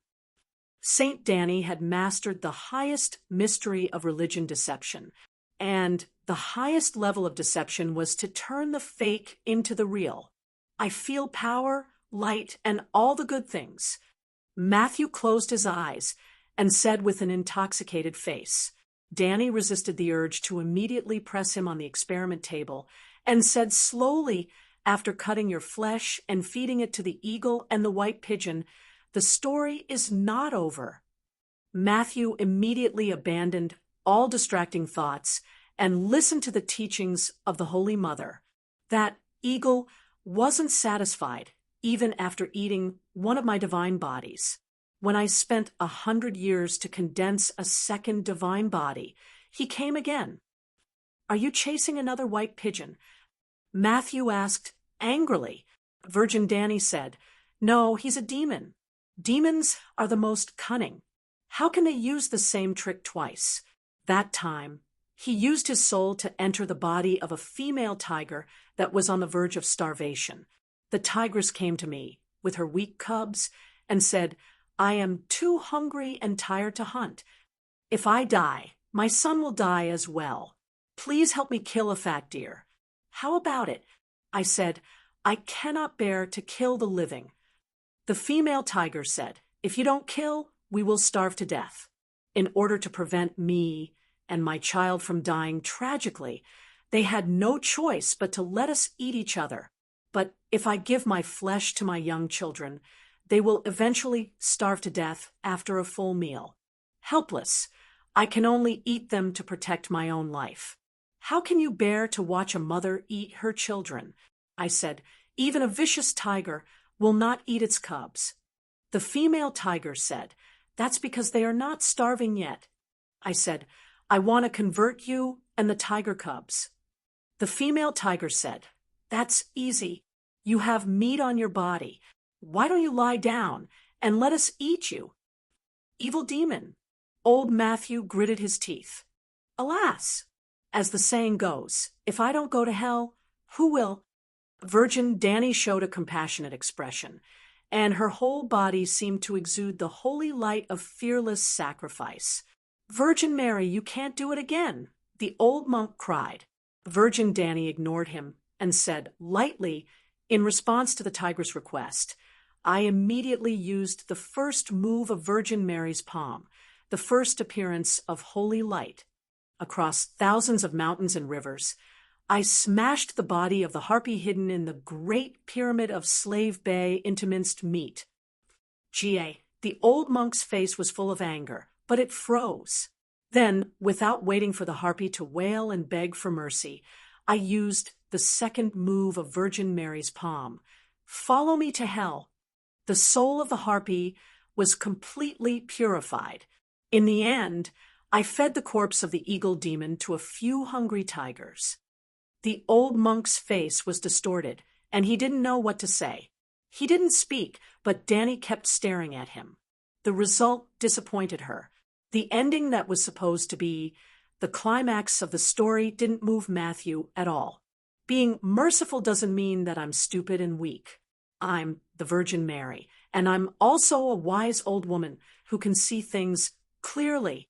When necessary, I can transform into a warrior and use thunderous means. Now, you understand? Thank you for your teachings, Virgin Mary. I understand how to deal with the relationship between the Church and Stannis. I'm merciful and willing to sacrifice myself to save the devil, but I won't let the devil take whatever he wants. Old Matthew's eyes were firm and full of confidence. Very good. Back then, I gave Moses the sword of Moses that split the Green Fork River. Today, you also shoulder the responsibility of leading the believers to migrate and seek refuge. I'll teach you the 3 moves of Virgin Mary's palm. What is Virgin Mary's palm? The old monk was both happy and confused. Virgin Danny didn't explain much. She pointed her finger and knocked out old Matthew's soul. Then she took off the Virgin Mary's vest, assumed the posture of a research monk, and began to study Matthew's soul after it was sublimated. It wasn't the first time that Danny encountered the sublimation of the believer's soul.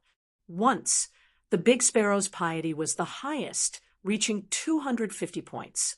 After he was resurrected by the Virgin Mary, his faith was further sublimated, reaching an incredible state of true saint. The Holy Sparrow no longer had any barriers with the 7 gods. He could transmit and use the power of faith to 100%. Why was Virgin Danny unwilling to grant the healing technique to all the believers of the 7 gods?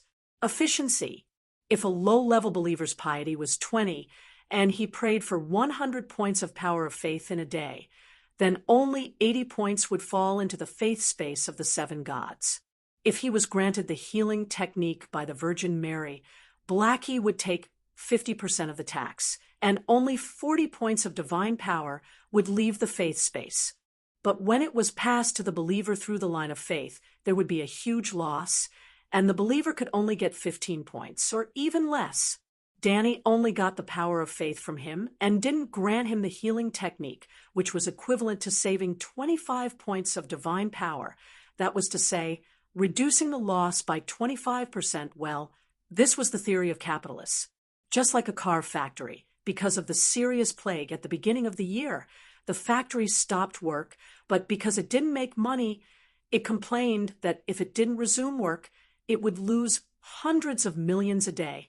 After the Big Sparrow's sublimation, the power of faith produced by daily prayers remained the same. It had reached the limit of mortals, but the efficiency of faith increased to 100%. In short, if the Holy Sparrow produced 100 points of power of faith, the Virgin Mary would get 100 points. If the Virgin Mary gave him 100 points, he would get 100 points without any loss. The power of faith of believers was transmitted to the Virgin Mary through the line of faith, and the more devout the believer, the wider the line of faith. The line of faith could be compared to a wire that conducted current, and the Big Sparrow was a superconductor with no resistance. Now, Archbishop Matthew had surpassed Big Brother in his epiphany, directly crossing the zero resistance and becoming a negative resistance. At this time, for every 100 points of power of faith that Matthew produced, the 7 gods would get 120 points. The 7 gods would give him 100 points, and he would also get 120 points. The law of conservation of energy was broken. Saint Mother Danny was indeed shocked at first, but after studying it carefully, she immediately made 2 big discoveries. First, she found that she could perceive and control Matthew's mark of life. It was as if Matthew was devoted to the 7 gods to a certain extent, and he had dedicated everything to faith. His will took the initiative to open his mark of life to the Virgin Mary. Like an ordinary believer opening his heart, he revealed his thoughts and life experiences to the gods. The direct result of this change was that Matthew could almost completely accept her divine power, divine soul, and song of laws. If the 7 gods descended on Matthew, they could exert 70% of their power. The reason why it was only 70% was that Matthew was immortal after all, and he couldn't bear too much power. In particular, the power of the Song of Law would make his body collapse. In addition to being an excellent carrier for the descent of the gods, Matthew himself had also evolved in a real sense. His mark of life gave Danny a feeling that he was a high-level creature. After the death of an ordinary person, the soul that went to heaven was still an ordinary soul, such as King Aegon. Some devout believers, such as the Big Sparrow, would make themselves extraordinary in the process of believing in the gods. Wizards could evolve themselves through cultivation. The priests of the gods could only borrow the power of the gods. So, could they evolve? The Big Sparrow first proved to Danny that the priest's cultivation could also make him evolve into a high-level creature. The wizard's cultivation was based on the elements and the law from the outside to the inside, using the power of the elements to evolve themselves. The priest's cultivation was to cultivate the heart from the inside to the outside, and the sublimation of the soul was also a kind of evolution. The priests were very similar to the Confucian scholars. They both studied, researched, and expounded a certain way and truth. However, many priests could only write proposition essays related to the doctrines of the church, such as the sex of the Church of Desire and the killing of the Church of Slaughter. In the past, Confucianism worshipped the truth of heaven and earth, and the disciples of Confucianism were writing open-ended essays, but later it became a proposition essay of peace for all ages. If the level of the Big Sparrow and Matthew's soul was based on the wizard's level, the Big Sparrow was a half-step demigod, while Matthew was promoted to a demigod in a day under the guidance of the Holy Mother. There were no angels in the Church of the 7 Gods. After the appearance of the Big Sparrow, the Dragon Queen artificially divided the souls of the believers into levels. That was to say, she learned from Christianity in her previous life and came up with a 9-level angel hierarchy. The Big Sparrow was just a saint, half a step away from becoming an angel, but Matthew was still a level 1 guardian angel, and even touched the threshold of a level 2 archangel. Danny held Matthew's mark of life, and wondered if she should modify his soul into a birdman.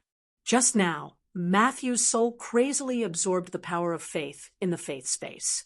At this moment, the soul body was very solid and should be able to appear in the material world. Well, in the past, it was difficult for her to see a human's mark of life, unless the person had a special attribute, and the mark would not collapse even if his soul was burned to ashes. It was even more difficult to change the mark of life, unless it was like the crow, the son of the forest, who had been modified in the process of opening his second life. But believers who were pious to the point of Matthew had given their everything to the gods, and the password lock of life was directly opened to the gods. Perhaps this was the true conversion. Thinking about it carefully, this way of faith was really terrible, almost like the devil's way. Or there was no difference between gods and devils, but human beings used their own ideas to distinguish them